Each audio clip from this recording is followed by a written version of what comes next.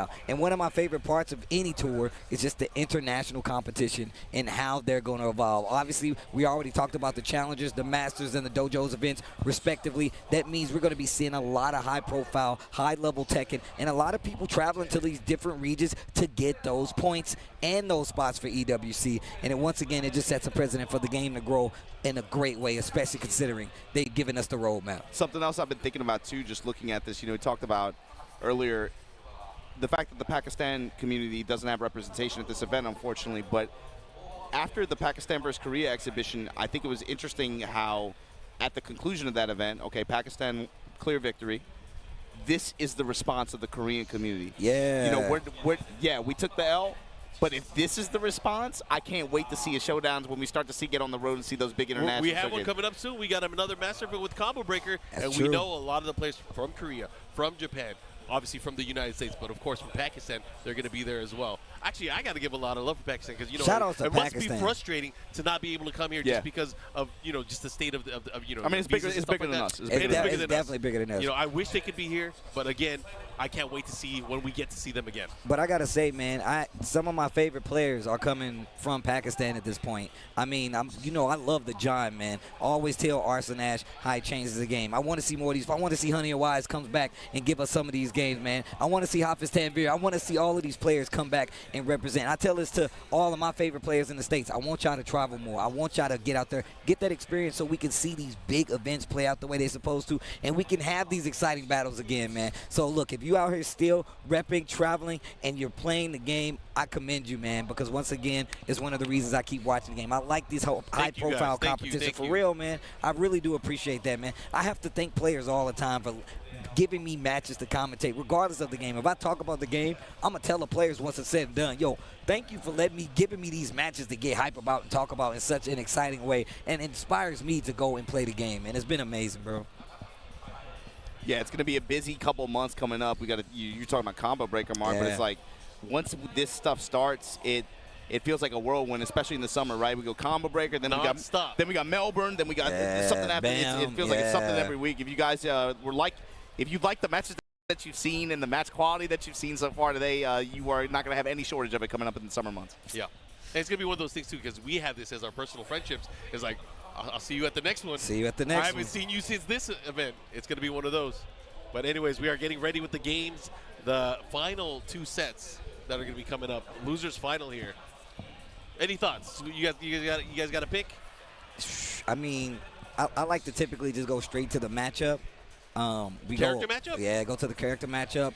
Law, Claudio. Obviously, Claudio has a lot of moves that can kind of keep Law at bay, right? He's got the back ones. He's got the little pesky lows to deal with. He's got the running twos just in case you get a little too far. He scouts the slide, right? But Law is going to try to keep you at distance one, distance two. Those moves are slow enough to where he can just jab you. He can annoy you with the lows, and then you really got to look for the slide. So I'm looking for aggression from Mangja. I'm looking for a little reserved movement coming from Mulgold, but that means you can't let him get the game started. And by him, I mean Law. They have to fight it at an even pace. I'm looking at him a lot of spacing, a lot of playing, a lot of dancing, and not just an overwhelming one-sided offensive display. I think for Mogul, too, I look at it a little bit more simply. I'm thinking Mangja just came off of that winner's final where he got iced at 3-0. Mogul at least has had an opportunity to be able to try to build some momentum. And overall, I felt like just the way his confidence has been today, even in spite of losses, he's just been playing really calm and really well, and he's been playing really fluid, too. He's been playing to his opponents generally. Obviously, he was able to get that win over him, but you could see his approach and his style probably develop a little bit based on his opponents, and he's still been able to maintain that consistency that he's known for. I feel like I don't know. I like his confidence going into the set. Mangja, I'm worried that maybe coming straight off of a winner's final loss like that into this set, that might affect him a little bit. Yeah. But that's the name of the game. Yeah, I mean, neither one of these guys are obviously new to this stage and new to this situation, right? But it's just a gut feeling. All right, down the row, all of us. Prediction, who's going to take it? Mangja. I'm going to say Mogul. I like Mangja. So I think the down forward 2 is going to come into play. Oh, absolutely. The way that he uses it and the way that Mogul likes to move, that's going to be the tone setter. It's going to be the tone setter. Especially with the way he's been walking and stepping. Okay. Starting things off. Having to deal with the 2-1 from Claudio, too, is going to be important. And this is exactly what I'm talking about. Look at the interception that's trying to occur right here. Back to the wall already. Mungja in trouble. Gets the wall splat. A little higher with the tornado, of course. Big damage. Get up. Blue Moon Burst there, and then set. activation here. Just barely got Mangja in rage. Pushing towards the wall like this. I love how he keeps that in there. He uses it as a temperature check. He's like, yo, you want to move or you want to hit a button? And then he switches it up as the game goes on. It's so good. It's so evil, too, just be able to change his timing up like that as well. He had different levels of it, too. I don't know if people can understand at home. If he's pulling it out, it goes into a guard break state. Yep. He can stop it at 2 different levels. It's crazy. Especially for a character that already just passively has such great pressure. That kind of tool like that is just it's a cherry on top. It's really brutal, actually. Oh, that was sick. And even better, bad reaction. Mugol taking advantage. Yeah, gets the float sequence here. Gonna barely put Mangja in rage here. Blue Moon Burst on the ground. Activation, counter activation. Oh, Okay. break his legs. Crunchy. Ooh. Bro, threaded the needle right through his forehead. 2 rounds Equalizer. in. 2 rounds in already. Fishing mid at the start like this. Okay, Mangja started to move. And just even more so to talk about that move, Mark. Think about it. You sitting there even thinking about it is something that Claudio excels at because, one, that means he can get a sidestep forward. He can get a poke in. He can keep that offense even slightly, so you better get the timing right. It exacerbates, it really makes the Claudio Classics that much worse. It's just the way it rolls onto itself. It passively just busts his pressure. Yeah, it really and does. He already had good pressure. And it makes it so circular, right? It makes it so circular. Sidestep 4 again. Running 2 at the wall this time. Slide That is hold so into cheap. the low That is smash. so That's cheap. brutal, man. I hate Sidestep low 4. beat smashers. I hate them.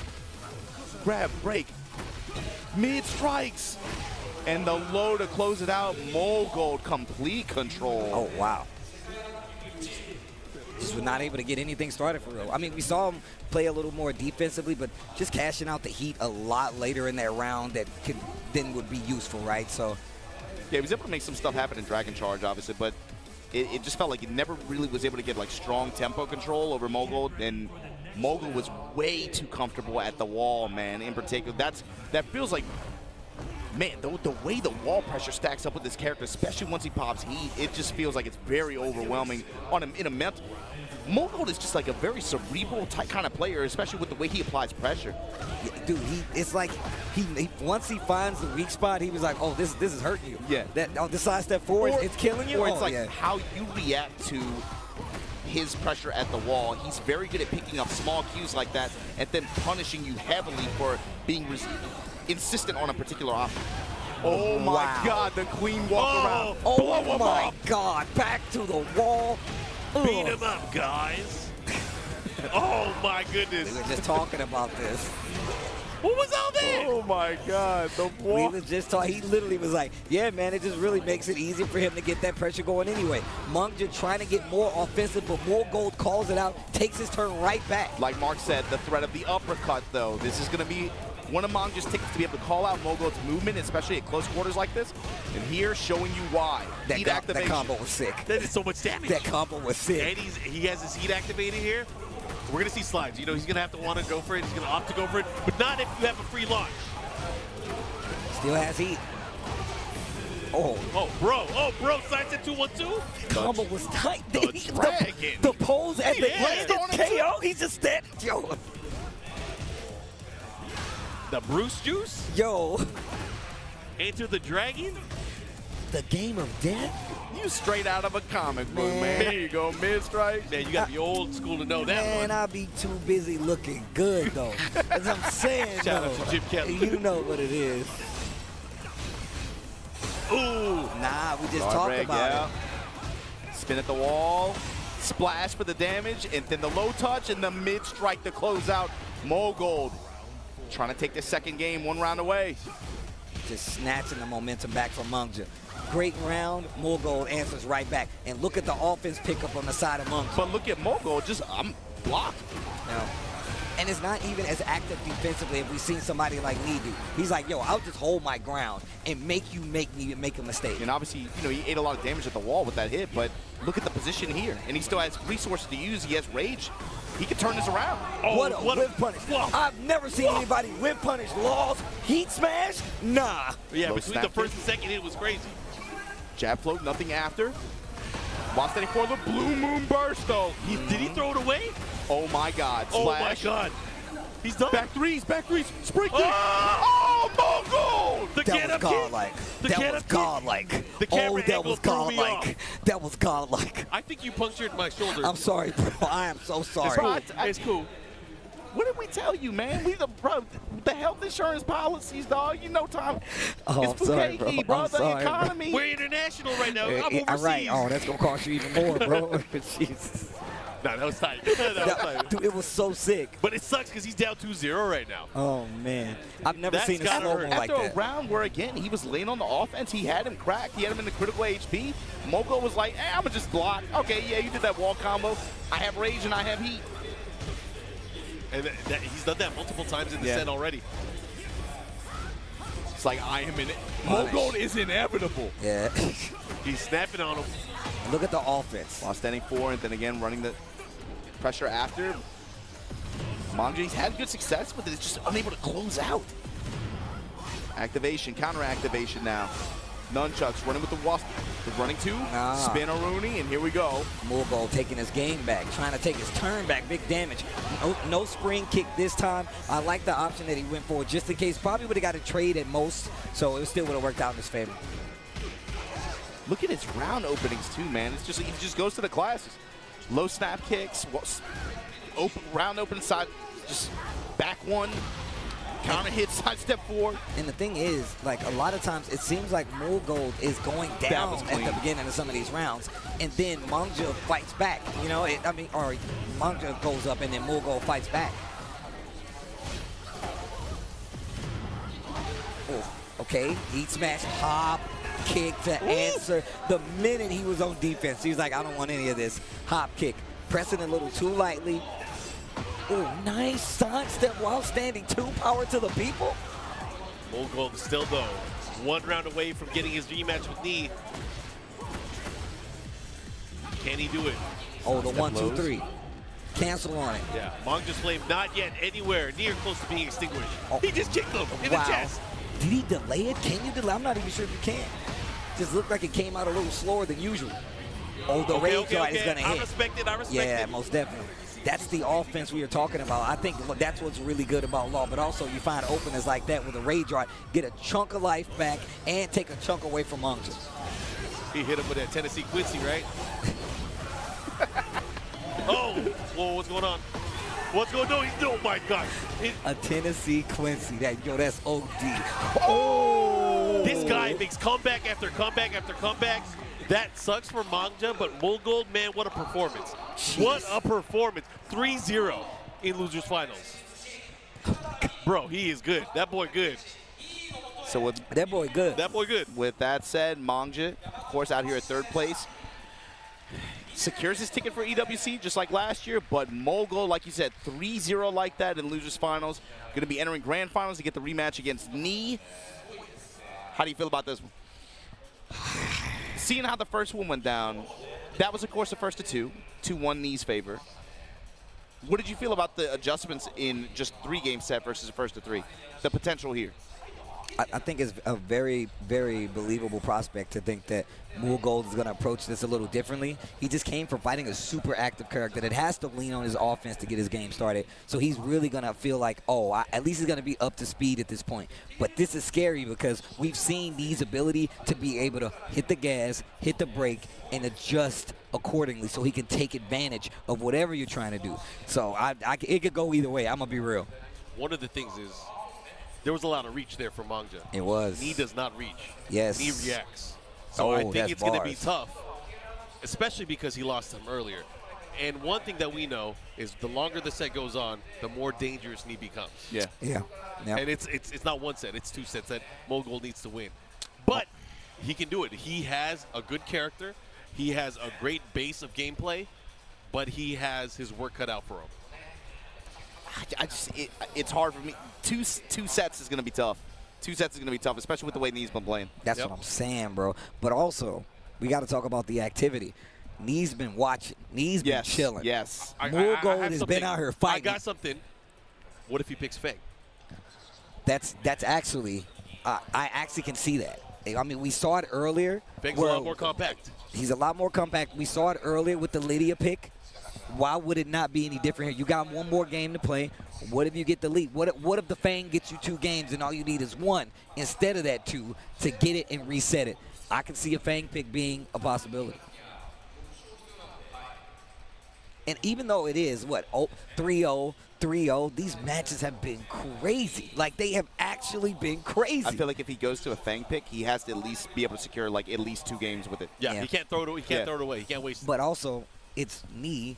He's got a Feng. I don't You know what I'm saying? Knee has everything. Yeah, that's true. That's true. He got everything. But again, Feng is kind of strong too. I don't know. Either way, I'm excited to see how this is going to play out. Obviously, it kind of rests on Mogold to make his decisions before the match and make those adjustments within the match. Because already we saw what happened in the short set. Knee outpaced and outspaced. Yo, they playing the bangers. They playing the.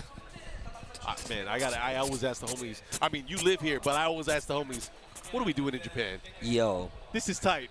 Talking about tech and. Talking about video games. It sounds corny as hell, man, but the other day I was just like riding on my way and I'm like, man, it's crazy I'm here, bro. Life took it's you crazy here. I'm here. Life took you When here. I ended the run here at Big Sight, I was like, bro, it's crazy. We're going to have a tournament this weekend and everybody's coming back in the town. I haven't felt this way in several years now. I'm really happy again. Cannot stress enough how happy I am to be here. I'll sit on the sofa. I'll give it up. Talk and mess with y'all, but also to have y'all here again. It wasn't quite the same before. I'll put it that way. You know, bro, you already know, bro. We was talking about it, and I'm happy that we've actually been able to come back. Like I said before, man, they told me not to come over here so I could do it from the States. That's what's crazy to me. I still wanted to come over here, even without it all, but I'm happy to be back. I'm watching y'all. Y'all got sleep in your eye and everything like that. I know the time zone's here. Come on. Me? No, I'm not y'all. Oh, you talking to him. You talking to him. Not you, bro. I'm watching y'all last year. James eating ramen noodles at 4 a.m. I'm like, what the hell is going on, It's dangerous, bro. That's actually dangerous. The MSG will get you. Yeah. That'll get you. That's what really does it. That's what really does it. If you really had any questions. Well, we haven't talked to the people at home in a second, man. Hopefully you guys have been enjoying this Tekken 8 Top 8 Evo Japan 2025. I've been enjoying it. Mark, you been enjoying it? Yeah, man, and we're at grand finals right now, and even after this, we still got Street Fighter 6, and that one is an international affair as well. I'm excited to see that one. We have a potential back-to-back Evo Japan champion with that one. I'm excited to see how that's going to play out. 6,000. Yeah, you got to talk. You got to talk about it, man. 6,500 people, man.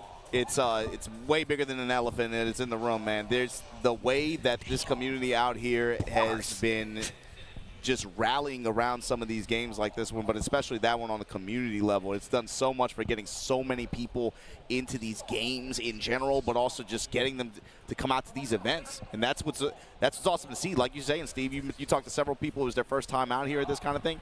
The crazy thing is me meeting new players, and this isn't their first event like this. They started in the past year or so, but they keep coming. They're still here.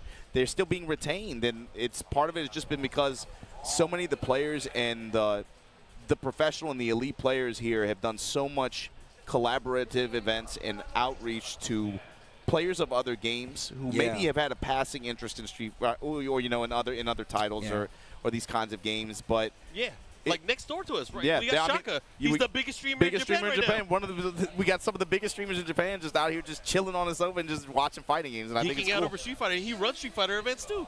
It's awesome. Dude, it's so cool. I'm so happy to be back over here talking about video games, hanging out with the homies, man. I mean, what is fun if not that, bro? Just hanging out with the homies, talking smack, playing games when you can, buying cool merch. You know what I'm saying? It's got the hideout on and everything. Yeah, you know how I get down. You know. But yeah, man, I don't know, man. It's a blessing to be over here to do this, bro. I'm happy to be here, but it looks like the grand finals is about to get set. Enough mushy stuff. Yeah, enough with the mushy Let 'em stuff. fight. Let's go. Grand finals. You got the GOAT Knee on winner's side of this bracket against Mogold, the golden child, man. Trying to make a statement here, trying to reset this bracket and make some crazy stuff happen. Like Markman was saying, character selection is going to come into question here a little bit, especially after the way that first set went down on the side of Mogul. But Knee looks way too comfortable with the way he's been playing and with the with the trademark Brian, no less. Yes, with the trademark. Yes. All right, Grand Finals, it's about to go down. Mogul versus Knee. Brian versus the Claudio. Our first Tekken 8 Evo Japan champion is about to get crowned. Who will it be, especially starting this 2025? Let's get it. Here we go, starting things off. 2-1-2 gets the aerial spike, but not enough time because of the activation of Starburst. Looking a lot better already. Yeah, Mogul, far less hesitation than before. Definitely trying to impose his offense on Knee earlier on here. I mean, everyone feels fine until they get clocked in the chin. Yeah, exactly. It hasn't happened yet, so he's going in. He's taking liberties at the moment. I like that. The jab at first and to be able to offset like that, and then goes straight in the Blue Moon Burst and heat. Oh, Jab and look at the whiff punish. Testing him with these knees back and forth. Both of them trying to put knees on each other. I mean, Knee hasn't even thrown out anything. He's already shown the threat of the sidestep. Uh-oh, and we saw this is how the first game started. Oh, those sidestep forward, though, they added up. This is how the first game started. Dash, delay, dash, sidestep forward. And it's one of those things, if you look at what Knee was doing before, dash up, jab, dash, dash, jab. I don't want you to be able to sidestep me. And then you start adding in the lows. There's a lot of realignment and timing adjustments that you're watching here, and it's like very, very fine.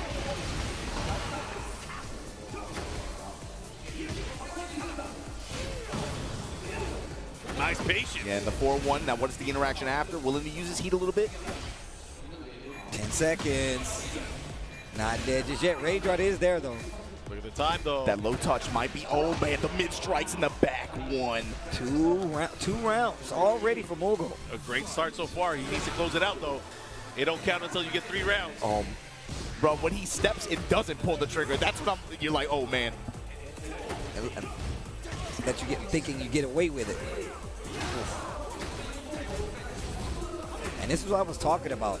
The fact that he's starting to turtle up a lot more. Mogul even holding his ground. He's not even pressing anymore. He's literally like, nope, I'm not taking that bait anymore. I'm gonna make you work all the way forward. But we saw this when he was going up against Mungja too.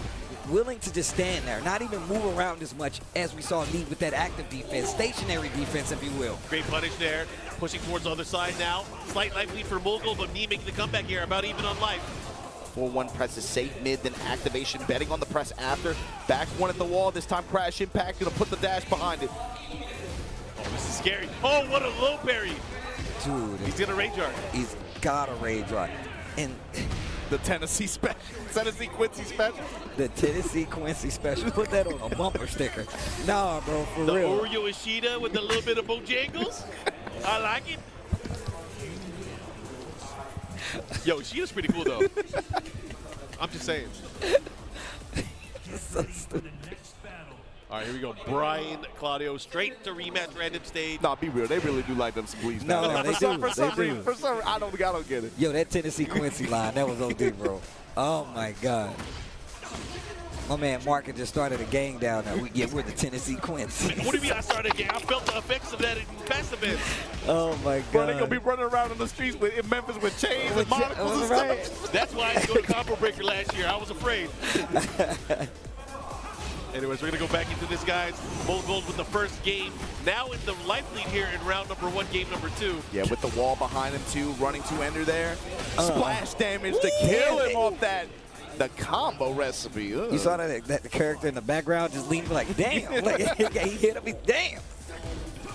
But yeah, man, and just to compare the styles right now, like I said before, more stationary defense from Mogul, who's not really doing too much movement because he knows it's going to expose him, whereas Knee's looking for these big side steps. He's using the back and forth. He's not even pulling the trigger every time, too. It's just like constantly, very patiently just waiting for the big opening and then willing to take it. Again, crash impact here. Back 3, and then the delay Blue Moon Burst. Did you spin the wall? Oof, not dead. Mogul. Back one blocked. Spins the rest of the heat, looking for something big. He needed to spin, and look at that double dash forward, sidestep forward. Like he knows that Knee is looking for these big openings, and the big counter hit started on this time. So fine, I'm gonna realign and still employ my offense just with the delay timing, be able to try to catch you trying to move.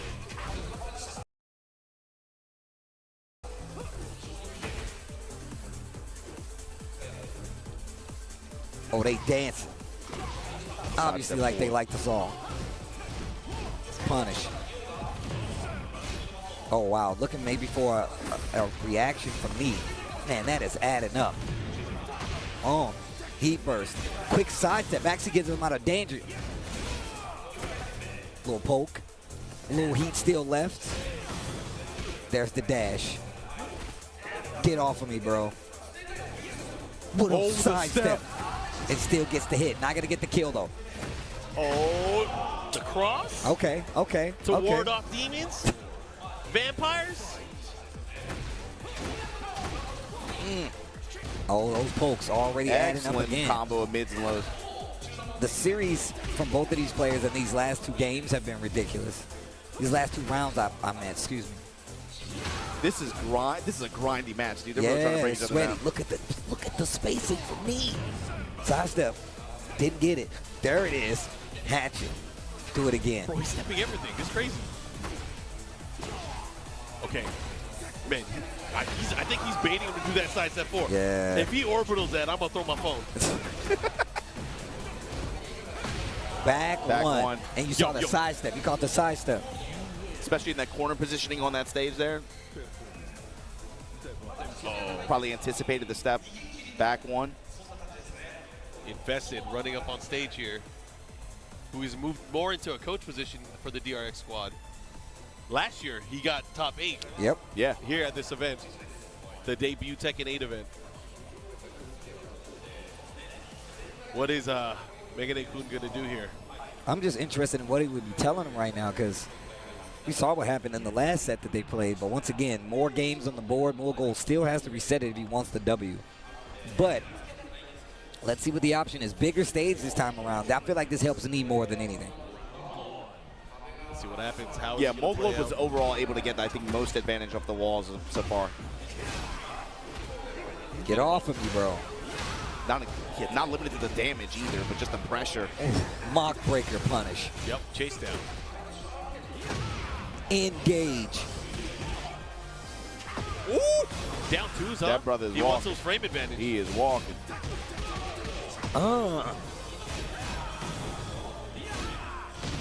Strikes. I love that punch barrier, dude. It's so sick. That's one of the coolest punch barrier effects in the game, I think. Yes. Yeah, you It's think very you got dramatic. him? Yeah. It's like, you think you got him, you didn't get me. You would have me like you never had your car. Oh, wow. Uh-huh. Ooh. You never had your car. Oh, almost had you. He was ready. That was so quick. It was like, oh, you're going to finish it? Let me go. Picking up the pace a little bit. Oh, again. Cannonball straight to open here. I think that's what Invested said. Do that move. Keep him from moving. Wow. Oh my He's God. catching mad side steps. 4-4-4 blocked. Heat burst. Bro, you got to watch out. Those sidestep 4s, man, they're so good. Spins it all. I love the cancel. I love the cancel. Sidestep 4 again. Trying to bait the duck. He doesn't take the bait. Is he going to go for the heat smash? Oh, Punish. nice punish. 4-1 in the smash. But still got Side snake kick. eyes. I said get off him. What a whip punish. That was insane. He's not dead. Yo, this guy, Jeez. robot. That's a cyborg, B. That's a cyborg. Get off. Uh-oh. Okay, He's starting to scout now the he's starting to lows. see it. Now he's starting to see it. Did he just turn this on switch or something? He got That's the Zenny crazy. glasses on. That's what Yup, Infested yup. did. Infested went, He put the glasses on. He went up there and turned them on, turned it back off. He's like, there you go. Reboot it? Yeah. Good old IT check. That's what Spencer. Oh my God, the knees down too? Big 4-3. I mean, it's perfect, especially when you notice that he's doing a lot of those lows, a lot slower on top of that. You try to sidestep 4, eat the 4-3. Bro, don't tech roll. Don't tech. Oh, yeah, that was scary. Oh, turning it all the way around. You guys see those small adjustments? Yes. It's kind of scary. It's like it's very small. It's like, is it worth talking about? But Slower mids. yeah. It counter hit starting mids on top of that. Yeah. Clipping him when he's trying to move around, when he's trying to get to these sidestep 4s, when he's trying to get to these back ones. That's why all those quicker moves were hitting. Yeah. Knee, of course, trying to sidestep, so he's getting clipped. But once he turned on that offense in this manner, he was able to get the W. And the timing is on point each time, too. He's been able to get good reward each time. And I gotta say, the use of the cannonball straight, not only to just keep him in check, but also restrict his movement early on. That was different. He was doing mock kick, he was doing cannonball straight, looking for a bunch of options to be able to try to make him not be able to move as easily, but then also restrict some offensive options in that mid-range. But maybe this is what Mogul needed. Maybe he needed to restrict Knee's ability to kind of move, because now he's in this walled space. Knee can't move as much. Oh my God! He was ready. God, First time to smash. That's why he hasn't been using it on Knee, because Knee gets around. I get around. Yo, back four into the breaker. Yo. Dude, this is crazy. Full turn adjustment so far.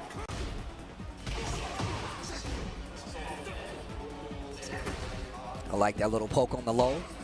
The jab to intercept the throw. Cannonball straight again. Keeping him honest. The whip punish. He's spacing. He's spacing. I said get off me, bro.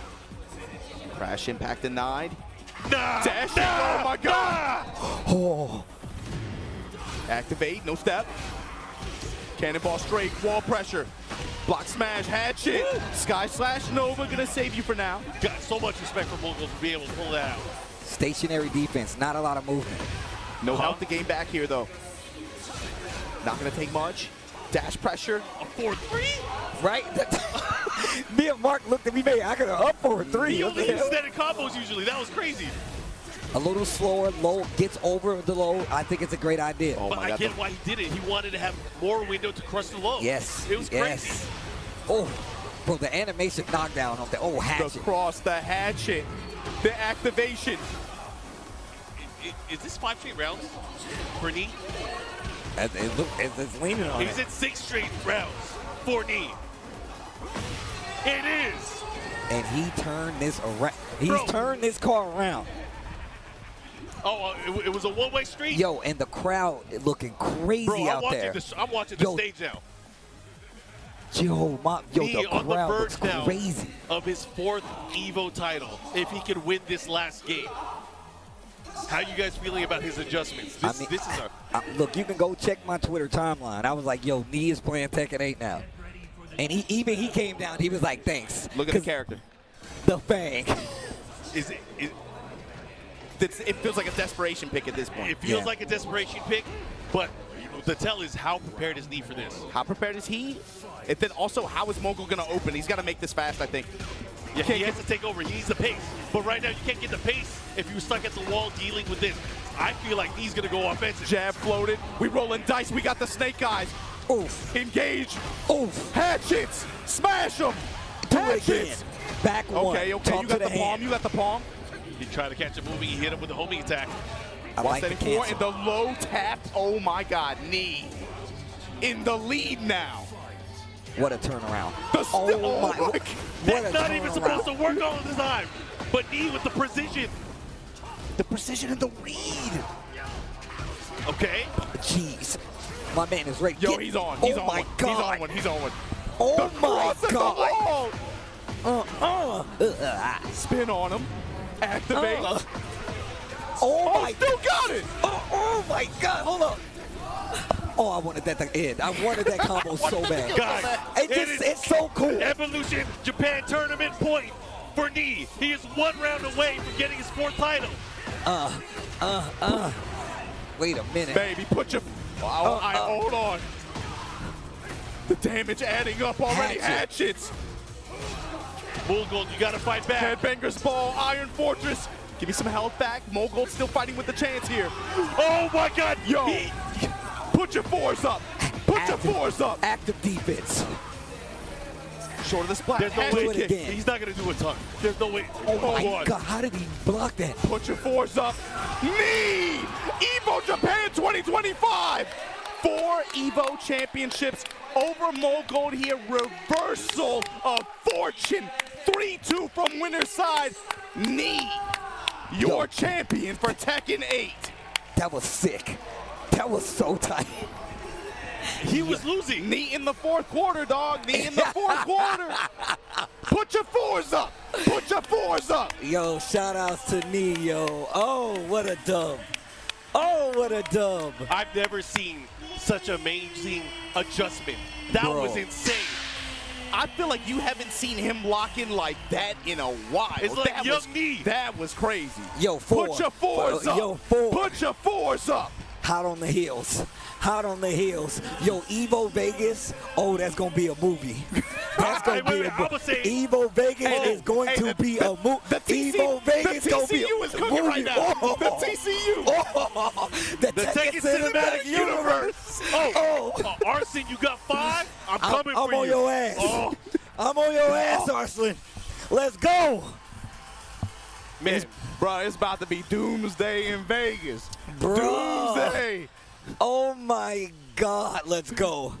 You saw Hamiko and Genya over there geeking out too, but that was the conclusion here of the Tekken 8 tournament here at EVO 2025. You just saw Nee with a 4th EVO championship title in incredible fashion, bro. It felt like the whole weekend, but today just lights out. And he did it in a way that I didn't expect to work the way it did. But to me, that just talks a little bit about the effort that he's putting into this game. He's found a way to make his defensive approach, his spacing, and his sense of timing work on this stage at this level of the game, and it put together a championship. And just like you said, now I'm looking at Vegas, and look, y'all better get your tickets. You better register. June 9th is the deadline. Do not be late. Please be on the lookout. That's going to be a move. And don't DM me saying you forgot. I don't want to hear none of that. I'm telling you, it's going to be a move. And you know, yo, the Pop-Ups. The Pop-Ups, though. Look at the stick. Look at the stick, though. Shout out to Chanel. The DRX boys in the building. Let's go. Obviously, they were cheering on their boys. Listen, I'm saying this right now only because Nee is conscious of this. My man went straight to the 4. He's like, yo, that's 4. That's 4. I'm on your ass. Knee in 4th quarter. Let's go. 4th quarter, bro. Let's go. Look, man. And I'm glad you said he found out and did it his way. We saw 2 different ways of playing defense from 2 different players. Mogo played a very stationary defense, looking for you to kind of space out, looking for great punish, looking for these intercepting moves to try to take advantage. Yeah. But also, but also just the fact that we looking at Nee being like, hey, I'm going to sidestep. I'm going to make you whiff. And I'm going to make you go out of the range that you need to be successful and get these combos, and then I'm going to hit you. And when it's completely overwhelming, I'm going to finish you. This performance felt like him cashing chips in on the experience over the past year, but then also, again, adapting to this new version of the game with the improved movement, with the improved sidestep, and then being able to leverage that in spite of all the offense and volatility that this game can have. He said, wait, I can impose my will beyond all that. And then taking the win the way he did, that was crazy, man. Real quick, got to give it up. Mulgo, the golden child. Yes. Star out of Korea, did an amazing job, but again, sometimes you run into some tough competition, but he still played out of his mind. That's still a crazy placement, bro. He's locked in for EWC. Hella points. Only Nee has more. Yes. And this is a good look for him because you know he's going to be around. We know how the season goes, right? Remember when TWT happened? What was it, 2024? This dude Arslan Ash could have fed a whole family with his TWT points. Yeah. And this is how you get there. You come to events like this, you get the dub. But once again, one of the reasons this is a Masters Plus event because it's one of the hardest tournaments to even make that happen at. But now this is the ribbon cutting ceremony for TWT 25. Everybody was watching this. In the next event you see people at the Combo Breakers. I'm telling you, Evo Vegas is going to be crazy, and you don't want to miss it. June 9th is the deadline to get tickets. Don't tweet, don't text me, don't hit Markman. You just better be there. Last year, it's going to be crazy. Last year we had 4,000 people. I'm not sure if we're going to hit that again, but let's at least rep hard. Yeah. Especially for people in America, we got to defend our turf. That's facts. That's facts. Yo, I like how the American players came out here and tried their best. They did well. Very well. But I know they can do better. Definitely, most definitely, man. I mean, in all honesty, man, I just want to say shout outs to all the regions, man. I mean, even like you especially said, man. Europe, man. Europe came out here too. Shout outs to Europe, bro. K-Wiz was out here. Europe always on the road. Shout out to Spags out here as well. That's love, bro. He came out as well. Everybody came out to show love and actually get in this tournament. And there's been amazing matches in the meantime to get us here. Brown man taking out some crazy victories as well. Who knew he could still play? Bruh, I'm telling you, man. I do. I spent the night at his house. He was throwing me around. God damn. He said he didn't like Heihachi in this game. He did. I couldn't tell the difference the way he was playing. Don't fall for that. I couldn't tell. Don't fall for that. I'm not too I'm not a fan of this new Heihachi. I've been playing Heihachi. I think he's sick. Meanwhile, Warriors Instinct, he just activating every game. He got Warriors Instinct in the first round. How you do that? Guys, man, I had fun with y'all. I know we're waiting for the award ceremony. We're going to crown, of course, our champion, but it's always a pleasure to talk Tekken with you guys. I'm glad they took you off security duty for the cosplay Right. this year. It was rough, man. I had to hang the security jacket. You're the up. only one that listened to the dress code. Bro, you know I get. Come on, man. I tried to follow it. I put shorts in my bag. I'm gonna bust them out a little bit later. I have to tear away pants if we're gonna get crazy. I was scared to do that on camera. Yo, the Oil Kings? The Oil Kings? You might go too hard. Might go too hard. But anyway, You flick too hard. I said it earlier, We get banned man. real quick. I said it earlier, man. I'm just glad to be on this sofa Facts. talking about these Facts. games out here with y'all, and I'm glad to have y'all here again, man. It's always a pleasure. Nah, man. We're gonna run it back. I hope so. And I'm hoping I'm here for it. All right, here's the award ceremony, guys.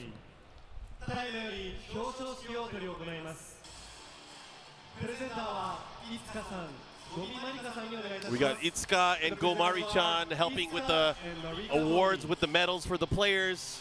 Gomari-chan, a very impressive King player. I think her husband is not in this game. She's an Armor King fan, but she's still making the adjustments to play the game. Itsuka, who's holding the medals there, she's a Street Fighter player. I think she hit Master Rank with Ken. Wow. But rank 2 in 7th place.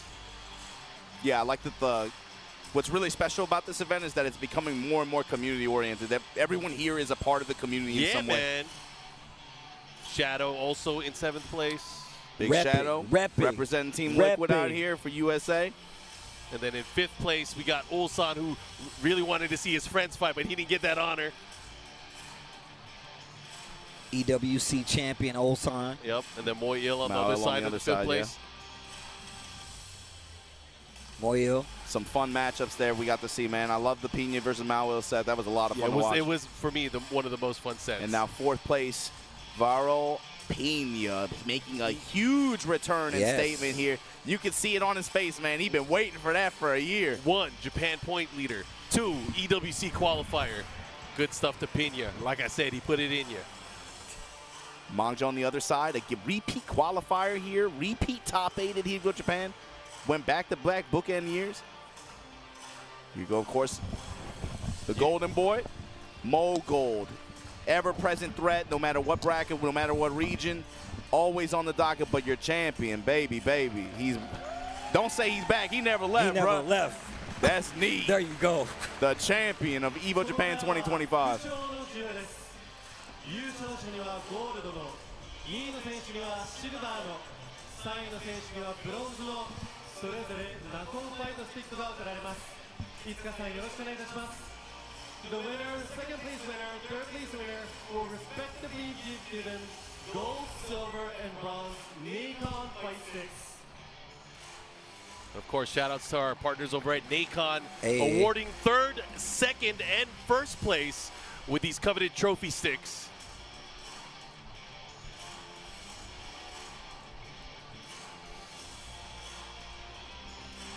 The silver, of course, goes to Mogul, but What a run, though, bro. yeah.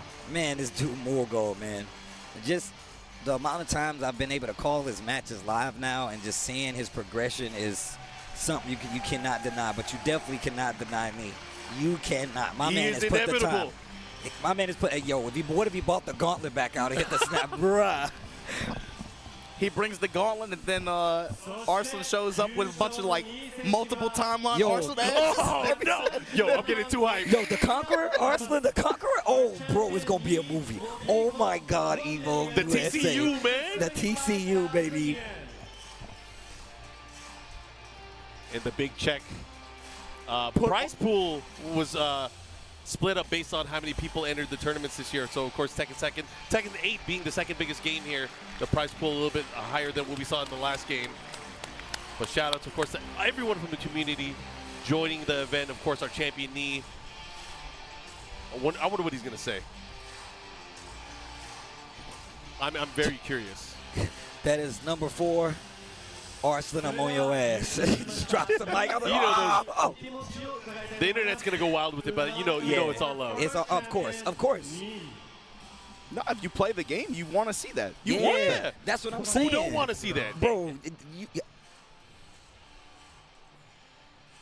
I'm gonna let you translate for him, Steve. I got you.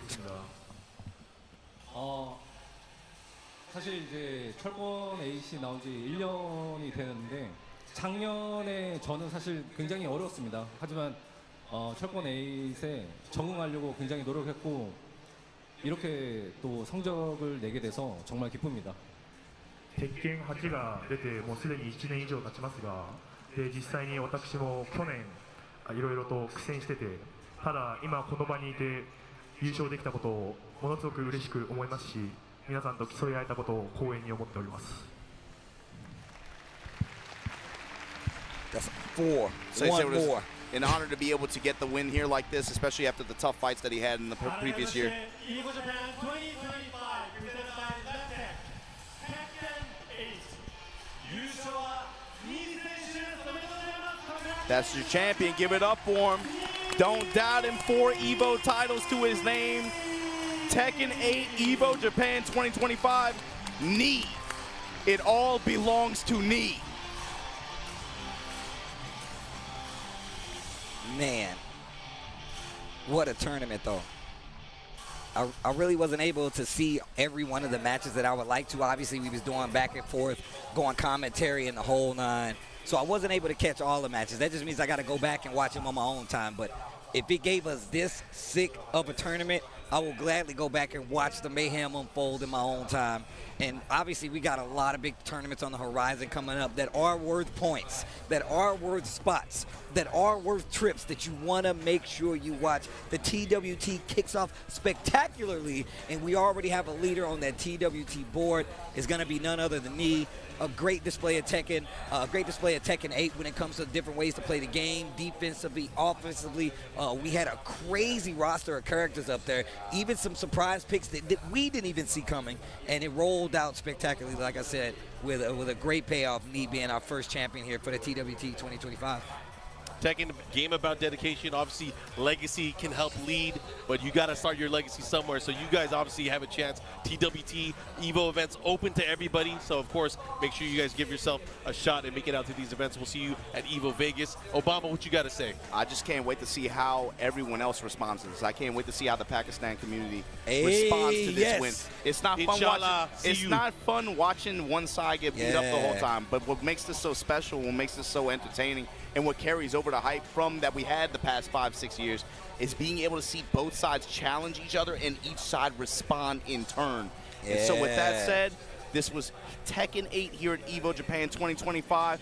It was a pleasure. I'm glad to have y'all back, man. Hopefully you guys enjoyed watching from wherever you watch from in the world. We're going to take a quick break before we get this 6,000-man Street Fighter 6 tournament running to conclusion. Top 8 bracket incoming soon. We'll catch you guys next time, June 9th. Get your tickets for EVO Vegas. We'll see you there.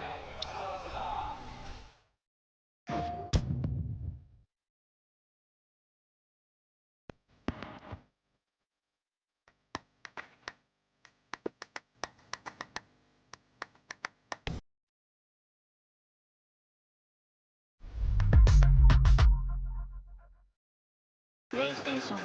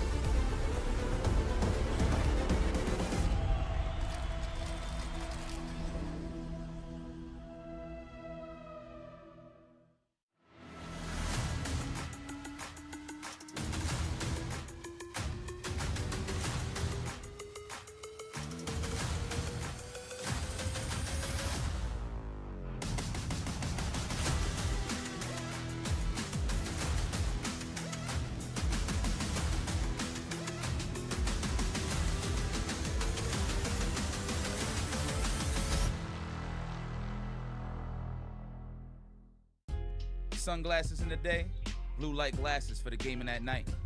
Zenni's got affordable eyewear for everyone. Vibe in style while protecting your eyes. Evo sunglasses, available now.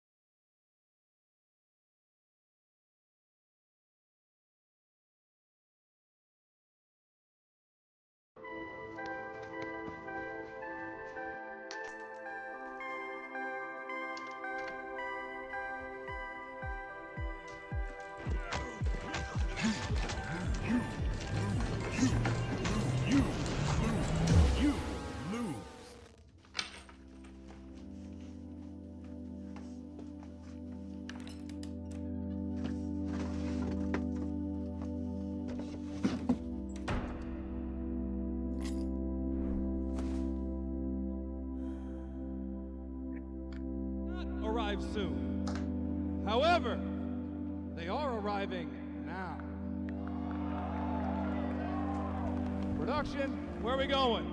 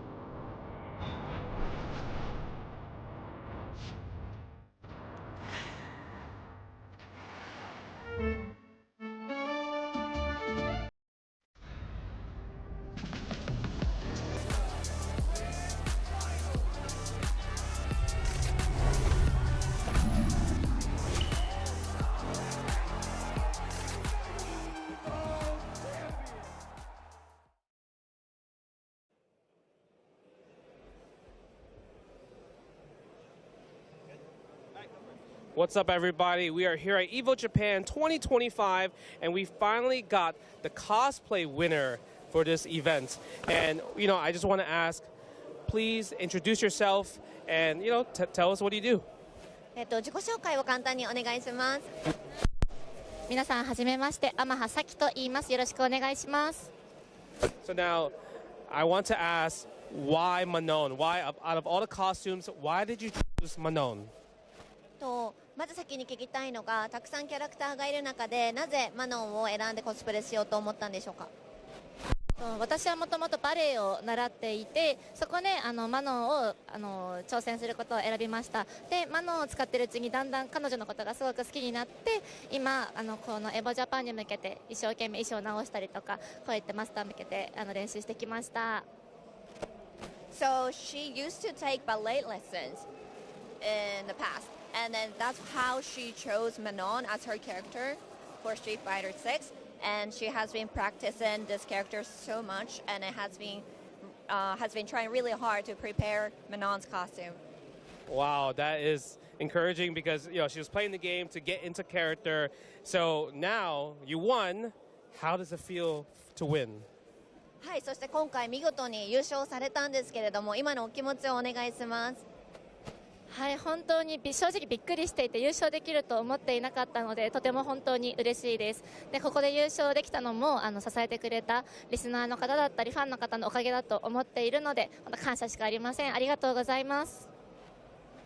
So she's very surprised that she won the first place this time. She didn't think she was going to win.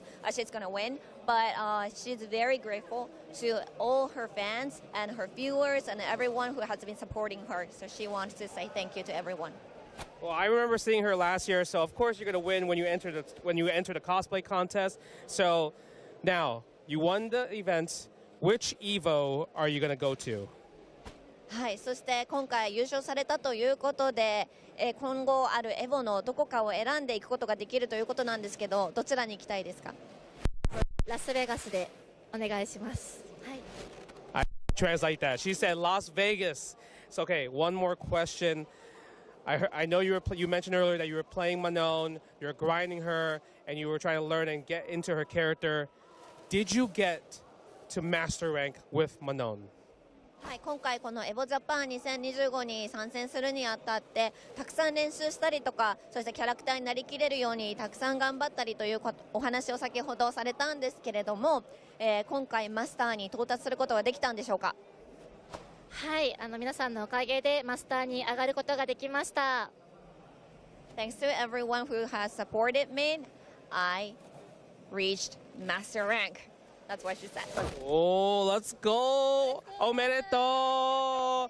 Yes. So really excited. I can't wait to see you in Vegas. I hope we see Manon cosplay again. And other than that, we'll see you in Vegas. Make sure you guys get your ticket for Evo Vegas to meet Manon herself. Let's throw it back to the casters. Just like that. Congratulations to her. Bro. I love to see community members, people showing up.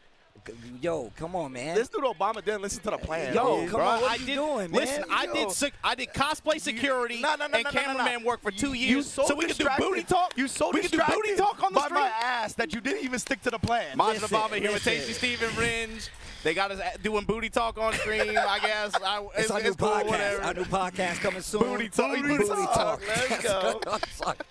But look, man, I'm kind of inspired. I'm gonna be real. I'm kind of inspired. You About guys what? know me. Inspired I'm a big by what? anime guy. I've been watching anime for a very long time, right? But one of the things I've always admired, cosplay. I've always admired cosplay, and I told myself if I ever actually did cosplay, it's gotta be What you mean, if? official. What you mean, if? If. Official? What does that mean? Official. If I ever did cosplay, it would have to be official. With that, I did do some work. I went and did a little research, put some hand-on activity, and I will be debuting my very first cosplay at Evo Y'all Vegas. done got So Steve if wearing you really want to costumes. see how I get down, just know I went and picked materials, colors, the whole nine. I really went into depth on this, and I want you guys to see it. So all my fellow cosplayers out there, that's right, I'm already including myself. There's going to be a competition. I don't think I can enter it, but I will be there. Make sure you pull up so you can see my first official cosplay. I guarantee you, you will not want to miss it. Y'all had Steve and Joanne Fabric picking materials and stuff. He got a sewing machine, bro. You got to stream that. Steve on the sewing machine. Got a couple of like a little pins right here, blood everywhere. I like the community tourism though. Like I'm a pretend cyclist, pretend fighting game player. Look, but no, we hopping around. We hopping around. That's Culturally fine, that's appropriated. fine. Yeah. I'm trying to see Steve on the cosplay grind. Let's go. Look, I'm really trying, and on top of that, I got yeah. a lot of friends in the community that already do these kinds of things. So I got a little help on top of that. But make sure you guys, I guarantee you, you're gonna love it. And on top of that, y'all know how inspired I can be and how animated I can be. It's good to put this in the physical form with an actual cosplay. He got help costume. from the pros. I'm trying to see what character. What was he gonna? Yo, chat. I want y'all to tweet it out. what character do you guys think I'm pulling up as? Because I guarantee you, I don't think you guys. But guess you it. talk about inspiration and all that, so you really gonna capture the character too. You ain't just gonna dress like it. Nah, you gonna act like it. You gonna bring the whole vibe. We bringing it all, bro. Look, if anything, look, I know we all hang out, we play games in the whole nine, but like, I really do respect cosplayers, bro. Like, I think it's one of the craziest things ever. But two, just the detail. A lot of times they are doing this stuff by hand themselves, picking stuff out. Takes months of preparation, which is one of the reasons y'all gonna see it at Evo Vegas and not right now. But with that being said, man, make sure you, first off, let me know what you guys would like to see my cosplay, what you think it is. And two, get ready for what's coming next. It's Street Fighter 6 Top 8, 6,000 plus man bracket. Will be coming up. We're gonna crown a winner. Stay tuned.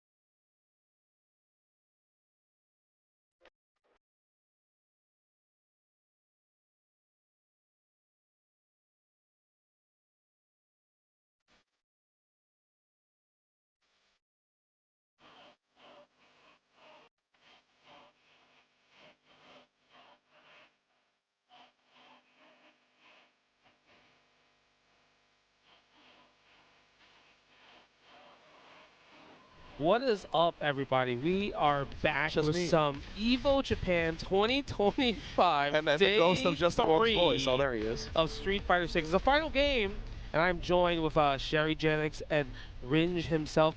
I need you guys to kind of inform me, because I've been around just live reporting the floor. So what's up with Street Fighter 6? Like, tell us the stories. Oh man, Street Fighter 6, bro. As you know, this is the second largest bracket in Street Fighter 6 history here at Evo Japan, and of course Japan has embraced Street Fighter 6 unlike they've embraced any other Street Fighter previously, right? It's really been an incredible tale, and yeah, it feels like there was so many favorites in this tournament, right? Just because like there's so many elite players. There's Punk the God, there's Ending Walker, there's Noah the Prodigy, list goes on and on, Bon Chan, yada yada. None of those guys I named are in top 8. No. straight up. Wow. So Yeah. who's in top 8? I mean, so I'm sure they'll pull out the bracket soon, but we do have Ryokichi versus Momochi. Consistent. Okay. We have okay. Mena versus Akira. Oh, nice. Okay. That's all the winners. That's Young just top 4 champion. winners. Wow. And then the losers, I believe we have. Losers Who we got in losers? Let me pull the bracket. Kobayan as well. Yes. with the Zangief, he's yes, back. Indeed, yes, I feel indeed. like he's been gone for a bit, and now he's back. Yes, Kobayan versus Higuchi. That's Okay. good. So yeah, it's a little tough, Oh, right? that's- Yeah, he got the Guile draw that hurts for sure. Then we got the losers round 1 match as well. NO versus Lashar. There we Yes. go. That's the last. Oh, that's the last the losers Terry match. came through. The Terry Terry- did come through for Lashar. Terry, Mai, and Ed. He ran all 3 Oh, characters. he ran all 3. wow. Okay. That's because I've been seeing a lot of Terry, I would say, from Lashar lately. After Capcom Cup, it just feels like a lot of people have been playing Terry, especially in NA, right? It feels like this popularity has kind of soared up. Maybe Riddles did something and just triggered, hey, you know what, Terry is kind of nasty. You know what, that stand heavy punch drive rush, pretty good. You got to take that 50-50, don't you? I mean, his low forward drive rush is also pretty good from Terry. But I did see Lashar actually had to take out a lot of the Zangiefs on his path here. Wow. And he busted out the Mai against Zangief. A lot of you, unfortunately, fell down to Lashar. But he lost with his Mai and switched back to Ed. So he's been playing a whole bunch of different characters to make it this far. Okay, I mean, one name you mentioned earlier, and I'm like, it could happen. Mena RD, he could be a back-to-back Evo Japan champion. He's defending his title, and he's in top 8 winners right here. Reigning and defending Yes. Evo Japan champion right now. Yeah, he's looked like an absolute monster, right? I believe he's mainly been using Blanca and Bison. I'm really glad he hasn't completely abandoned the Blanca. I think he's been so good on that character since the launch of the game. His approach to it is unlike anybody else, and I just love seeing him on it. So, of course, the Bison's there for the insurance policy. If you don't like the magical Blanca, obviously you can get the job done there, but I love him having both characters on deck. Yeah, and I actually love the story that Mena had to make it this far in winners. Okay. Because he actually had to play Cien to qualify for top 8 Oh, and Zien beat him before. at Capcom Cup. Yeah, okay. That's actually kind of crazy. I think are we gonna get a little presentation or something? Psycho. You gotta say Psycho. Asking for the pop. That means the best. The best? That, in Japanese, it means the best. Psycho? Psycho. They're like Psycho. I thought it was like Psycho Crusher or Ed or something. No, I thought you were talking about you can Athena. say Psycho. Yeah. Okay. Yeah. We got to do with the crowd. Yeah, maybe they're gonna say it. Who knows, right? Yeah, we'll see. But yeah, obviously it's going to be in mere moments. We're going to get this top 8 started. And yeah, the crowd is also starting to fill in super heavily here at Evo Japan. Like we talked about, if you've been following Street Fighter 6 since its launch, Japan has really shown out. Psycho! Psycho! Come on, Ringe. Come on, Ringe. Psycho! There you go. Join the spirit. That is a crowd shot That is a right there, crowd. baby. That's what I'm saying, man. Like, they are starting to fill in heavily here for that Street Fighter 6. And that's been what we've known from Japan here for Street Fighter 6, right? No matter where it is, it's the SFL viewing parties, it's offline majors. Like, they pack the house just to watch Street Fighter. You go to random like stores and like shopping, there's just Street Fighter 6 swag, merch. Yeah. And I'm just like, ooh, that's cool, right? Because I'm like blessed with it because I'm like, I want to buy it. But if you go back to your home, you're not going to see that at the 7-Eleven or anything like that, right? No. I mean, I just went out to dinner and they had a Street Fighter 6 like poster at the Yeah. arcade. I mean, it's arcade, so it makes sense, right? But even the Capcom store, they had Street Fighter League blankets for Ooh, Europe and the that's US. fire, I was like, they're actually. promoting Street Fighter League, just like, yeah, just yeah. imagine going out, you know, Look, we're going to have the presentation right here. Kakaru, The champ. the champ, the Capcom Cup champ. Yes. Unfortunately, they didn't make top 8 He here. lost to a modern He Ken. did. Everyone's talking about that. Yeah, Modern I'm kind of Ken, curious, baby. like, what was that? What was Modern Ken doing to, like, counter everything he was doing? Yeah, I need to go back and watch it myself because I actually saw on Twitter somebody there was mention. a video? I don't know, but Okay. I saw somebody mention on Twitter that, like, after he won Capcom Cup, his first rank stream back, that was the main character and combination he was losing to, was Modern Ken. So this has been a problem for him for a while. You know, the funny thing you mentioned that, when Punk won Evo, he went back to the stream, he lost his first ranked match, too. Yeah, that's it's just the curse, right? You win Evo, end up losing ranked. You know, I think I'll take that, though, Oh, for look, sure. the World Warrior Pro Tour registration starts May 12th. Tournament starts on June 6th. Pretty soon. Wow, all tournament the starts World June Warriors. 6th. That's the day after the June 5th. Oh, so yeah, the World Warriors will start on the new patch. Yep. Ooh, After Elena drops. You get 1 day, baby. Oh my goodness, yeah. I wonder who's gonna schedule what savages out there in the regions are going to schedule their first World Warrior for the first day, the day after the patch? How many Elenas are we going to see on the day one for Depends World how Warriors? much she can heal. Depends how many times she gets to heal. I haven't seen any videos because here you can't take any photos and videos, right. and you have to wait in line. I didn't wait in line because there was no time, and the line is kind of long as well too. Yeah. Right? Did you see the discourse though? Like everyone was posting, what the changes they think are. But it's so funny because it's just like, yeah, when you perfect parry, you get the screen freeze, but sometimes you don't. It's weird, man. There's been some conflicting info. Copium to the copium. Is it copium? Is it like, are they messing with us a little bit? You know what I mean? Like, they didn't put any other characters in the build. It's just Elena. There's no photos, no videos. Like, there might be some changes in there that are not even in the actual patch. That's true. I mean, we will see. Oh, look at this Capcom Pro Tour schedule. Obviously, right now, EVO Japan is happening. Combo Breaker in 2 weeks. CEO 1 month after. Ooh, Blink Respawn. DR. I know you guys are a huge fan of just going to DR in general. EVO Las Vegas. UFA Paris. Right? EVO Nice, France. And also the premiere that everyone was wondering where it's going to be. It's going to be in China this year. Yeah. Last year was in Singapore. Yeah. I'm excited for China. I believe it's in Shanghai. So is it? I think so. Super sick. Yeah, I actually never been to like China for a long period of time. I only been there for a layover. Oh wow. Yeah. You're missing So, out. Like I've been to any Hong type of Kong, stay. but like it's kind of like different, right? It's a different culture. Yeah. So I never been to like mainland China. So I might want to stop by. Shanghai's beautiful. I mean, again, I don't know if it's in Shanghai. I think it is because all the other Capcom tournaments have been in Shanghai. Well, next week is going to be Shanghai as well too. The ACL. Yeah, that's right. Yeah, for EWC.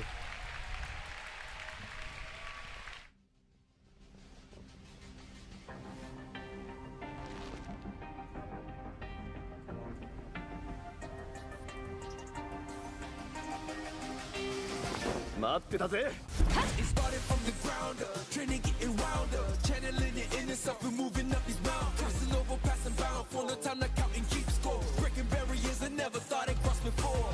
When I get tired on my knees, I gotta dig in it deep. I feel like I'm all alone, it really has got me. I stand by, actions out with the window, goodbyes, if you just stood again. Yeah, let's go. I'm on the road to the top and I'm not looking back. I ain't never backing down. Come and step up to the plate. For my city, for my town. I'll do whatever it takes. I'ma go and get the crown. I'ma go all of the round. I ain't never backing down. Come and step up to the plate. For my city, for my town. I'll do whatever it takes. I'ma go and get the crown. To the town, see the sights, see the sights, see the sights. Street Fighter 6. EVO Japan 2025 presented by Wow, look at that. Get that crowd hype. Obviously, you saw Mela just give me that trophy. Bro, he snatched with 2 hands. That's mine. That's like a big reason I love them having the trophy right there during the top 8, right? Very easily accessible for the winner to let the emotions ride them into the celebration. But yes, indeed, now we're going to start the intros for our 8 elite competitors that are looking to vie for the EVO Championship. It's so crazy because you mentioned earlier, there's at least probably 200 players that could have been in this top 8. 200, yeah. At least 200. 6,700 players, 2,200 of them, easily could have been in this top 8. Yeah, Niampi was so close. She had 9th place. I was cheering for her so hard. She was playing so sick. You know, she would have just killed the internet. Yeah. Killed the internet. Most definitely.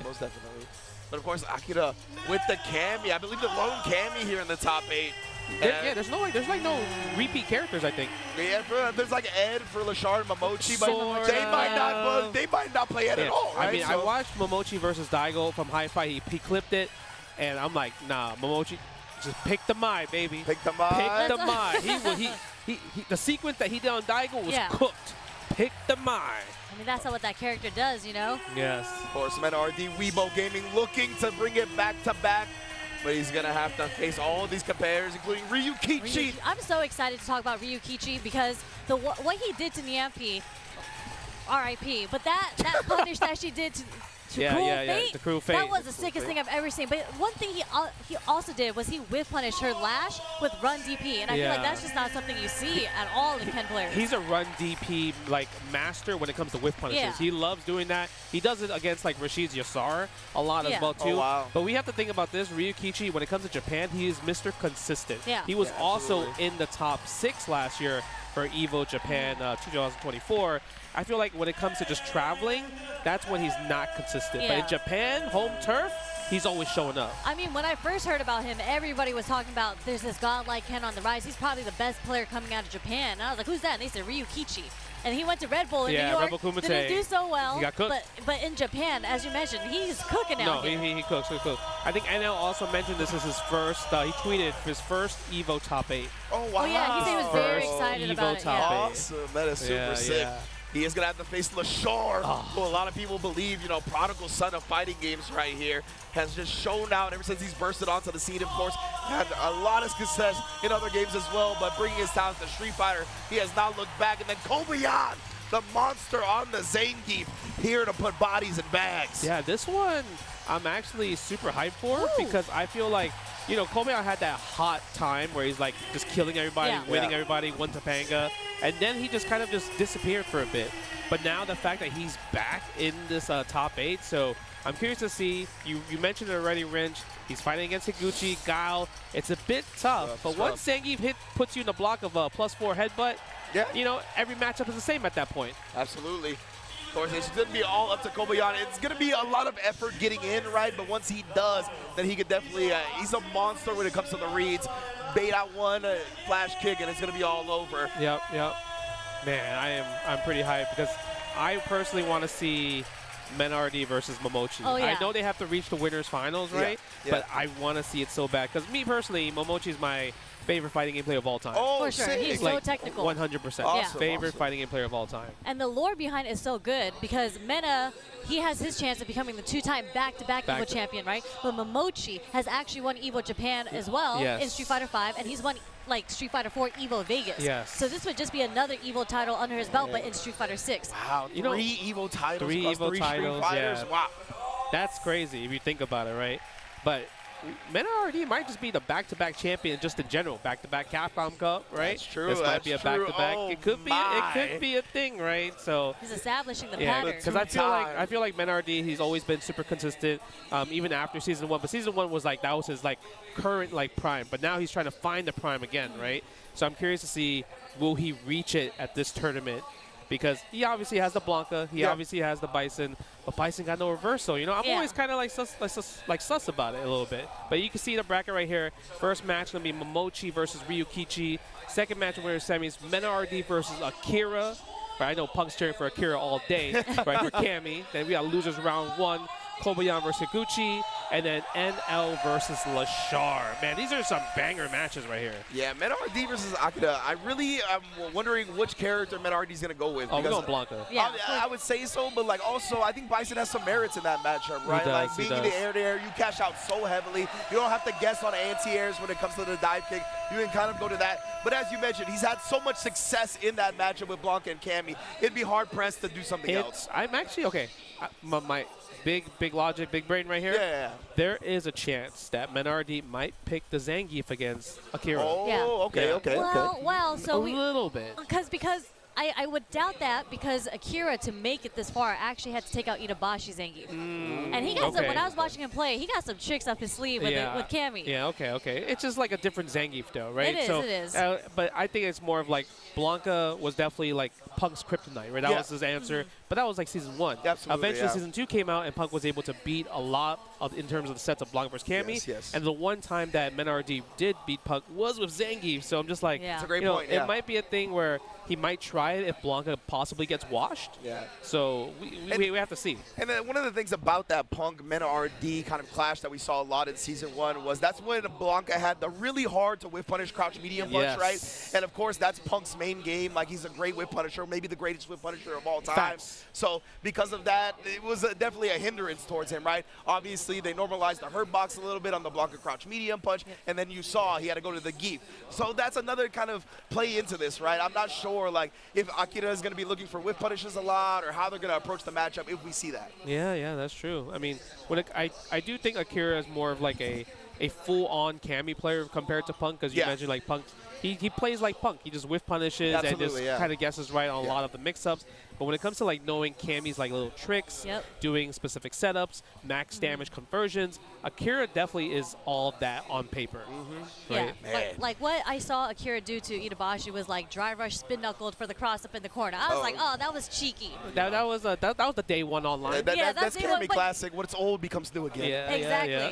That's a layer to this. They're just like, they wouldn't do some rank stuff on me. And look at that. Look at the crowd, Packed bro. to the gills, Yo, bro. they might have gotten all 6,000 entrants again. I was saying, like, these were probably all the competitors because we had 6,700 players. Yeah, they're all spectators now outside of the 8 people that are in top 8. Yeah, so. usually when they have like kind of like their own Street Fighter 6 events in Japan, I always see the crowd shots are just like endless. They're just like sold out crowds. So it feels like all the seats here, people got their tickets and everything, and people are standing, people are sitting, hitting the deck as well too, man. We love that. Hitting the deck. I love it when people sit on the floor. That gives me the old school like Street Fighter tournament vibes. Even the Evo vibes. Yeah. Right? Like true. The pit. When we got to sit in the front. Yeah, that's a good point. So that was like really, really cool as well too. But what do you think about Ryukichi versus Momochi though? I feel like that's a tough one to call. I think. I think so too. They man. play each other a lot. Like Yeah. when I was like diving into the matchups, like they have so many ranked matches online. I think actually it's pretty 50-50. Wow, It's not like yeah. really leaning on anyone's side. Okay. But Momochi was playing Ed for most of it, so you know, who knows who he's gonna play. And that's what I'm thinking. I was like, so we know Ryukichi's going to be with the Ken, right? Like, he's just been a Ken specialist. So I want to see what Momochi brings to the table to kind of combat that. Do you start with the Mai and just be like, how good is Ryukichi at getting through the Mai obstacle course? Everyone plays Mai in Japan in ranked though. Yeah. So the experience is so you much also there. talked about him being the run DP master, right? That's another great thing that you could use against projectiles as Ken. So, yeah, maybe we start with the Ed, honestly. Yeah, I agree with that because I feel like if he does pick Mai, you know how you have to answer against OD fans and everything like that. Ryukichi showed us, like you mentioned, Sherry, the anti-Niampi crew Fate. For sure, he labbed what to do against OD fan, perfect parry, possibly do something crazy afterwards. So, I mean, I want to see it, though. I want to see the test because that's the kind of the thing we're seeing online, like OD fans too broken and everything like that. But there are answers about it. But the fact that if you're the player and you're showing how to counter it, that's what I want to see, right? Yeah, I feel that. And I was going to say, Ryukichi, he makes like the proprietary combos, like the punishes. It's not, you know, everyone kind of knows, oh, when you block Mai's OD fans, you got to backdash, or you can do like a forward moving button that'll punish you. Ryukichi comes up with some stuff, obviously from the stuff that we've seen. So I would love to see what his genius mind came up with to go against Mai in the matchup. Yeah, that'd be sick. So, yeah, I'm hoping that we get to see some counter tech, perhaps. I think there's a lot of merits to Ed in this matchup as well, right? Especially the caliber of Ed that Momochi brings to the table.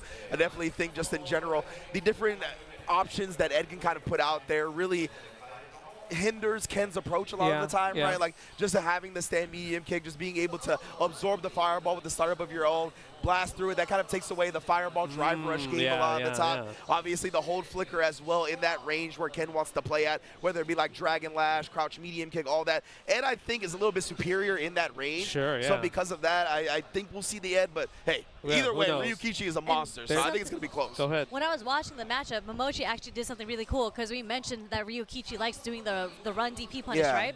So Momochi actually baited it a lot by doing that charge fireball, like the fake fireball, without releasing with Ed. as a bait against Ryukichi. And I was like, that's really smart against a player that likes to react to what you're doing, right? I mean, he could take the Tokido answer because Tokido versus Lashar, he did the run Tatsu against Lashar's hold flicker. He backed that, and I was like, there was no way he did that. So I feel like there's an answer already, and Ryukichi might possibly go for that because, like you mentioned, the replays, Momochi baited that out loud. So save it for nationals, man. That's a possible thing, right? This is where you would bust it out for sure. Yeah, this is definitely where you bust because, you know, old habits die hard. It's kind of because you're still looking for. You're like, oh, I played you in ranked the other day. You did this. I'm gonna use it for Evo, huh? Yeah. I know you're thinking about that, right? But Kobayan versus Higuchi, I think a lot of people are cheering probably for Kobayan. Oh yeah, Zangief. I hate Guile, so it's not even about Zangief. It's about my hatred for Guile. Oh, Guile. Those two characters, I absolutely get irritated playing against. Right, they're two very different archetypes. But Zangief is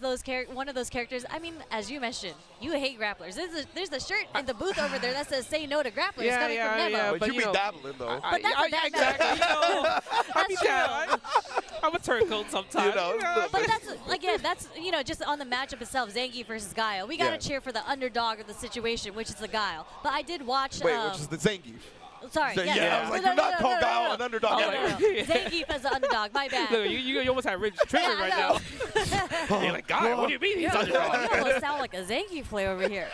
But I did see, like, earlier in the pools, making it to top 24, throughout top 24, there was Zangief Bellato versus Kaba. Yeah. And then Zangief Bellato actually had some sick plays against Kaba. So there are many tools, actually, that I think Zangief, especially with the usage of level 2, it's just like that kind of equalizes the matchup a little bit more, or like brings it closer to each other. Yeah, it's not that bad. I feel like I know a lot of Zangief players are just dooming about everything. For sure. But the thing is, you have to think about this. You don't take chip damage. Yep. Right? Zangief had it bad when he had to take chip damage in 4 and 5 and 2 and everything like that. Here, you just don't take chip damage. It's great. Like, you know, you can walk in without having to like have a life deficit. That's the most important part, right? But now it just comes down to your mental fortitude of like how to be patient. But we're gonna get into our first matchup. It is the Mai. Wow, so he is gonna test them. Yes, Mai. Yes, bye. Let's go. That's how you feel? Uh-huh. Okay. Come on, man. I play both sides. That's facts. Capcom versus K, that's me. All right, so we're going to get into a first match of our top 8 here at EVO Japan 2025. Momochi versus Ryukichi. Let's go. Oh, my God. They're so hyped. Look at this. And they're playing neutral. They're not. Oh, there's the first fans. Immediately. That is neutral. The OD fan, 100%. But you see, Ryukichi was so ready with the perfect parry. Really? A DP right away from frame 1? And attacking the drive meter as well. He's going to get the burnout. Yeah. And he could cash out, but you know what? He's going to take some chip damage 100%. before he does the drive impact. Look at that. String this man up. I'll take all this chip before he gets there, but Momochi, what a press out. Bro, Momochi is so good at recognizing that was a heavy Jinrai and how negative it was, even though he's in burnout. So nice counterplay from Momochi there. And even there, that's a punish on his medium Jinrai right there, too. And heavy Jinrai is actually the least, like, minus. Yes. It would have been, it's actually plus on the burnout. So the fact that he challenged anyway was crazy. Okay, using Light Punch Fan. Wow, he tried something right there. Yes, give me that Kagura no Mai. 5 stocks it up, baby. Oh, and then immediately just tap it, blessing the forehead with the stand heavy punch after the parry. Trying to wiggle out? Nah. Dude, the standing heavy punch it's so good. Patronizing, bro. It's so a patronizing good. animation. Okay, I like that. Lily right there. Take him to the corner. Oh. Standing heavy kick. This is the same situation from round 1 where Momochi's in the corner, right? Yeah. But all it takes is one hit for Mai to take you to the other corner. Oh, yo, shout out to Ryukichi for that awareness where the target combo would have whiffed on the second hit. Oh, okay. Using OD Jinrai in that situation. Yeah, he's really just poking and peppering all these Jinrais on. Thought that Momochi would come forward, trying to get a DP out. Both players here barely holding on to that drive. Yeah, too far for level 3. We didn't spend the level 3 here, but it's going to work out. Wow, he really was that confident in the rest of this corner sequence. Yeah. That was fortunate for Ryukichi in that situation. Okay, but tell me, what do you think he's looking for when every time he blocks a fan, he's doing light punch DP? You know what I mean? That's the second time doing it. But Mochi didn't bite yet, so I'm curious what's supposed to happen. Yeah, I assume like this is gonna be like a trade type of scenario. Maybe one of the combo afterwards. I don't even know if it's gonna combo, but I think he'll at least get the better OD. Ooh, where you going? Cause I'm reaching. Wake up level 1. You know what? Get up. Stand fierce. Look at that. That is such a great button. No crosscut DP. That was a little bit weird to kind of crosscut. There's a perfect carry on the Jinrai though. Another level 1. Okay. Yeah. You got 5 stocks back. Yeah, that was really good awareness from Momochi because usually that combo does not work without level 1 already installed. True. Look at that. Look at this. Ugh. Oh, he tried to run DP already. He wanted it. Wow, that hit from so far in the stand medium kick. Yeah, he's setting him up. That's why he's throwing regular fireball first, so he could be an advantage. You know, I don't think the target combo would have comboed either from that far. That was really good from Ryukichi to not go forward with it. Oh my God. Burnout. Okay. Momochi has his defense. Oh! That was sick. Yes. Goes for the loop a little bit. Take it to the corner. Are you going to react to level 2 or what? We're trying to bait it out, right? Momochi has been representing that reversal level 1. Oh, but he got hit in the air. Yes. That means no DI for you. Yeah, but... OD! Oh, my goodness. Not full animation, he though. Combo. Still alive. Wake up level 1. Oh, the DP regular. He traded. That's not supposed to work. No, it's not, Justin, but it did anyway. He missed time? Yeah, he missed time the meeting. It looks like he missed time the meeting. That's the only way it would have worked. A lot of the time, people will do that, right? They'll be a little bit hesitant. Like, they'll try to block the reversal, maybe delay the light just a tiny bit. But maybe that's not even what he did there because he was still in burned out. He just mistimed it enough to get the trade. All right, let's big brain it, okay? All right, so wake up level 1 is with punches.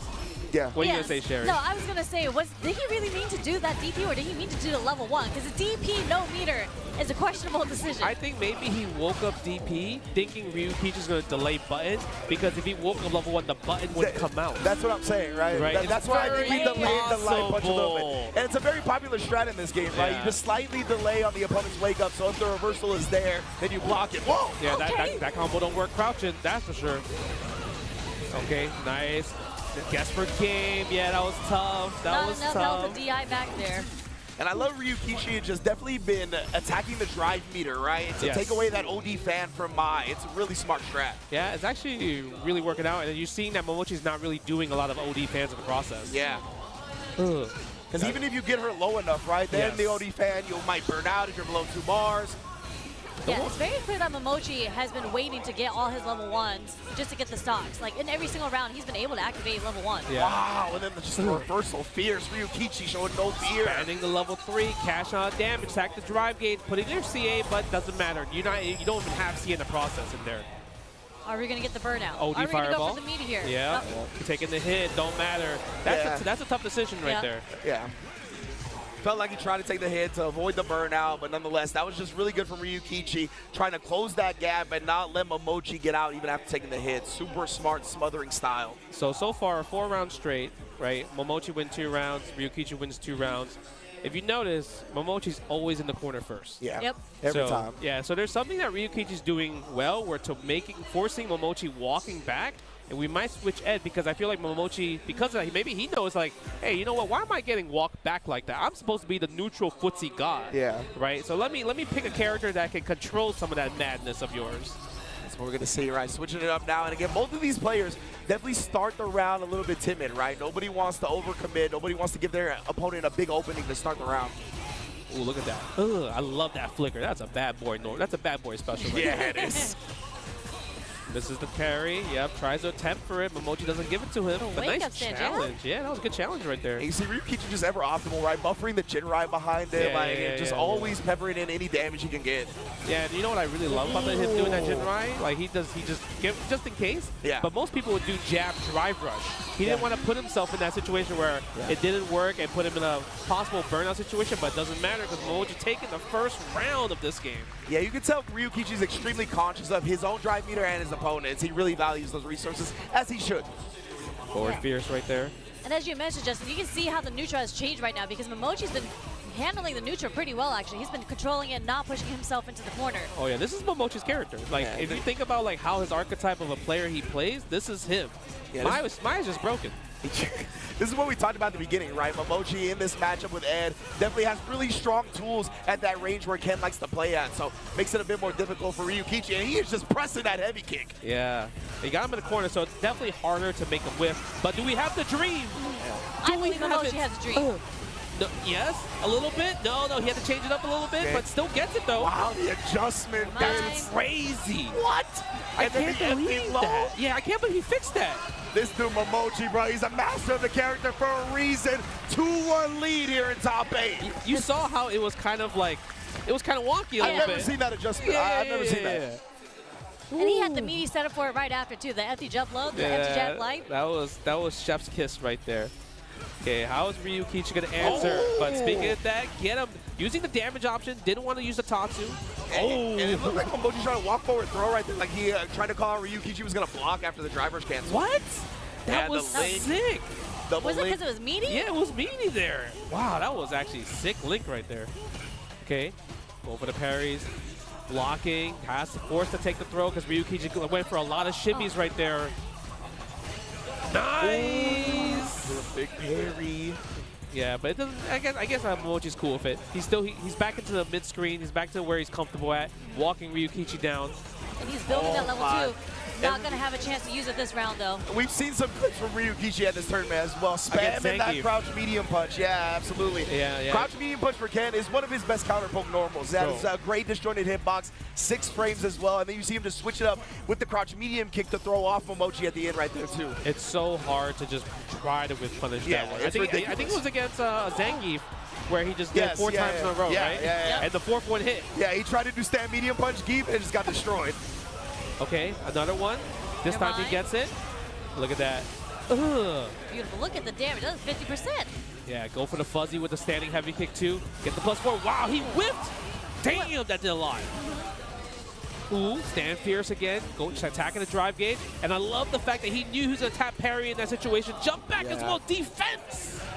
Goodness, bro. Momochi is just keeping him jailed in this corner. He's trying to walk up on him and throw, even with a wake-up throw right there. Momochi getting a little frisky. No bite on the shimmy there either. Yeah. Look at that. Momochi playing so well defensively right now. Ooh, with punish. Where are you trying to press that sweep for? How dare you? And Momochi had been walking up in his personal space, right? That's why he tried to sweep. He was like, bro, I don't want you to keep walking at me like that. Great adjustment from Momochi to whip punish it instead. This time we get the low forward though. Ryukichi's offense is hitting. Somehow he gets quite a meaty neutral jump roundhouse right there. I wonder what he was going for. Yeah, I wonder what the mind game is there. Like, did he think he was going to, like, fake the safe jump type joint? I don't know. Could have been, yeah. Because usually Ken will just come down with fierce instead of roundhouse. And again, the roundhouse hit again. Wow. I wonder if that's something new against Ed. Yeah. Look at that. I felt like Momochi was cooking that game, but somehow Ryukichi came back to tie it up 2-2. I mean, it really took all that low four Tatsu into the corner, and then, you know, Momochi, unfortunately, maybe it's because Ed's anti-airs aren't the best. That's why he's getting counter hit. He's maybe reacting a little too late to the neutral jumps. Yeah, that's the hard part. You have to react a bit earlier than usual. Yeah, he just did it again, right? Like, I don't know what the anti-air choice is. Maybe it's like the stand medium or the crouch medium kick type joint, and that just beats it. Definitely interested in seeing this going forward. Oh, okay. Final game. Let's see who's going to go on to the winners finals of this right here. Again, a stand jab from the drive rush. Trades on the buttons. Nice. First DI counter against the Jinrai there. And yeah, way to save it for the last game. That's what you want to. How he ended up parrying again. Yeah, that was actually pretty smart. The fact that he's like, you know what, I need to let go. I don't want to drain myself, and then tap it again. Yeah. Go for the DP combo, 5-piece. How dare you press the button, double drive rush combo. You're going to spend level 1 here? That's right. Yeah, I think with all that drive meter, maybe Ryukichi was like, you know, Momochi will expect a DP here. Like, I got all this meter, I'll still be good even after I DP. But nah, the media was there to shut it down. Yeah, I feel like we haven't seen too many bust out ever since Momochi's first EXDP with mine the first game. That was like about it. Yeah. That's like a 3-for-3 neutral jump fierce from Ryukichi too, as an not as an anti-air, but as a shimmy bait. Yeah. I guess Momochi is working out really well for him. Oh, the spacing on that one. Yeah, these two play each other a lot, you can tell. Okay, try it again. There's the cross cut. How dare you use the light punch DP. There's the bust out. Definitely wanted the drive rush back throw into the corner right there. Momochi did not let him have it. Nice anti right there. Go for the meaty. Again, the meaties, I would say the little delay stand light punch is definitely cooking him. Ooh, but the whip punish from Ryukichi. He's going to spin the meter. Most definitely can't afford to be greedy here. And we are going to a final round. That's a crazy whip punish too, because that is so hard to whip punish against I love that. That was hard, and I felt bad for Ryukichi there just because I'm like, he's probably thinking, can I level 2 instead of level 3? But he's like, you know what? I don't want to risk it. I don't want to risk it. Definitely had to spend all his bar there. And I truly don't think the level 2 would have killed, so. Oh, nice meaty on that one. Wow, stand jab, low jab, saw the hit, and confirmed to the target combo and put him in a situation. Look at this, taking all the damage. Momochi has 3 bars though, but Ryukichi has him in the corner. What a throw tech right there from Momochi. Oh, but again, Ryukichi just patient with punishing the fierce attempt and then catching him as well. The meaty jab. Should be it. That's it. Level 1 to end it. Ryukichi in winners finals at EVO Japan. I told you, man. Home turf Ryukichi. This man cooks, bro. He always cooks at home turf. Yeah, man. And, you know, it's just really a testament to these two and how they played each other because, like, Momochi got the dub with Mai quick, right? And then he lost one. And you could tell, like, he wanted to start with the Mai because Ryukichi has specific Ed tech. Yes. We saw it on display. Yes. So he was like, this is going to be dangerous if I have to go to Ed. But that's just how good Ryukichi is, bro. Whether it's against Mai, whether it gets Ed, like you said, man, on home turf, he's different. He is different. I want to see if he's going to use the neutral jump roundhouse against the next match. Yeah. Because then that will tell us, yeah, that's an Ed-specific thing, yes, right? Absolutely. Yes, Yeah. I'm so curious because usually most Kens will always use jump heavy punch as the neutral jump, right? He did use it for shimmies, but when it comes to like, oh, when your Ed is standing, yes, it was come down heavy kick for sure. Wow, man, that is Oh, yeah, wild they're way playing to the start replay this. right now. Yeah, that was a great first match. 3-2 final round. Like, what a way to start a top 8, especially in EVO Japan, right? We love the dance, we love the adaptation. And Yes. that very last round, I feel like Ryukichi switched up how he wanted to approach the offense, because when he knocked Momochi down, he started doing a lot of meaties with lights, and it was actually catching Momochi holding up, I think, because Momochi does like an up back on a defensive read. does. So it actually caught him a lot of times. I think that's like a now more popular thing, right? Everyone likes to jump back after like not taking a throw or whatever like that. But the fact that that's why he did the stand jab, low jab into back medium punch, saw it hit, target combo right, and then right there. That was just beautiful because that was like a 2-hit sequence before jumping back. Because most people do 1-hit throw. But he did 2 hits because he thinks you're going to jump back throw. So good. That's the layers on layers, especially when you guys are playing each other. Again, they play each other all the time. So Yeah, and you can just normally link that stand medium punch like we saw, right? But a lot of the time, if you do stand jab into crouch jab, you're too far for that stand medium punch to connect after that. But for whatever reason, again, he's labbing out these situations where he knows, like, I can get away with doing 2 jabs first and still connect with a stand medium punch. Dude is just a mastermind. That was good. That was good. But our next match, Menardi versus Akira. Yeah, I know you wanted to see Mena versus Momochi, but this match is going to be really, really interesting just because, again, we don't know who Mena is going to choose in this matchup. Yeah. And in Akira, I feel like I haven't seen too much of Akira, so this is really good, refreshing to see him in the top 8. Yeah, I feel like Akira, he hasn't really gone too crazy in terms of results overseas, right? Yeah. Right, but I feel like in Japan, he's always kind of like, always does well, but never been in a situation where he's like winning a lot. Yep. Yeah. So I mean, if there's a time to win, get a big first win, this is the time right here, especially against 2-time Capcom Cup champion, also defending EVO Japan 2024 champion for Street Fighter 6. It's a tall order to beat, but I mean, I'm sure Akira has the home crowd behind his back. Yeah, this honestly might be the perfect storm to kind of break through that glass ceiling that he's been hitting, right? Getting those top 8s, but never maybe getting into that top 3 or getting that W himself. So if he's able to use this, ride the momentum, ride the home court advantage, take down the reigning defending champion, that, I mean, I think will propel his confidence forever. Yeah, I mean, that's a tall order, though, because something everyone I feel like knows about Mena is that he does not get deterred. I mean, he won EVO Japan last year when I don't want to say he had the crowd against him, but, this is home advantage, home turf for Akira, and it doesn't really bother Mena. He's been here before. He's done this so many times, especially in this particular matchup. I think he won, like, free. Like, it was dominant. Yeah, he was very dominant last year. It wasn't, like, close at all. He destroyed the competition last year. And I feel like when Mena is in the zone, when he's in there, he's pretty much unstoppable. Like, you'll watch this game and you'll be like, does that other guy play Street Fighter? Like, right? No, I mean, you're definitely not wrong. But I would say if Akira did his research, I mean, one thing, Mena is definitely an up-back monster as well, too. Yeah. And Cammy is definitely really good at just stopping up-back with her crouching heavy punch, meaty, right? And gets a full combo from there. But the thing is, I think Menardi just kind of just plays heads or tails. It's either I up back or perfect parry. Yeah. Yep. Right? So obviously, if you're going for a meaty, thinking I'm going to up back, it makes it easier for me to perfect parry. Puts the back throw. Guess what? Tables are turned now. So it's a very dangerous combination. But sometimes, if Menardi is willing to play dangerous, you have to not be scared to play dangerous back. And from Akira's gameplay, definitely not hesitant to kind of play that way as well. Yeah, and with those 2 choices that you highlighted, Justin, I wonder if we'll see Akira try to maybe put the brakes on a little bit on Wake Up just to try to counter both of those strategies. But if that happens, does Mena start waking up with buttons? Does he start waking up crouching medium kick? Exactly. He's so good at adjusting so quickly that even if you catch on to his strat, he won't just stick to it. He's not stubborn in that way if it's not working. Woo! Okay, let's see.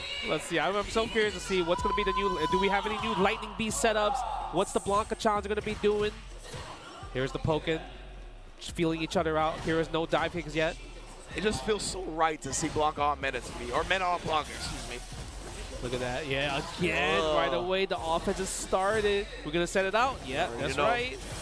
Put a trap out. Yeah, meaty, plus frames. And look at this. Menardi is controlling the pace.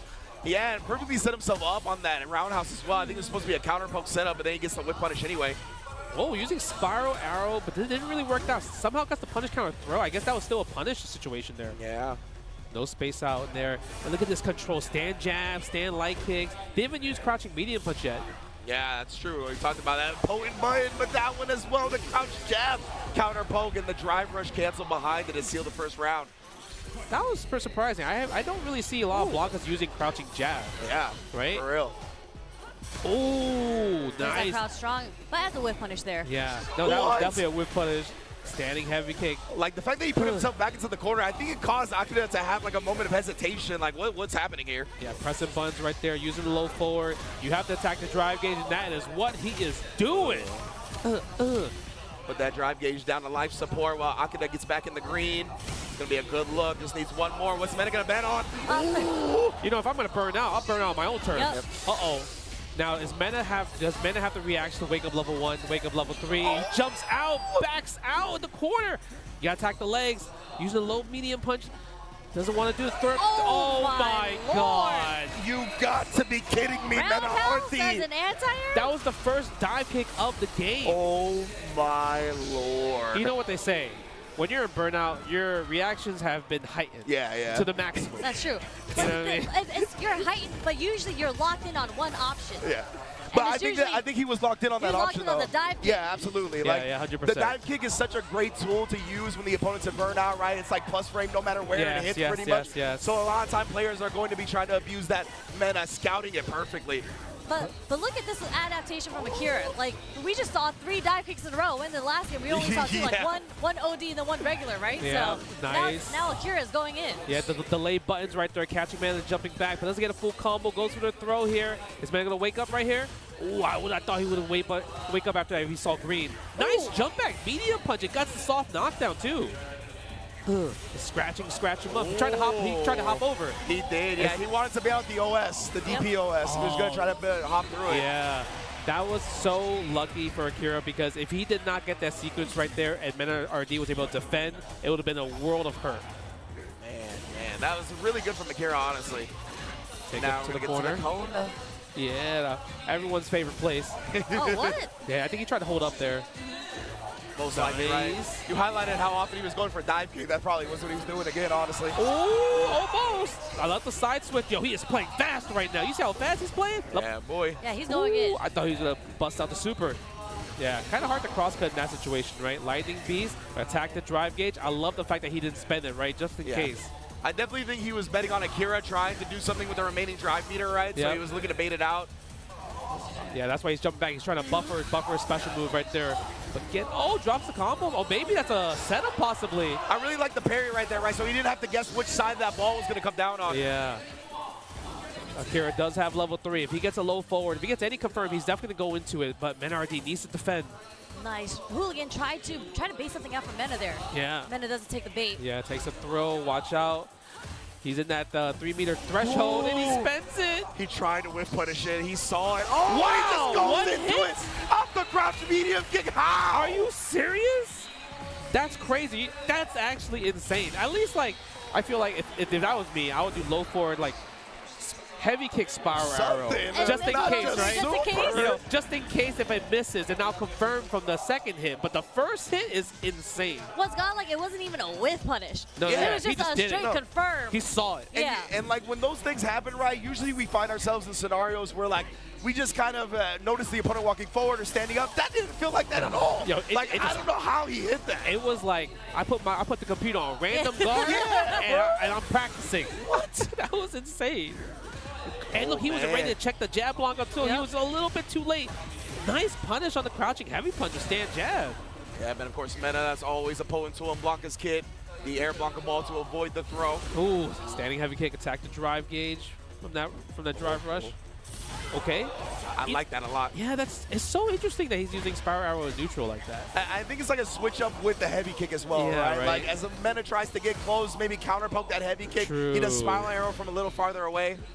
Oh my God! I'm surprised he didn't whiff punish that standing heavy kick right there. Oh my! Yeah, Mena RD. I thought he expected a dive kick. Ooh, didn't spend the drive rush there. Yeah, I thought maybe he was gonna jump back, but the low short. Do we spend a level 2? Yes, we do. Street Fighter 2 animated movie. Backbreaker. Oh, Macchiotomy type joint. Yeah, Akira's rhythm right now is extremely hard to pin down. Like, there's so many decisions where I'm like, I don't blame you for getting hit. Like that walk back into the drive rush crouch slide kick, it's just so weird to catch him right now. Yeah, I think it's one of those things, like I mentioned, like, Akira plays kind of like he uses everything that Cammy has. Yeah, true. Right? It's not just a whiff. It's just not a whiff punish Cammy. Yeah. Ooh, get off of me. The stand light kick buffer though. It's a Lightning Beast Blanca Ball. Let's go. Sick. Wasn't the punish there. Spiral Arrow. Oh, yes, let her rip. Look, he's playing different. Yeah, both these players right now forcing their will, imposing their will, but a quick whip punch on the throw attempt. Yeah, I'm surprised Menardi didn't spend the double drive rush there. Maybe he wasn't too confident that the level 1 wouldn't kill there. Yeah. Definitely. I think he wants to also hold on to the meter and hopefully get an early Lightning Beast in this round, that's perhaps. true. Okay, Spiral Arrow. I feel like Akira has done such a good job on checking drive rush. Woo! That was godlike. That was so good. That was so good. Because that was a safe jump, right? It wasn't going to be a punish on the perfect parry, so it would have been a tech throw. I love him just hopping through it. Oh my god, the drive gauge is being attacked. It's being attacked, but he does have that level 3. And it's not over yet. He didn't spend the level 3 yet. He has one more chance. And now Menardi is in a situation where he doesn't have too much drive gauge as well, too. What is about to happen, though? What you got? Press the button. I'm surprised he didn't go through. Yeah, attack the drive gauge. He didn't attack it again. Level 3. I was going to say, these jump backs, they can get sniped by that CA. You got to be a little bit careful. Nice. Standing heavy kick right there. Stand Pierce. Oh tries. my. Oh, no flinch on there. He's like, I could take some throws, bro. I ain't for the reaching. throw. Jump back. DP. Oh my god, that's plus. Ooh. No! That's going to combo. He's going to get a follow-up afterwards. Yeah, he can go to level 1.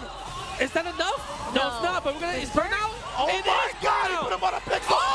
He woke up throw. Are you serious? No way he woke up throw. That's crazy. He didn't wake up air throw. Oh, he woke up air throw. He's winning. He's winning Evo. He's winning Evo. He's winning Evo. Smokes of all reads. Nah. Not wake up level 1. That was not normal, bro. There's no way man is losing this. I'm sorry. I cannot believe what I just saw. Yeah, we literally just got off our seats, bro. That was that was insane. That was beautiful. If that doesn't make it to high fight, I know you're watching. I already got that clip. I know you're watching, bro. Please put that match on Twitter. Y'all Right? gotta handle this for a minute. I'm speechless after that one. Legit. That's insane. How does Akira come up, like, keep going with this after this, right? I mean, he's doing just fine. He's like, oh, that's normal? That wasn't normal. Option select. Flash kick option select, I guess we call it. Yeah, same thing, right? Yep, go for the chip damage. Whoa! Oh, not like Input this. error. Level 1? Not yet. It wasn't going to kill. He needed that meter just in case. Yeah, that's plus no matter what. Yeah, you can't stop that. Your only option there was just you had to bust out a super. Yeah, you just had to commit to it. That was crazy. Yeah, bro. I'm still thinking about that decision, bro. That might be the play of the year, actually. Yeah, honestly, Evo so Awards far. play of the year already. Legit, man. Oh, holding the parry. Now he's in burn. Look at this. I'm telling you, he's still thinking about the air throw. Yeah. Yeah, had to do the level 1. Change the pace a little bit, but look at it. Menardi is healthy with the green. He's green. His drive gauge is green. Everything is green. Ooh, just with the walk-up throw. Yeah. Walk up throw the situation. Attack it get during his the meter burnout. back. Yeah, playing like Noah a little bit. DPOS, get off of me. Yeah, we'll see if Menardi goes back to the hop like he showed earlier off that. Oh, burnout again. DI. Do we side switch? Yes, we do. Meaning, do we set up the Blanca-chan? Is it close? Is it? I think this is it. Oh, using the EX level 1 to end it. Level 1. Boom. Menardi. Winners Look at that. finals. Go meta. Yeah, you deserve to pop off like that after what I just saw, 100%. bro. That might be air throw of the century. I don't know. Air throw of the Street Fighter 6. Oh my God, that Lifetime. was something what a beast would actually do in real life. Yeah. Just cha-cha-cha-cha. Wake up air throw. That is a commitment. Oh, that was insane. Incredible. I feel so bad, though, because the sequence that Akira did right before that was godlike. It was godlike, but the answer from Menardi Yeah. was more godlike. Yeah. I don't want to watch Menardi play because I don't want to lose my voice. Because I felt like I know, right? My voice cracked when I yelled like right there. I thought we were all about to yank the freaking wires Yeah, off I'm because sorry. everybody stood up Production, at the my same bad, time bro. with the air throw. I just didn't even think about that as an option. I 100% thought the level 1 super was coming out. I didn't wake up air throw. Everyone thought that. And that's why Akira jumped, right? He was like, I'm going to dodge this level 1. Yeah. And I think he could get to the other side. It would have been tough to like wake up Blanca Ball anti-air. Yeah. And this dude, the fact that Meta knew that he would go with that, bro. Like the crazy part was how close to the ground the air throw was. Yeah, You know what I mean? Look, It was like an instant air throw. Yeah. Oh, we have the replays right here. Look at amazing That plays was from OD match too. 1 already. We already thought like, Menardi is crazy right now, right? The reactions on the kick was standing heavy kick was insane little already. did we know, right? Little did we know. He got some plans for you, baby. Man, you thought the first movie was good? I got you. So this is my Godfather too, bro. Even that one was amazing from Akira. Yeah, I don't know how he pulled that one off. Both of these players have just showed off That was phenomenally. the third strike right there. Low forward super. No, that's harder than third strike. That's way harder than third strike. Yeah, I was gonna say this is way harder than third strike. That was way harder than third strike. 100%. And the drop combo here, actually. Yeah, he did drop that combo right there, but man, that was beautiful. The DP, great the reaction was still there. Buffering the stand light kick right there, and that was really good as well too. You can tell he's had so much experience in this matchup with that, right? Getting hit by the DP off the Blanca ball, he still knew the light kick buffer would work. Yes, look at that. Oh, this is what we're talking about right now, I believe. Yeah, I think this is the one right here. Spencer yeah. level 2. Yeah. Right. Boom. Look at that. Optimal combo too, right? Yeah, the Spencer level 1. Oh my. Look at this. Look at this. Look at this. This is so sick. Oh! That was so ridiculous, bro. Yo, so ridiculous. That was great. Like, caught her on the way up. Yeah. Like, oh my God, that was a beautiful play. No matter what, I still can't believe that he did that. yeah, 100%. Nah, man. he knew. I mean, of course, at that point, he definitely knew. Wow, Mena just, and you mentioned it, Sherry, right at the beginning. When Mena's on and his reads are there, like, he looks unstoppable. He looks like the best player in the world, and that's what he just displayed here today to get into winners finals, where he'll be fighting up against Ryukichi in a little while. Yep, that's definitely going to be a very interesting match in winners finals. But before that, we are going to go through losers. Yes. Losers round 1. We're going to see Kobayan versus Higuchi. That's a hard matchup right there. That's I think that's a matchup where it's like a Tom and Jerry type of thing. You know what I mean? You mean like obstacle course and everything. Chase it's a chase for sure. That's for sure. It's a chase down. But I mean, Zangief can't do it. I think Zangief in this game is definitely much better than the average Zangief from previous games for sure. Yeah. Just because no chip damage and drive rush is a factor. Also, headbutt's a pretty nasty frame trap as well. So I mean, he has really good buttons. he has. That's what I want to bring up. Like the stand medium kick, the stand strong, even the stand short, even on whiff, on hit, whatever it may be, into the green rush. Like that's very optimal for Zangief. But we have Akira. We see that he just lost his match. He is waiting for the winner between Kobayan and Higuchi. And we have Momochi, who fell from winners down into losers to play the winner between NL and Lashar. Oh, that's a banger. Either way, like all these are gonna be banger matches as well too, right? Yeah. Kobayan, man. Yeah, I love that you bring that up, Sherry, because the ground game of Zangief is potent in this game. Like, he doesn't get as much of a reward as people with crouch, medium kick, drive rush cancel off his normal game, on his footsie game, but it's so hard to get into that range and feel comfortable against him. Yeah. And then you still eat like that 20% on the target combo. Yes. And then there's just a lot, honestly, on getting in Zangief in the first place. You can't talk too much because all the Zangief down players are going to be upset. I'm probably getting DM'd by Dr. Danny Fan right now. don't, Like, don't, yo, why are you hyping up Zangief like that? Don't spread the Zangief propaganda according to Twitter. I mean, you know what I mean? As a Ken player, I don't like that matchup. I don't like that matchup. Oh, man. But of course, we already know this tournament would not be possible without our lovely partner in PlayStation. PlayStation tournaments combo the competition and will combo the rewards, win cash, plus exclusive items when you enter the PlayStation tournaments, and you can do it directly in-game and on the PS5. One of the coolest things, one of the coolest evolutions about PlayStation tournaments is doing that, and of course, all of these EVOs wouldn't be possible without PlayStation. Yep. Yeah, it's actually so cool. You know, Amakashi, he won a PlayStation tournament recently. Yeah? He showed me pictures like he got the reward and everything. That's tight. I mean, they're daily tournaments. Yes. And you just sign up from the home screen. Yep. Like, it's super easy. Yeah, so, super, again, shout out to super Sony easy. PlayStation bringing us here. Yeah, bringing us everyone Supplying here. there's about 8,000 competitors here this weekend. They supplied all of that. Ridiculous. That is a lot.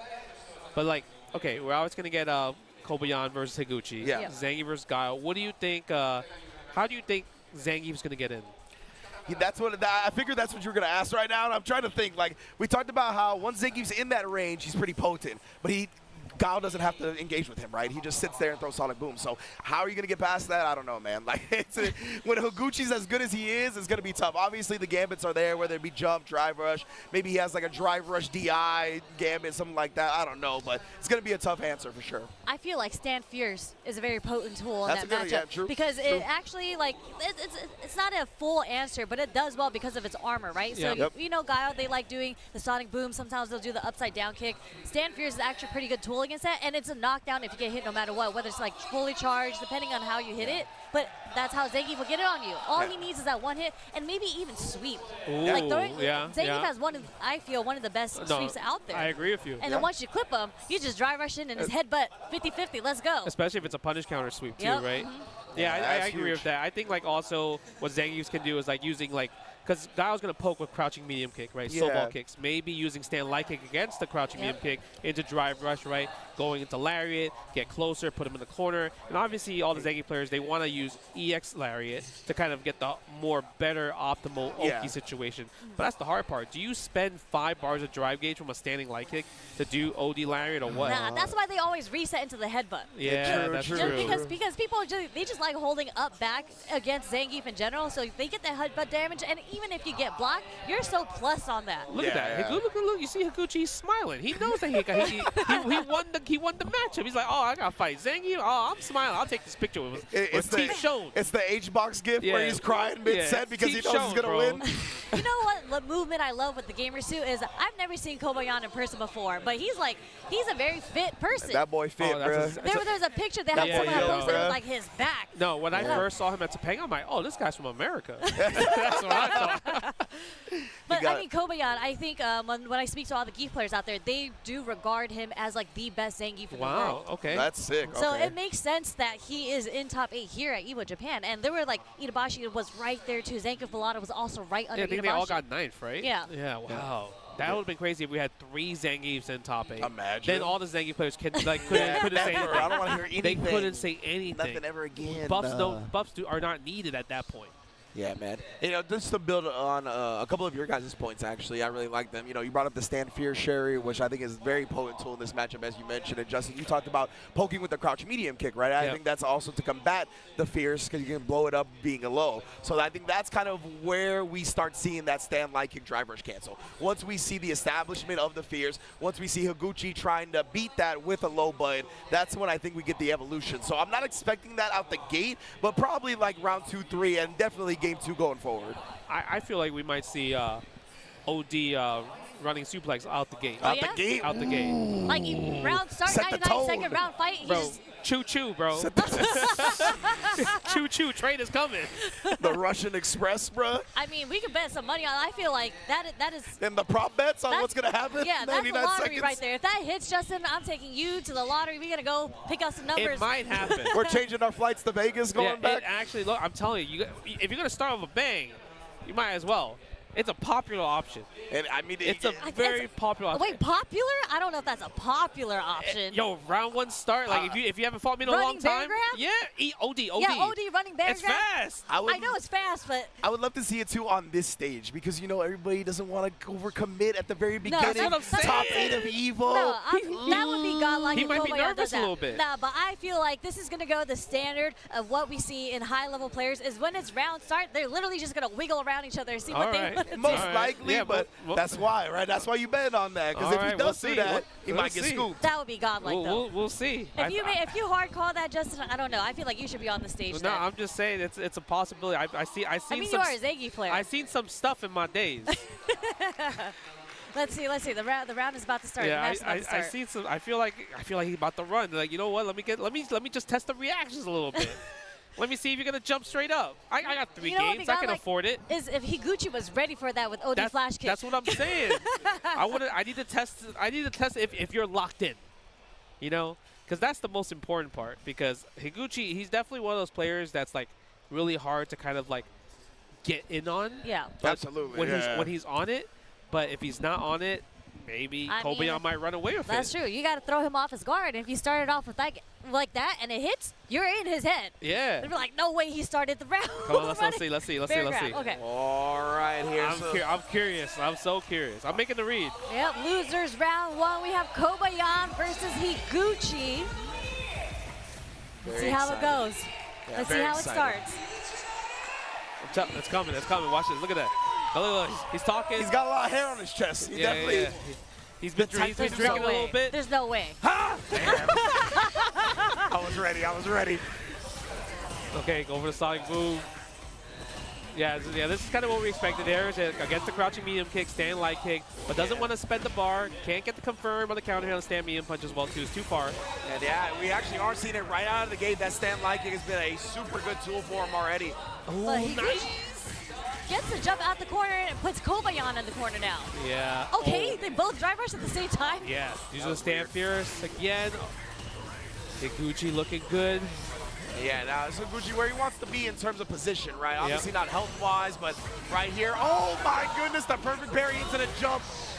Perfect punish indeed. I mean, that was the first jump we saw and it connected. Yeah, it was because he perfect parried the previous boom, right? He just bet on Higuchi continuing the Sonic Boom sequence. Yeah, that's the hard thing about the matchup is like, at least if you're a Gao player throwing booms, because I know a lot of people were like, yeah, I hate Gao because I cannot stop his Sonic booms and everything. They recover too fast. It's hard to jump in against them. But if you perfect parry the boom, usually most Gao players will just flow chart and throw another boom. Precisely. Right? Yo, Kobayan's kind of cooking this Gao. You sure this is a bad match for Gao? That's what I'm saying. Like bad match for Zangief? I don't know if this is a bad matchup for Zangief. I'm seeing the way that I'm seeing Kobayan playing the neutral right now. Yeah. He's getting so much mileage off the stand shorts and the stand medium kicks and strongs. Yeah, parry's available. Nice, using upside down kick. We might see the stand fierce that you mentioned. Oh my God, he tried to walk up in there. Did we spend it? No, we didn't. No cancel on the flash kick as well. Oh, Higuchi's trying to switch it up a little bit. You see the jump back into the dash forward. Yeah, he's trying to bait something out. Oh, get off of me. Protect the skies. I mean, he is concerned with the level 3, right? So this is the range you want to stay at because you don't want to be concerned with that. We just have to be worried about the level 2. Yeah, exactly. That's why Higuchi's not throwing Sonic Booms anymore. Doesn't want to get cycloned on in. Yeah. There we go. We can throw the booms at this range right here, but we can't flowchart. Nice little dash forward, back dash. And he's so scared of Higuchi's OD flash kicks. Yeah, both of them are showing a lot of respect. You know what? I think Kobayan was waiting for the up back. Okay.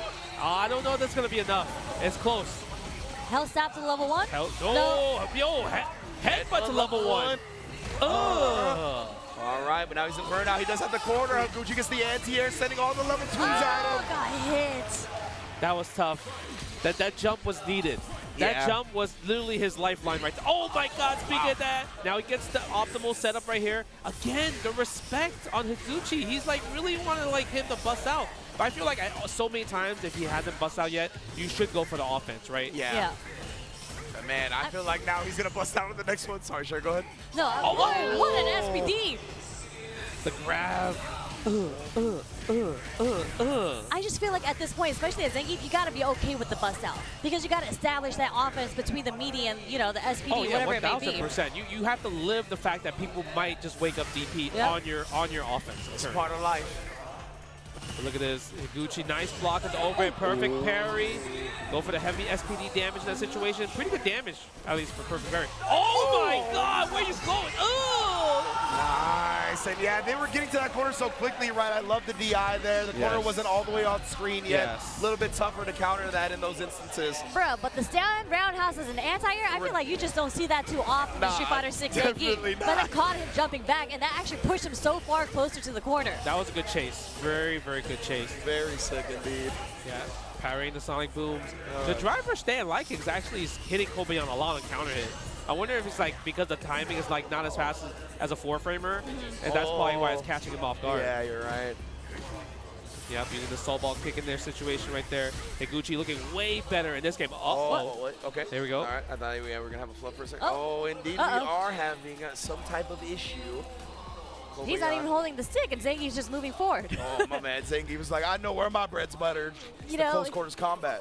Close quarter combat. Yeah. That's what, I'm just going in. Yeah, that's kind of. He's like, that's kind of what I wanted. Zangief's got a mind of his own. You got a mind. I just want to walk with my face, block with my face. That's what wrestlers do anyway, right? We gotta take hits in general. But man, I felt like Kobayan in general, like he has been cooking in terms of neutral, like you mentioned. The standing, heavy kick, drive rush, anti-air was so good because obviously Higuchi was so scared of the SPD, right? He was jumping back. But I feel like in that situation, because he jumped back, that was a big read of like, oh, you're kind of scared of neutral jumping instead. Because usually you want to neutral jump against the SPD to get a punish. Oh, true. But the problem is like if I neutral jump and you don't, SPD. Yeah. Then I anti-air with the lariat. Yep. So it's like, oh, it's just tough, right? So he chose the safer route. Yeah, and if you're Higuchi, I think since you're a Guile player, that's okay, right? You're like, Yeah. I'd rather just take the space, let me get my Sonic Boom game going rather than play this mix-up game from the neutral jump. But that just goes to the recognition of Kobion. He's like, nah, bro, I know how you Guiles think.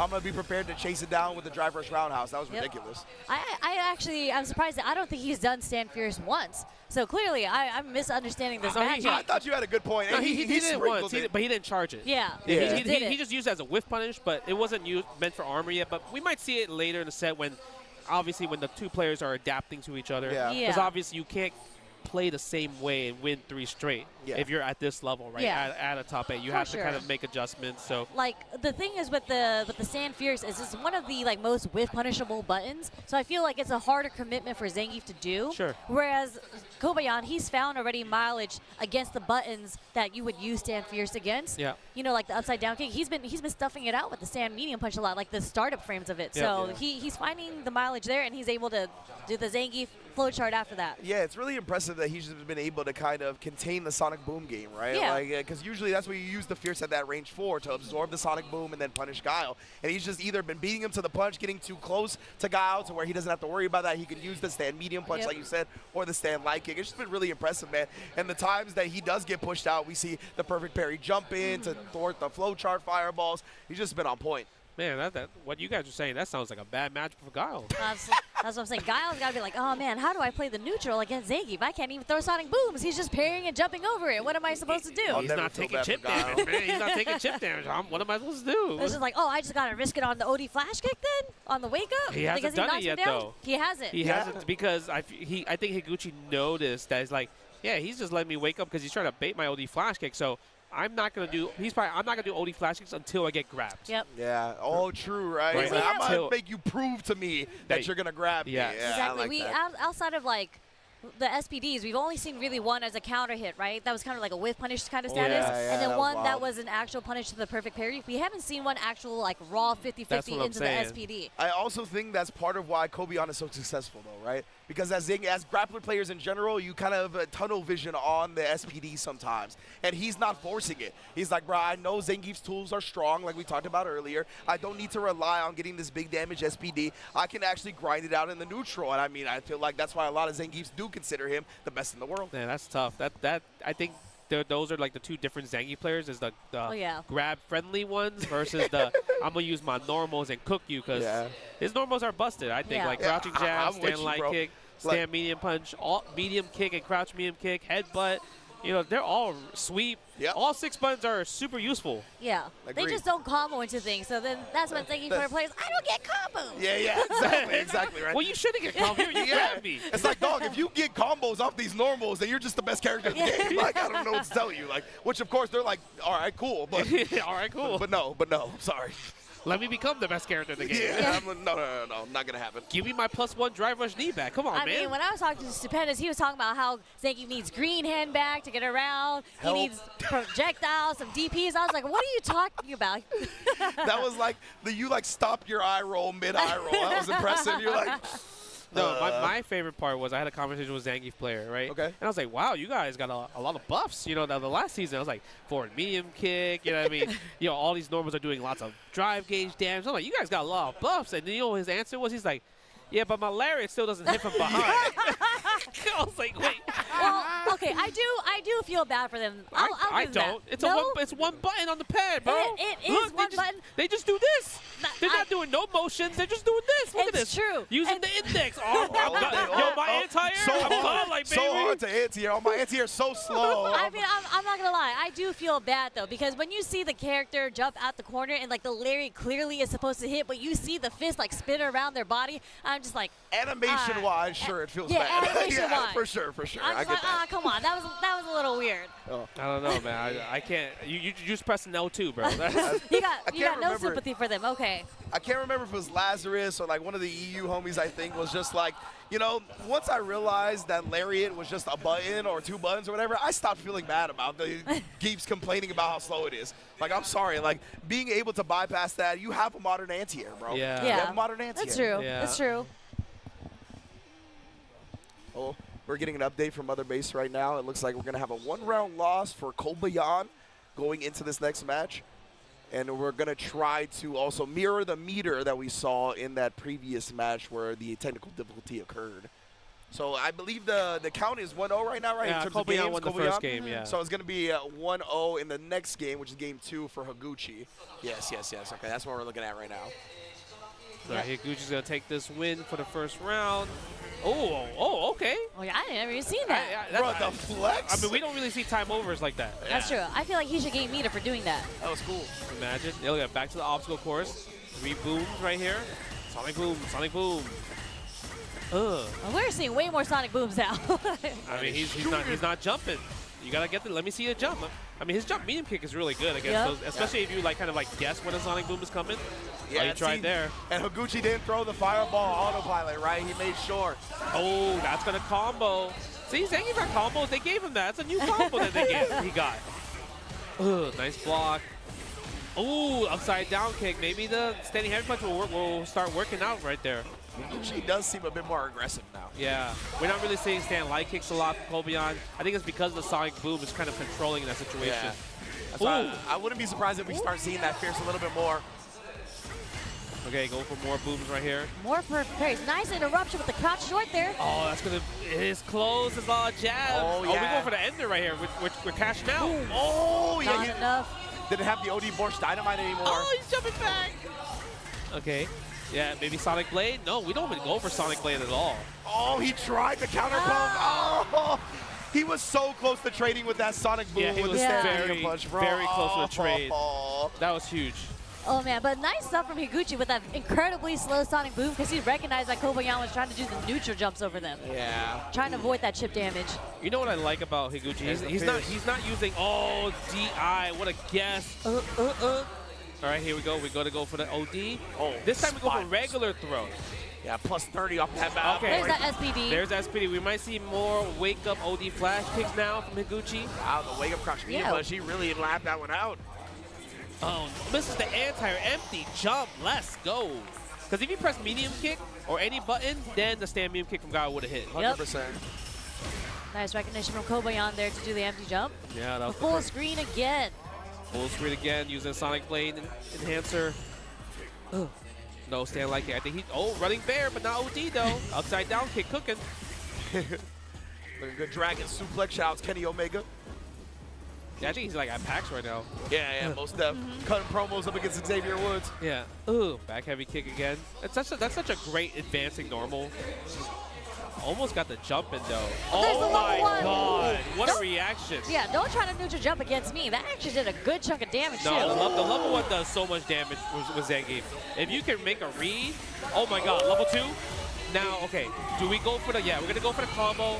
We're not gonna go for damage. We're gonna go for Oki setup. Yeah, exactly. Oh, nice!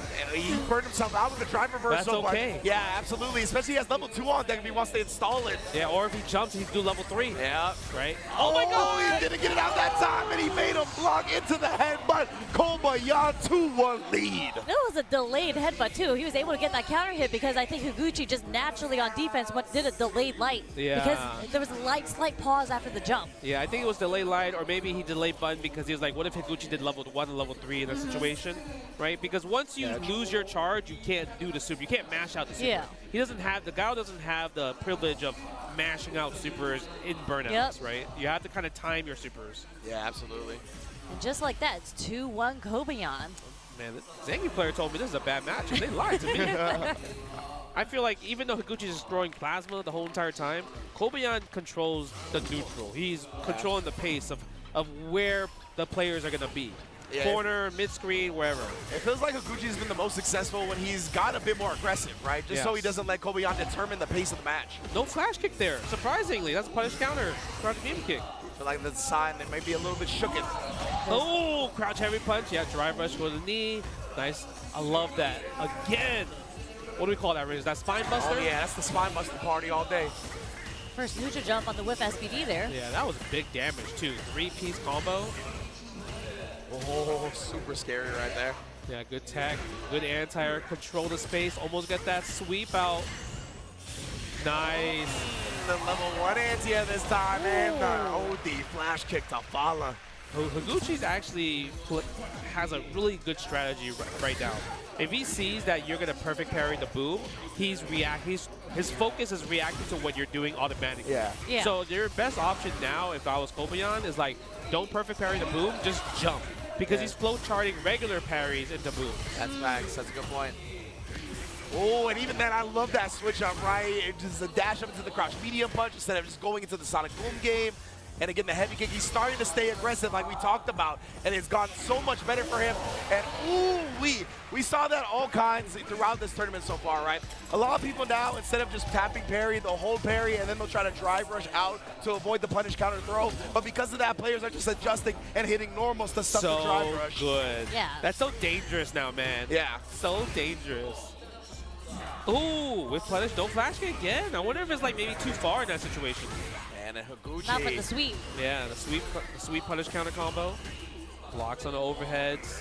Ugh, get off of me. Really feels like Higuchi has found his groove now, man. There it is, yep. There. That was a really interesting answer because I feel like it almost missed at that point, right? 100% it did. Oh, what happened? I mean, now, this is starting to look like a bad matchup for Zangief. That's what I'm saying. What? See, now he's trying to use more stand heavy punches and everything. He jumped. That's a neutral jump again, but a little bit too far. Nice back dash punish on that. Level 1. That was an optimal punish. Yes, that was so good. Most people would just do sweep in that situation. Exactly. Right? Match point for Higuchi. Just like that. That was so quick. Oh man, and you talked about that, right? Stuffing the upside down kick with the light kick. That was so good because it was counter hit. He saw that was counter hit using crouch medium punch as the combo. Yeah. Nice confirm off the stand medium punch to the target combo, keeping Higuchi in the corner. Nope, no jumping out. Cancel? Yep. Ah, the OD Force Dynamite. Man, it's crazy we haven't seen one wake-up OD flash kick from Higuchi. Man, Not is he saving one. it? Is he saving it for this final Yeah, round? we're going to see it Yo, now. what if Kobayan blocks it, though? I know, bro. Oh, my goodness. Because he's jumping a lot instead. Oh, my God. DDT. No stand light kick right there. Yeah, that's going to combo. Enough for the low forward to combo, yep. Yeah. A little close. Yeah, too far for that one, but he is one level 3 away from winning. He might just do it right here. Yeah! Kobayan finds the jump in, somehow, some way surviving the guile and going on into losers. For the loyal fans right there, baby. For the loyal fans. So again, in my opinion, the way that turned around at the end, Higuchi got on match point, and then he started playing defensive again, it felt like. Like, obviously, Kobayan had really good gambits at round start to take control early, but it felt like Higuchi was willing to just back it up instead of trying to stay aggressive again, whether it be with the far heavy kick, whether it be with the frequent sonic booms. It felt like, to me, he was like, okay, one round away, now it's time to play safe again, and I felt like that's where it got away from him. I mean, I feel like that very last round, he actually got checked on the upside down kick. Like, he started doing more normals, It was right? more like the round before the last round. Yeah. And then Kobayan just snowballed as per what Zangief does, right? But that was a sick juggle off the OD lariat. Yes, it was really good. It's also, I think, maybe like he played passive last round because like Kobayan had level 3. Oh, that's so a good like point, too. You get more he scared. couldn't throw booms anymore at that point, right? He couldn't just like, he has to think about throwing booms because now level 2 is a factor in that situation. That's why he was like walking back. But then that's also why Kobayan's walking forward. Because that's what Zangief players like to do, just walk you to the corner, and then now you're a sitting duck in that situation, right? Yeah. Wow, that was a really good match. Another 3-2 in that situation. Yeah, we're seeing a lot of 3-2s here, and I love just seeing the back and forth with the adaptation and whatnot. So we're watching the replay up on the big screen there, so sorry if I'm just looking over there. No, I mean, you can that appreciate level 1 super again on the neutral jump. You could appreciate good gameplay. That's the thing. Because I feel like what we saw was we didn't see Zangief flowchart a little bit too much on SPDs as Oki. That's the most important part. He kind of like picked his spots when to do as counter hits. He did like here and there, but we didn't really see a classic like, oh, every time I put you in a +4 headbutt, let me do SPD, right? So he didn't do it too much, but the times he did do it, Higuchi neutral jumps. Yep. So it was like good play on both sides. Yeah, I think that's what was really cool about the set 100%. Like, the only flowchart we ever really saw was, like, the Sonic Boom a little bit, and as soon as that got exposed, he stopped flowcharting into it, right? So because of that, it was a lot of conscious decision-making, constant adjustments as well. Very impressive losers round 1 match between Higuchi and Kobayan. Now, Kobayan's going to be moving on to fight Akira and losers quarterfinals. Yeah, and then we're going to see NL versus Lashar, Korea versus Korea. That's next, yeah. That one's exciting. I'm kind of curious. We're obviously going to see Akuma from NL's side. Yeah. But when it comes to Lashar, is it only Terry, or are we going to see the Ed or Mai like you mentioned earlier? Maybe we'll see the Terry first and to see how that Terry does. And once Terry, if he's not doing well with Terry, that's when I think we're going to see the Ed or the Mai come out from Lashar. Terry kind of hits hard, though. You know what I I mean? He does. Against Akuma, too. He hits kind of The hard. Buster Wolf and then the follow-up, if he has all 3 bars and some drive meter. He hits kind of hard. The juggles are insane, right? And also probably the best burnout probably the best burnout sequence in this game now. With crack shoot, like crack shoot and everything, right? 100%. So it's gonna be interesting, especially like Akuma, who loves to throw fireballs as like his ground game. But the thing is with Terry, I just do OD Power Wave. Guess what? I control this space, baby. I control this now. And I wonder, I actually haven't seen too much come from Lashar, though, but like the bird knuckle in the neutral, when it's so properly spaced, especially when you're walking forward or walking back, it catches people a lot of times. It does. But I think it's like, it's still risky, because what if they walk forward and it actually successfully blocked it, and then you're super negative? Yeah, you're super negative, or it's punishable. Yeah. Right, so that's the thing you have to watch out for, too, right? And we know Akuma makes everybody else look like they got Akuma health, too, with the damage he outputs. It's true, it's true. It's very scary. Yeah, in my mind, I'm feeling like this is going to be similar to what we saw with Ryukichi and Momochi, where you try either the Terry or the Mai first, and then fall back on the Ed if it doesn't work out how you want it to, because I do think Ed is just potent in general up against like the Shoto archetype, having that range where they like to play at, having the fireball counters. We're going to find out now. I see the fans. we're getting the I see the fans. Oh, boy. All right, we're gonna see how the Mai is gonna do against Mr. Goki himself. And we got the white version. Okay. I mean, that's a nice costume. Yeah, that's a classic CVS2 outfit. Oh, word. Media perfect parry coming from Lashar.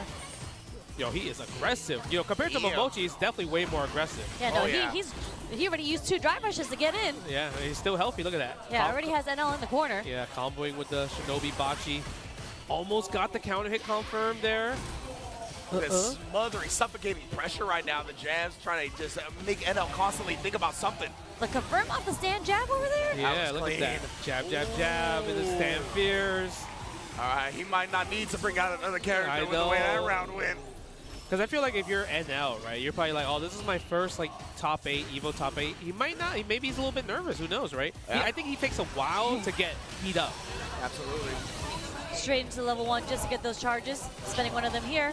Look at that. Stand fair, attack the drive gauge. Nice. Use the forward normal, but guess what? The Sharp predicted it. Yeah, I'm surprised he committed to that target combo off that, honestly. Look at the damage on that. You have to wake up. Yep, you had to wake up. It's either throw or get burned out. You choose. You're poison. And we got stocks. Wow. I love that. He's even using the counter poke and hand spin from Lashar to try to get him at the max range. Nice block. Oh, standing heavy kick. Yeah, such a great normal. Throwing the Kachol Sen again. Love this from Lashar as well. He had the stocks, and he didn't just rely on that, right? Like you saw sprinkling in the roundhouses. Because a lot of the time, I see people get stocks, and then they're just throwing the fans. Wasting all of it. Yeah, legitimately, right? So I love the fact that Lashar was switching up the game, made him think about other things, and then went back to the fan to close it out. Super good. Nice, the charge fan. Almost got the combo afterwards. If he got that juggle, okay, yep. that would have been insane. Okay. Force the restand. Frame kill into throw. Dash throw again. Dash throw 2 more times, maybe. No, we're going to go for low this time. Almost got a counter hit from the OD fan again. Yeah. Okay, back throw. Of course. Let's go. Akuma, maybe. NL, your turn. Oh, that's not real. If you see that, you could drive impact there. Oh, he didn't charge it. Yeah. He didn't charge it. Like you said, right? When you see that, you get the eye, immediately put it in NL's head, and he's like, now I'm not going to charge it, brother. That was crazy. He did the first one. He's like, oh, you think I'm going to do the second one? Yes. Psych, got you. He heard you, Justin. He's like, this guy thinks he can DI me? Nah, I'm not going to do the charge one. Lashar, very, very smart, man. And then again, NL, thinking he wanted that back throw to play Lashar back into the corner again. He's not going to let him have it. Couple of frame kills with the jabs, and we still rolling. Lashar has so much momentum on his side right now. It's just I don't know how NL, like, just like that, we're already 2-0 with Lashar. Like, NL's going to have to find a way to find his footing in the neutral. He's always in the corner. He's really getting, like, he's losing the neutral, and he's also getting put in the corner way too much. Yeah. Way too much. And Lashar, like, just the way he's cycling through, whether it be fireball, walk-up crouch medium kick, like, this range has been plaguing NL. He cannot find anything. Every time he tries to walk forward with Akuma and press something, he gets counter-hit by that crouch medium kick or runs into a fan. Yeah, it's that or it's just the OD fan because, like, anytime Akuma throws fireball, even though it's Akuma's fireball super fast in this game, if she sees that you throw a fireball, she responds with OD fireball. Yeah. It's going to break the fireball, hit you. She gets a free drive rush. She gets a full combo for it. Yep. So she wins the neutral game by exposing you to big damage. Yeah, and when projectiles clash in this game, they slow it down a little bit, so she's going to get even better advantage because it's going to be right behind the fireball. Yeah. Oh, nice. Good hit confirm with a standing medium punch target combo. Okay, good stuff from NL. This is the first time he has Lashar in the corner, but Lashar with the delayed crouch jab actually gets a counter hit and another counter hit off the low forward. Yeah, we side switching with that Shinobi Bachi, bro. Yeah, Never mind. My man Lashar, he was feeling it right there, right? He was kind of just letting the flow state take over, thinking every single answer was going to be correct. Good job, NL, cutting that off at the pass. Okay, let's see. Let's see if NL can keep the momentum right there. I mean, NL's still playing pretty slow in general. He's just finding that button right there. Nice stuff. Yeah, the forward heavy punch. Again, but this time the low forward has been blocked though, right? Yeah, felt like the first time, honestly. No, that's the wrong. Oh, it's okay. Never mind. Yeah. I always forget that the Bachi right there, it can be used as like a kind of like a meaty setup. Yeah. So you drop the combo and then become meaty in that situation. It feels like Lashar is whipping the spin on purpose as well to get NL to try to whip punish it, and it's so far that he's just able to whip punish his whip punish attempt. Good. Yep. Go for the ODDP right there. The Ryujin. Burns himself out, and low board is enough. He's going to get chipped out, maybe? No, doesn't matter. Look at that. We're throwing the fans, baby. Up DP. Like, that is checkmate. The crouch medium kick success rate, I mean, it has to be above 90%. Like, I remember one being blocked. Yeah, I only saw one being blocked as well, too. The low, okay, and this time we're going to fireball. Yeah, that's going to combo, counter hit, spend the level 1, activate, put the stocks up. Again, the DP, and there's a punish counter, too. Yeah, he did press something in the air. Okay, gets the combo, spend level 1, gets the extra damage, plus the restock. Oh boy, it's looking long for Mans right now. Of course, drive rush out of the corner into back throw. Hold on, he also has Demon available now. Oh, that's gonna hurt. We're not gonna cash out on the super yet, right? We don't need to at this point. Yeah, he's gonna hold on to a little. Oh, never mind. He actually is gonna use the CA. Yeah, I guess maybe because he was already low on drive gauge, right? Yeah. We might do the level 1 here. You think so? Yeah. I mean, you do meaty fireball, I would say. Yeah. Okay, yes. Yeah. So that's smart stuff from NL. Yeah. No DP? What? Yo, DP would have went through the fan and anti-air. He was still scared. He was scared. Yeah, the fan. Oh, the dive bomb. It's a super That's safe. What is wrong with you, bro? Bro, that's safe? Yeah. The dive bomb looks like it'd be super negative, and it almost never is. No. Like, I'll double check. I'll double check. Is it because he had a stock? Maybe it's because it's powered up. It's only like -2, -3. I'll do some double checking right now. I'll do some double checking right now. Because I got hit. I was like, oh, that's punishable. Man. I was like, that's punishable, baby. And Lashar, he knows, that's punishable, right? Like, he was like, yeah, you think it's punishable. Oh man, that was cheeky. That was a knowledge check. I got knowledge check there. Yeah. Man, that was a really good level 1 there. Yeah. And I feel like Lashar usage, I know a lot of times Mize are like, yeah, you got to keep using level 1s, and a lot of Mize don't really do level 1s. They just go for throws and everything, or only use level 1s where they're close to the corner because it combos. But Lashar did like 4 level 1s in like 1 game. Yeah. That's like crazy. It's beautiful. Well, we actually saw, I feel like we saw that in Momochi too. Yeah. Like he actually, every single round, he was able to activate a level 1. Yeah, One round he activated 2 level 1s. So Yeah. it's just, but you can see the clear difference between how Lashar and Momochi plays. Like Lashar just, I feel like he really used Mai's buttons and her, like, the way that her mental stack is against you to his advantage. I think it's because he's also like a previous like Chun-Li player. Yeah. So when he plays Chun-Li, I feel like Mai and Chun-Li have like these interesting similarities that they're like hit and run, damaging characters. So it's like he's comfortable playing that style. Where Momochi doesn't really play the Chun-Li too often. He's kind of more of like a Ken player, right? And it's not really like that type of style as well too. So I think Lashar, when it comes to it, it fits them a lot more. Yeah, he was pressing some buttons. That was like counter hit, counter hit, counter hit, and he was getting so much mileage off the low forward too. Yeah, and from what I can tell, when he does have a stock, the dive kick is at worst -5. So obviously that is still punishable. If it's below. Yeah, but like that goes back to what I said, where it really is kind of funky with Mai's dive kick. Like you think like it's hitting you high enough to where it's more negative than it is. Yeah. I'm not really great at discerning when it's gonna be that negative or not yet. But I mean, we might see it here. Look. Yeah, in the replays. Yeah, the replays right here, because this is the game. No, this is it's the next round after. Yeah, yeah. It's the round after where we see it. But most definitely, it's something we can go over. And obviously, again, Mai, one of the newer characters, but a lot of people are prepared for her at EVO Japan. You had to be if you expected to win this tournament, Look at to be that honest. checkmate. Here we go. We're about to see it right here. Yeah, because he was like, oh, I'm scared for my life right here, right? He could have ODDP there and then would have won that set. Oh, and it was with his last stock, too? Yeah, look at that.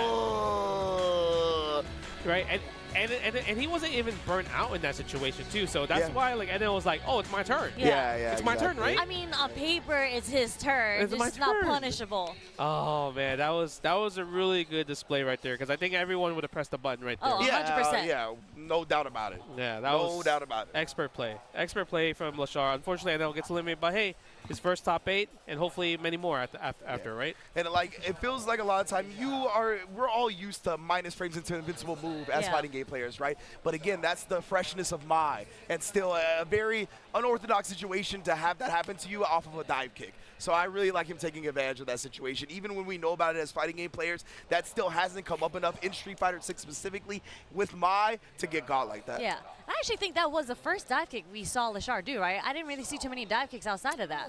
Yeah, I didn't see too many dives, in general. Might have been 1 or 2 before that. It might be. Maybe none at all. I would say that's the first neutral one because he did a lot for combos. Oh, yeah. Sure, yeah. But we don't count combos, right? That's not part of that thing. But yeah, I think in that situation where usually you see the bust out with like ODDP, but because it's burnt out, you're like, oh yeah, he can't do anything. Yeah. But you see the bracket right here, winners finals Ryukichi versus Maradi. We're not gonna see that just yet. We're gonna go to losers round 2. Akira versus Kobian. You mentioned, Sherry, that Akira did have to beat a Zangief to make it into this top 8, so he's definitely familiar, but it is Kobian, best Zangief that a lot of people have said. And on the other side, Momochi versus Lachar. This is a crazy one. I feel like this can go as a coin flip. Anyway. It's like who's going to play what character? Yeah. Because they have two, they would both play either Ed or Mai, or maybe Lachar is going to bust out Terry. Yeah, who knows? We could definitely see that. I don't know, man. I feel a little bit bad for the Ed players, though, because those are like the Ed gods, and I don't think we're going to see them play Ed at least to start. But maybe by the end of the set we will. But, of course, we are going to get to Kobian versus Akira first, right? The Zangief versus the Cammy. Always, I feel like a volatile matchup when it comes to the discourse of the Street Fighter over the course of the different games. Everybody feels like either Cammy – a lot of people think Cammy wins, but then Zangief wins as well. So I feel like this has always been one that has the community split when it comes to who has the advantage in the matchup.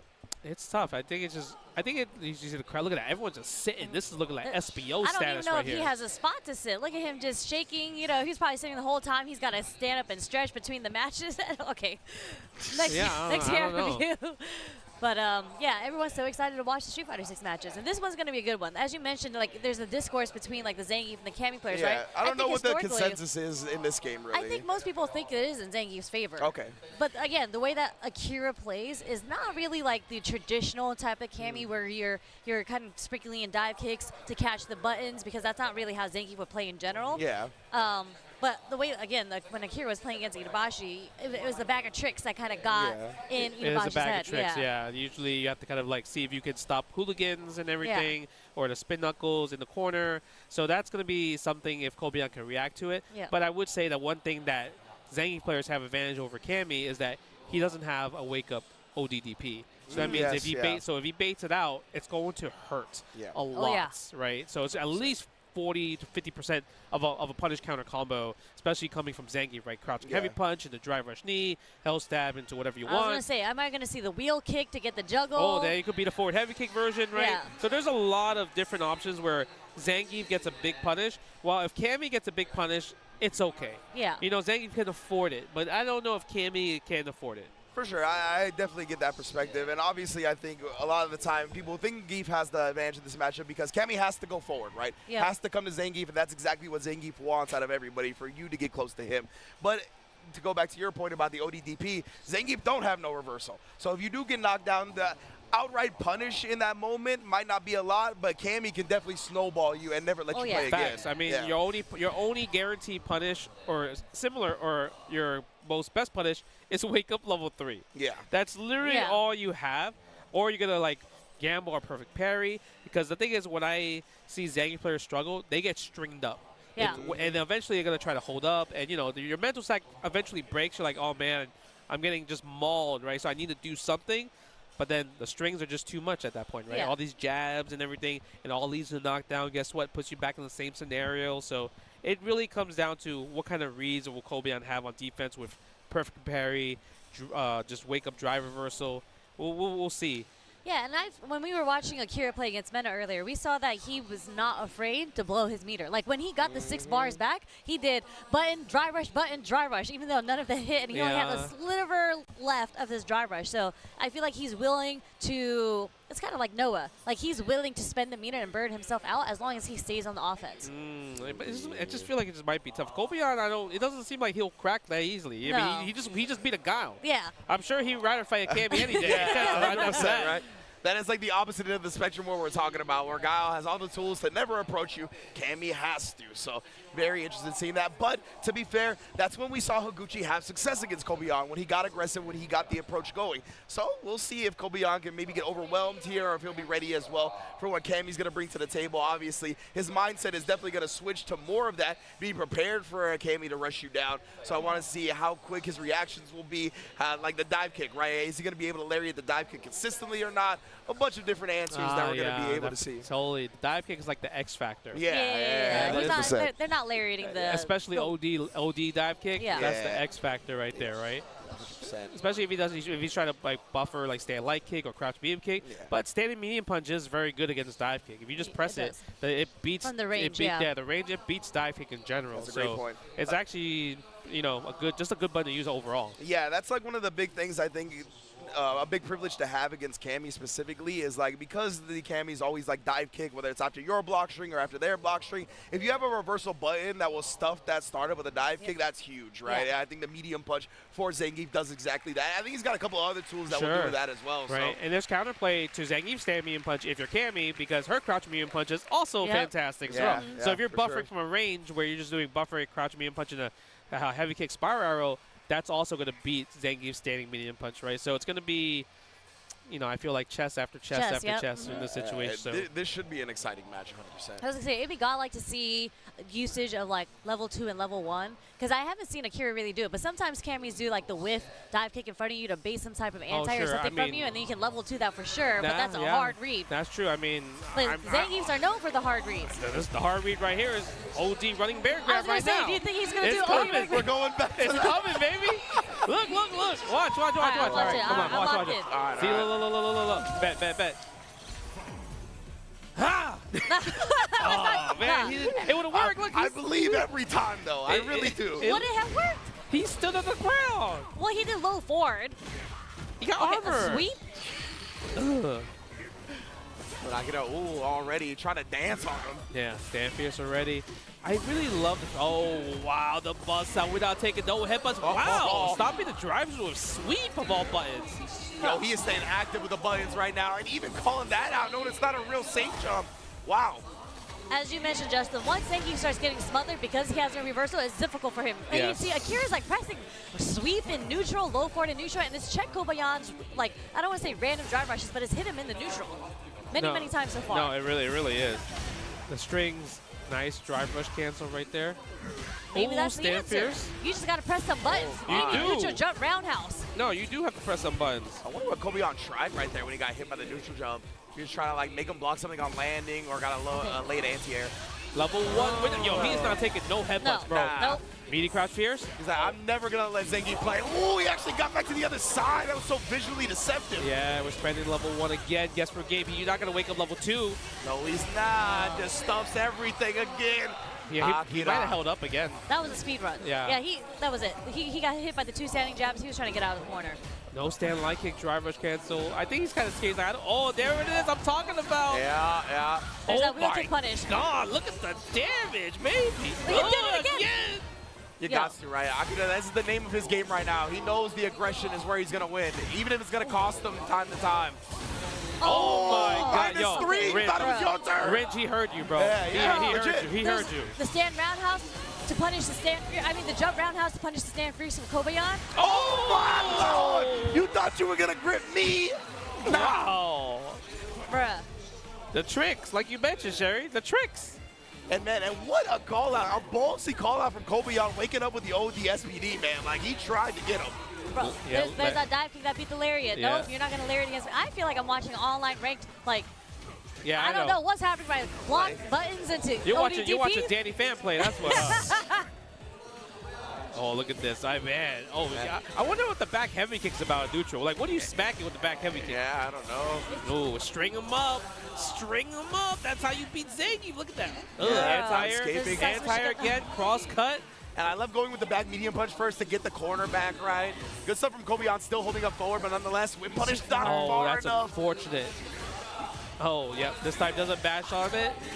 I thought he was going to DP again, honestly. We might see it right here. That's why he did regular grab. He's scared of DP. Oh, SPD. That's going to hurt not enough. Oh, the counter hit. Akira definitely bet on Kobeon trying to bait something out onto that drive rush, right? I think he thought he was going to drive rush and block, trying to take his turn with a normal. What a whip punish there.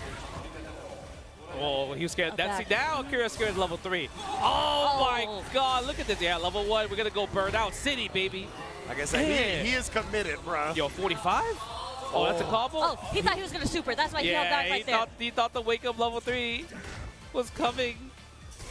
What nice. Is this enough? Nah, there's no way. Oh, we're going to do judge juggle here. Okay. But now he gets his meter back, right? So we have to worry about the wake up again. But, oh, he didn't believe again. He was ready. DI. What a display from Kobeon. Nice way to bounce back after game 1. That's an interesting DI from Akira. I wonder if he was going, like, if he was hard reading maybe a stand fierce in that situation. Stand fierce, maybe medium punch as well, too. Yeah, I assume something that would, like, counter poke the roundhouse. He was trying to, like, play that mind game and DI instead. I think at that point, it's like he had no choice because he was already in such a losing situation. Yeah. Also looking for a big reward, right, to try to bring him back in the game. Exactly. Nice. Meaty headbutt right there. Combo that helps them again. Look at that. Headbutts again. And he knew he was going to hold up. Wake up ODDP? No, that's what he thought too. This dude Kobeon, he's really getting the reads now. Oh, just a walk of SPD. I mean, the range is good.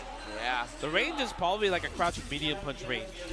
So it's a pretty good like tool to just throw out, especially if you're like getting Akira scared. And in the corner, right? Yep. He didn't really have much room to maneuver anyway. Nice string right there. Standing heavy punch. Oh, what a read. That was crazy. Beating the DPOS with the armor standing heavy punch was big brain. Love seeing that whenever the Geef's busted out. We are going to get the burnout, though, with the level 2. But he's close to level 3, though. He could churn. He could churn. He could churn. Is he going to churn, bro? Churn. That's why he's jabbed him up. He's trying to stay away. Go for the pokes. Wow. Breaking the armor. DP as the chip damage.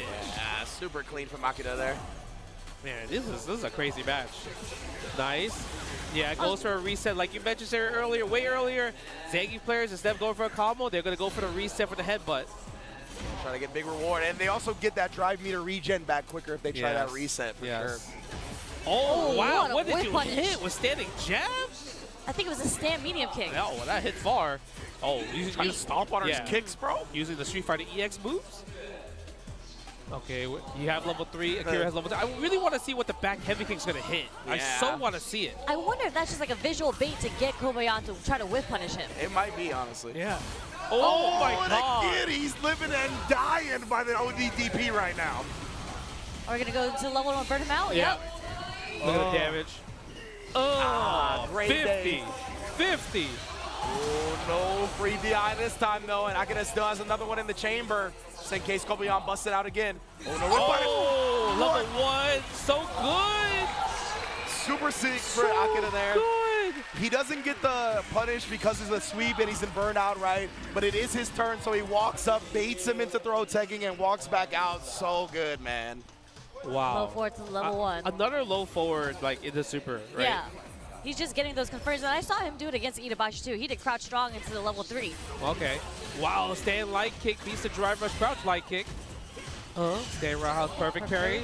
No back Yeah, we go for the side switch. Wow, that was kind of that was tricky. The setup, headbutt. At least that was at least plus 10. Spine buster. That's plus 30. Oh my God. That one actually combo, but he did it. I'm surprised he dropped. He didn't go for the finish the combo. Yeah. Look at that, man. Akira still staying active right there. You know what I'm thinking about? I know it's 2-1 Akira, right? Yeah. The amount of blocked ODDPs that Kobayashi has hit has blocked and punished him. How is he losing? Yeah, you would think that, right? But this is what we talked about. Where Akira, he has to stay aggressive, and he knows, like, and sometimes I'm gonna lose half my life for one combo. That's crazy. But this is still gonna be the long-term game plan for the my God, the hooligan flips. He knows, he smells it. He's at match point. Yeah, the blood in the water. Go for a throw. You can still go for offense. String him up. That's right. String up Zangief. It's so good. He's trying to hit the stand medium kick again. Oh my God. Yeah, go for the pokes, playing a little bit more safe. Yep, go for the dive kick, the situation, backdash. Fierce, bruh. Yeah, Trying to put a spin to stop, and just one hit of the stand medium punch at SPD. Yeah, that's really good right there. It felt like Akira just started playing passive. Which he can't do that, bro. Yeah, like what happened? Like he was. You gotta stick to what brought you to the dance right now. Maybe it's because he's scared of the level 3, you know? Yeah, but it just, I don't know, maybe he's just thinking, I've been match point and now I'm all passive. That's what it feels like. He's had level 3 before and he hasn't played like this, right? Yeah. Oh, so reset. Okay, we're gonna go into level 2. No, something happened. Like he's like, yo, I'm about to beat him. I mean, I think we're going to see it now. Oh, let's see. I hope I think so. he's about to wake up. I mean, he started the last round with Hooligan. He might just do EX OD Hooligan now. It felt like, yeah. Darn it. Eventually, it felt like he gave the control to somebody else. Yeah, see, now he's, I think, finding himself a little bit more. Yeah, that's more of what we're used to seeing from Akira in the set so far. Now, look, he's holding back. No, he is scared, you see? Yeah. He's not aggressive anymore. Something happened. I tell you, man. Yeah, I don't know. Okay, hold on. We get something started. Get the offense. String him up. Text the throw. Kobayan looking good. Oh, that's a punish. Wow. But wrong punish. I'm surprised he didn't sweep back or even crouch medium punch. Yeah, just got a low forward over there. We're seeing like the back dashes and he's going back into the neutral, but we're not. He finally gets a whip punish on that. Oh, yeah. Something happened. I'm telling you. I don't know. Akira's a little bit scared. I think he's in the situation. Oh, this is huge, though. Okay, spend the level 3. Calm yourself. Attack the drive gauge. Think about your next sequences. This is a massive gap in drive gauge, right? Because he didn't use a drive rush cancel. He just went right into the level 3. Oh my God. Does Kobayan do a hit confirm level 2 though? Crouch medium punch. No anti-air. Level 2 would kill. Oh, the whip punish. Oh, it's close. It's close. It's not dead. It started with a light into a drive rush cancel, so Cammy's alive just barely. Yeah, he's a jab. He's a jab it out. Jab it out. Oh, spiral there. Oh. Jab it out. Oh, yes, indeed. I'm telling you, something happened. Like, you know what I mean? He was like, I'm about to win, and he just started playing passive, bro. It's something that we kind of saw similarly with Iguchi. Like I said, he switched up the aggression. See, even he knows. He's like, yo, what happened? Yeah, he's like, I was cooking him. Maybe he spent all that, because those first 2 games were so heavy in the adrenaline. Like, I'm talking about, you did. Oh, you see him pound his chest? Oh, wait a minute. I'm telling you, dude, this is nerves. This is literally nerves at the making right here. Kobayan's like, I'm pumped up. Yeah. This man, Kobayan, grabbed his chest and then pounded it, bro. Kobayan's like, I don't care how many ODDPs you're going to do on me. I am going to keep going for it. I am so hot. That's how I want my Zangief players to be. Like, beating their chest in the middle of the set. Yeah. I mean, I'm not going to lie. I feel like Akira's playstyle, it's so hard to, like, I'll be 100% committed to it, because in your mind you're just like, what if he blocks this? I think on ranked match he 100% plays like that though. Yeah.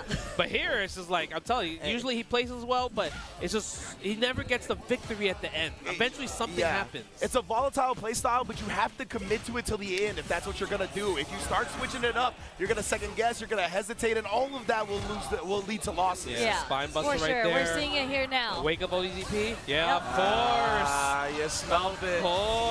Bro, but you have to live or die by the ODDP. That's what got you this far. That was an obvious one. That one. was an obvious one. But I mean, like, in the neutral, like, all the other times that you were doing it. Oh, the reset. I'm telling you, the nerves are hitting him hard right. Look at this. He got so close. He might ODDP again. Don't give him a double perfect in the last game. Oh, my. Oh, that's right, Cherry. Oh, no, there it is. Okay. Nonetheless, but this is it. Level 2, yeah. What a comeback. Akira couldn't finish the job. There it is. You're next, fam. Oh, I'm telling you, bro. The pop-off? Damn, I seen the veins in the biceps, B. You see, I'm telling you, it hit.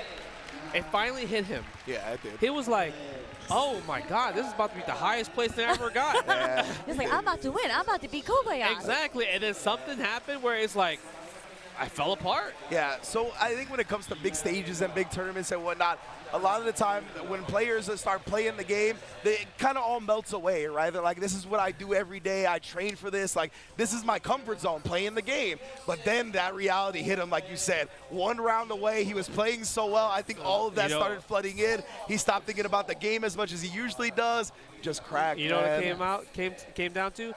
He ran out of Jamie's install.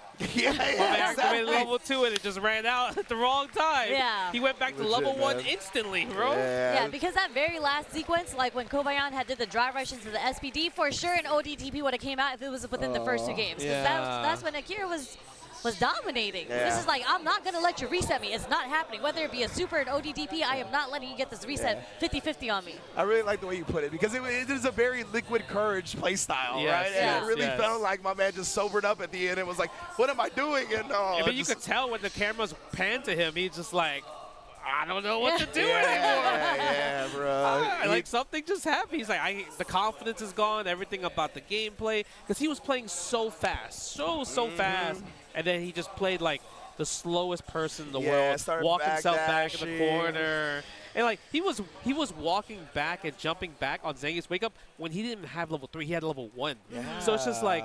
Why would you not put that pressure on stay him? in there. Yeah, stay in. Even if you do meaty throw, the worst thing that can happen is tech throw. If he jumps, you recover, you get cross cut. Either way, you're a total advantage in that situation. There's no reason for you to jump back in there in general. And that's what we saw how he played at the beginning, right? Like in the corner, he was little whiff it, and then he would anti-air, dash back under, keep the corner, go for it again. You jump out of DPU, like he was just flowing. But yeah, man, unfortunate for sure. Oh man, you know what?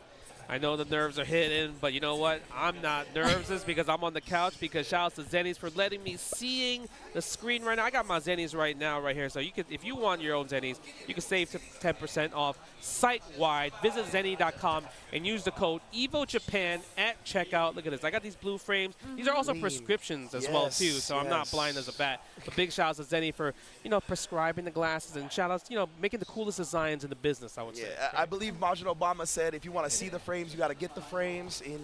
Oh, That's I a like godlike that. line. That's a godlike line. I mean, you're living it. You're seeing the frames right now with this glasses yeah, that's on, a with those godlike frames. line. Yeah, big ups to Majin Obama. And big ups to Zenny, always coming through for pretty much every major fighting game event that we Literally. have. They were just at Level Up Expo, too. Yeah, they reach out to a lot of the personalities in the scene as well, looking to work with them, trying to help out with the prescriptions, everything. So, yeah, I love Zenny. Big ups to y'all for supporting the community. Oh, my goodness, bro. It's about to happen. Boy.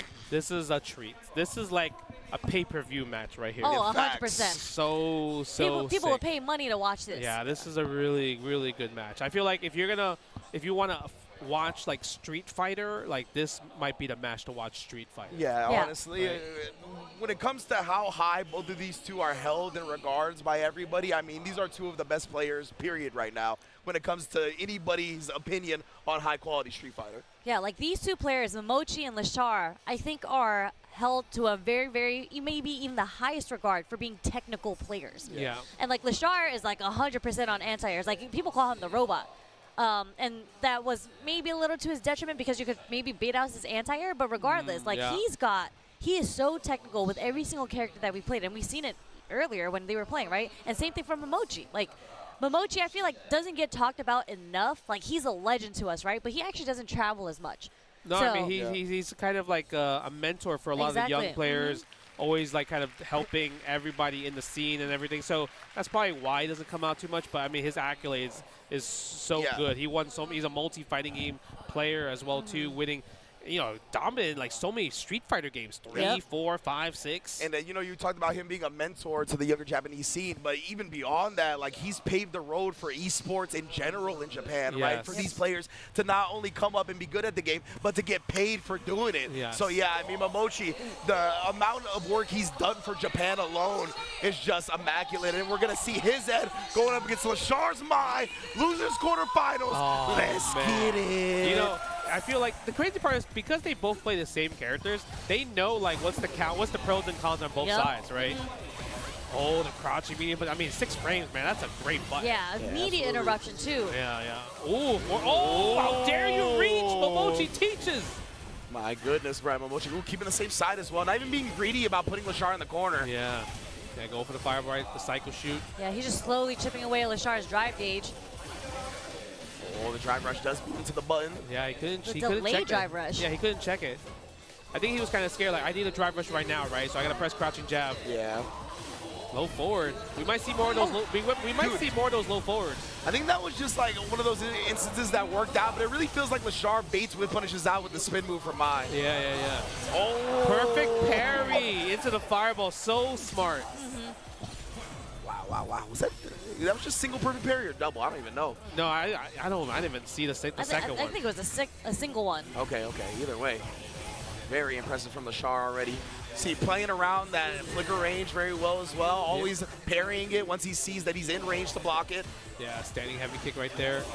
Almost got the punish. Man, he tried to blow up his fuzzy defense with that drive rush cancel too. Yeah, he did. Using the stand me and punch there in the situation. No, Oh my punish, god, the perfect parry again. We're gonna get the Kagu no Mai stocks. Oh, nice DI, so smart. Yeah. Seeing that. Yeah, goes for the throw in the situation. Does Momoichi wake up a DP here? Not yet. I see the little strings on the jabs. No confirm. Is it level two? We have a dream. Yes, we do, maybe. Yes, we do. No, we don't. Oh, wow. Rare drop from Momoichi. Not sure what happened, but, you know. Oh, no, he actually got hit by the jab. Made him 2+ and made the throw whiff. Yeah, a couple of scrambles. Did not go Momoichi's way at the end. Lashar going to be able to clutch out that first game because of it.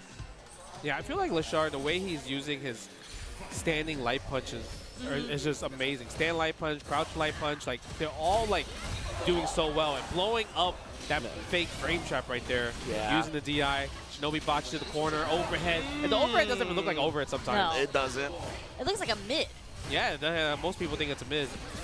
Oh, and now cutting her off at the pass, though. Momoichi had to spin a lot of drive rush, though, to get in the situation. So Lashar's just going to go ODDP on him. Yeah, get off of me. A lot of people like to look for throw when they're low on drive gauge, too, because throws like actually have a little bit of a length to them, so you can build back your regen a little bit more. Yeah. Go for the knockdown. Stand heavy punch, attacking the drive gauge from Momoichi's side. He didn't want to charge it just because he saw the DI pin last time. Something very special ahead is just to get that jump in from so far. Oh my god, the follow-up. hold! That was so sick. Level Momoichi. Attack the drive gauge. It's going to get the combo. There it is. Nice, level 2! Oh my, Lashar! That does so much damage. He said, don't you dare try to do an unreal trap on me, a frame trap. It's just really good because like the flicker is considered as a projectile. Yeah. And level 2 is anti-projectile. Yeah. So Yep. it's really, really smart level 2 there. The way Lashar's been playing around Flicker, like, it's been immaculate, man. It really has been. I mean, this was his main character at one point. Yeah. It's kind of tough. I feel like in this situation, you might have to Mai back. Yeah. A My mirror match, perhaps? We'll see. The crouch medium punch does come out on the reversal. Yeah, nice combo right there. Goes for a stand throw. Holding up. Goes for the reset with throw again. Meaty fireball. Oh, you see, press. Yeah, he was scared. That's why he walked back a little bit. The With the low Shinobi forward. Bachi close to the corner. Now we're definitely in the corner. Throw the fan. Yeah, perfect parry. You find that with the OD fireball. Oh, the crouch medium punches Lashar. I don't know how. Almost got a confirm off of that. He did. The crazy part is I think it would have worked if he did crouching jab, but he saw counter, he went for the medium. And the throw tech is there, and he baits it. Level 2, he did the air version. Bro, the air version That's is 3 frames, 3 right? frames. Air version is 3 frames. I don't know how it's possible that the air version is 3 frames, but it is. That's wild. So yeah, I think Lashar, that's exactly what he's looking for, right? Just going back, buffering. As soon as he sees an animation, zooms on in. We're sticking with it. I mean, the way that I'm seeing this, I kind of think this might be a bad matchup for Ed. Because she has so many ways around Flicker. Yeah, that's true. And like his neutral game. I think it's because Lashar doesn't stay still. Yeah. Flicker's meant for people that's like likes to crouch block a lot, but because Lashar's always active in movement, backdash, jump, walking forward, even just like the little subtle moves like down, back, down, forward, down, back, down, forward, the flickers don't work. And because Lashar plays Ed himself, he's so quick at recognizing when the flicker is likely, right? Facts. So we've already seen him calling out multiple times with the eye. Tries to get the sweep right there, but doesn't get it. Almost got the punish counter on that fireball right there. Yeah, like look at the movement from Lashar. Like you see him move up once, and then if the move doesn't connect, he just moves backwards. Yeah, most def, man. Like That's this man got some schmovement No, going on. that's his play style. Exactly. He comes from high-paced, high-tempo games, right? He brings that to Street Fighter 6. Yeah, and even all the characters that he played in the past. Oh, no. Does bait out the DP successfully here. Momochi in the driver's seat in the corner. Yeah, can't wake up level 1. You have to take this. Yeah. Goes gonna go for the chip damage situations. Precisely. And in burn now, you don't have to worry about that being punished, right? So very, very smart to just go with that. Wow. Oh, the low forward. Yeah, spend the level 1. Activate station. Wow, I wonder what you were going for in that situation. I'm telling you, man, like he uses this spin like from a distance. Like it feels like it's either to counter poke or to bait with punishes. I'm not sure yet. Yeah. There you go. There's the counter poke. The Riembu. Level 2. Do we have a dream? We dropped it last time. Okay, this time we get it. Yeah, this time we got it. Oh, sleepy boys. All the way to the corner. Nice. Safe jump. +4 on the standing heavy kick. Oh, wow, what a trade. And Lashar immediately knew that was going to trade 2 another one. Dude, he plays so fast. Everything is always a decision. You think it's your turn, but it's really not because there's always a consequence. Oh, speaking of which, though, we have another dream? He messed it up. You got it. You had to hit it. Okay, that was enough. Yeah, the chip was enough. He couldn't wake up level 1 anyway. That was checkmate. Yeah, definitely. Good recognition from Momochi, honestly. Not even putting himself in a situation where he's got to do all that, right? Just close it out. Having the flicker afterwards, shutting down the level 1 if he did that. Very, very quick recognition. Both of these players' processing speeds are out of this world. Nice check on the drive rush. Whoa, okay, interesting. Went for the stand and the crouch medium punch. Wow! Catches the jump back with the Riembu? What? That was sick. Yeah. Bro, that's what when you talk about Lashar, just how quick he is with the answers is insane. Okay, that's punishable. Yeah. No stocks on that one either. Yeah. But like you mentioned, Sherry, he always is trying to make a decision that's not like putting himself in a blocking situation, right? Yeah, absolutely. He doesn't want to ever be in there. But look, see, even right here, it's just counter poking every single point. Every time you walk forward, look at that. Every time you try to walk forward there, even he drive rush there. It's like blocking should be the last option on his list is what he's thinking. Look at the pokes. Yeah, Lashar, you can tell, trying to find his way in now. Goes for the throw, and he's going to pay dearly. We go into the Kona real fast. Okay, this time we get the combo. And I feel like Momochi hasn't been hitting this all the time, right, that we've seen so far. Yeah. But this time he hit it, that was like half life. Yep. From mid-screen, too. Something has happened, because now Momochi has like turned to time. And that's fine, that's okay. Yeah, he just doesn't get the full animation and full damage. No, but even then, you just spend level 2, you're not in level 3 in a situation, right? Yeah. And you have so much drive gauge, so he's cool with that. He's definitely cool with that. Wow, what a punish right there from Lashar. Yeah, good single hit confirm. Next hit is definitely going to go into level 1 from Lashar if he gets it. Yeah, he might not even need to. He might get just kill. Standing heavy punch, Stamium kick. Oh my goodness, both of them trying to harass to the kill. Yeah, they're both low on drive gauge too. They're pressing some buttons. Yeah, cancel the fireball, nice. Do we spend level 2 here? Just roll level 2 maybe? Yeah, it's gonna hit right here. Indeed it does, and that's going to spell the end of game number 4. We got a final game. What happened? Like, what was the adaptation there? Yeah, I'm trying to really pinpoint it. It's hard to see because I feel like Lashar hasn't changed anything. He was still playing as fast. Yeah. So it really comes down from Momochi's side, where I guess there's like less gaps for him to get interrupted. Yeah, I think he's finding smarter ways to place Flicker. Yeah, like he's just more active in neutral right now with the Flicker too. Yeah, true. Again, and he's also attacking the drive rushes from Mai. Like, he's checking a lot of the raw drive rush, a lot of the drive rush overheads with his crouching light punches. Yeah, that's a good point in general, right? He seems to be stuffing Lashar's approaches a lot more frequently, maybe not committing to stuff outright and instead reacting a bit more. It might be. This is like defense versus offense. Yeah. Nice perfect parry on the fan right there. Didn't want to try anything just in case, even if you perfect parry the fan and he blocks afterwards. Yeah, spends level 1 here, charge up. It was huge. Oh, wow. He did That's it. not bad. That's not bad, though. He burnt himself out. Yeah, he does have level 1, though. Oh! No fear on Momochi's side, and Lashar, he got him shaking in his boots a little bit. It's his first time being up this set. Wow, Momochi. Oh, nice. The delay. He tried that earlier, remember? Yeah. Okay. Wow. Yeah, because we don't really see Momochi doing like DPOS just because he's a little bit slower on it, right? Exactly, yeah. Goes for the fireball. Yeah, charge up as well, too. The dream. We're going to take you all the way to the corner if we don't mess us up. And we got it. Hey, you hear the crowd. They're saying, hey, hey.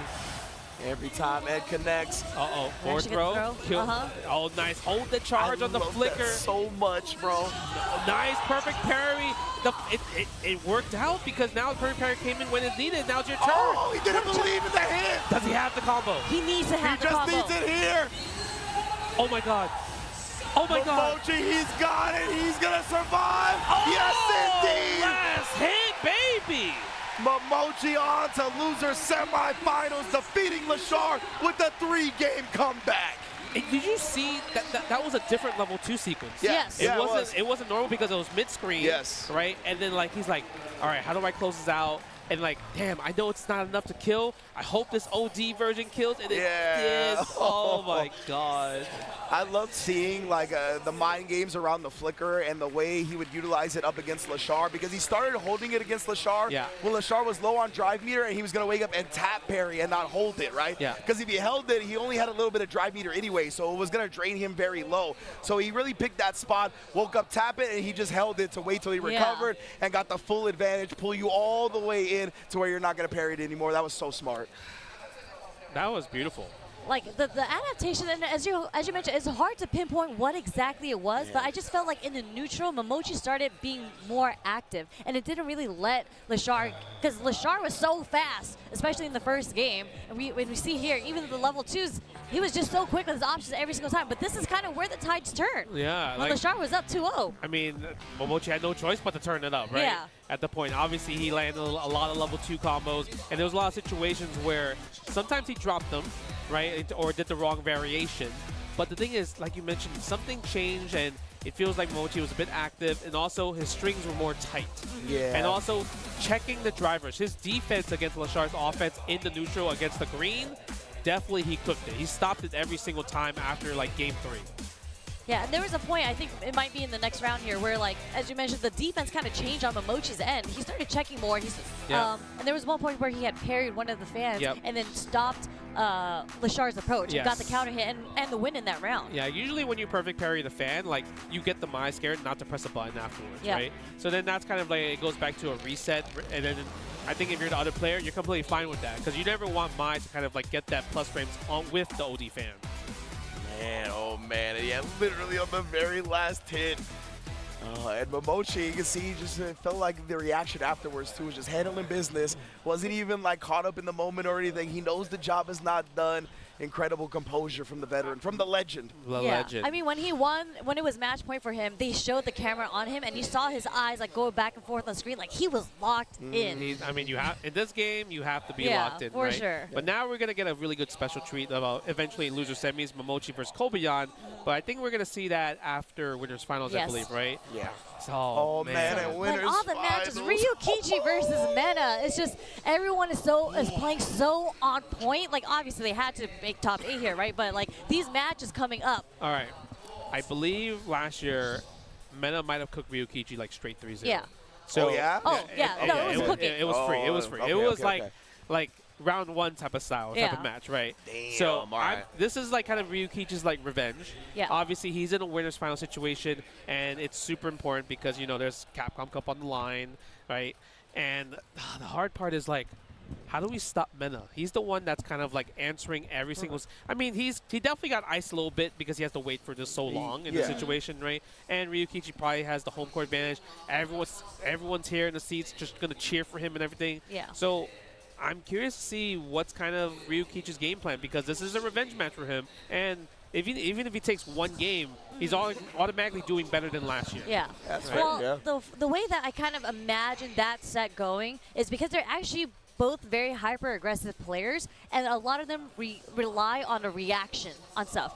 I feel a little bit more so on Ryukichi's side than Mena's, and I think a lot of like those dry rush hops that Mena likes using to bait out stuff is we're going to see that come into action. Yeah, so that's my prediction, and I mean I feel like that's kind of how it went last year too. Yeah, I mean definitely.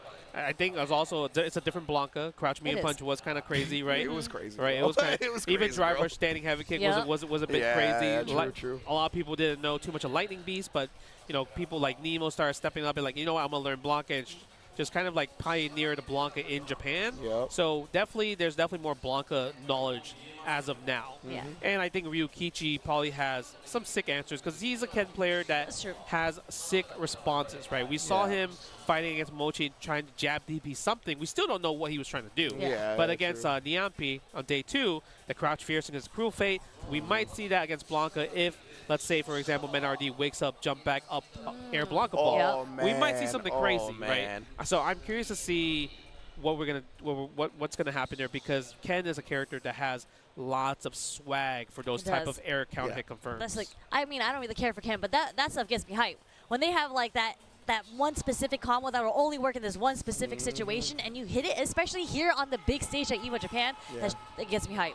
And I really like that the Crouch Fierce idea too, like that we saw up against Cruel Fate, and kind of theorizing about that up against Blanca Ball, because there are some Kens that have like this nasty corner setup where they'll back up a little bit and use the disjointed hitbox of the Crouch Fierce to kind of catch you slipping a little bit, and that, even if you're just looking for that could still reach up into the Blanca Ball, right? So that might be acting as like a twofold answer there. Oh man, it's gonna be. I think it's gonna be. I hope it's gonna be a really good match. Not like last year where it's complete wash.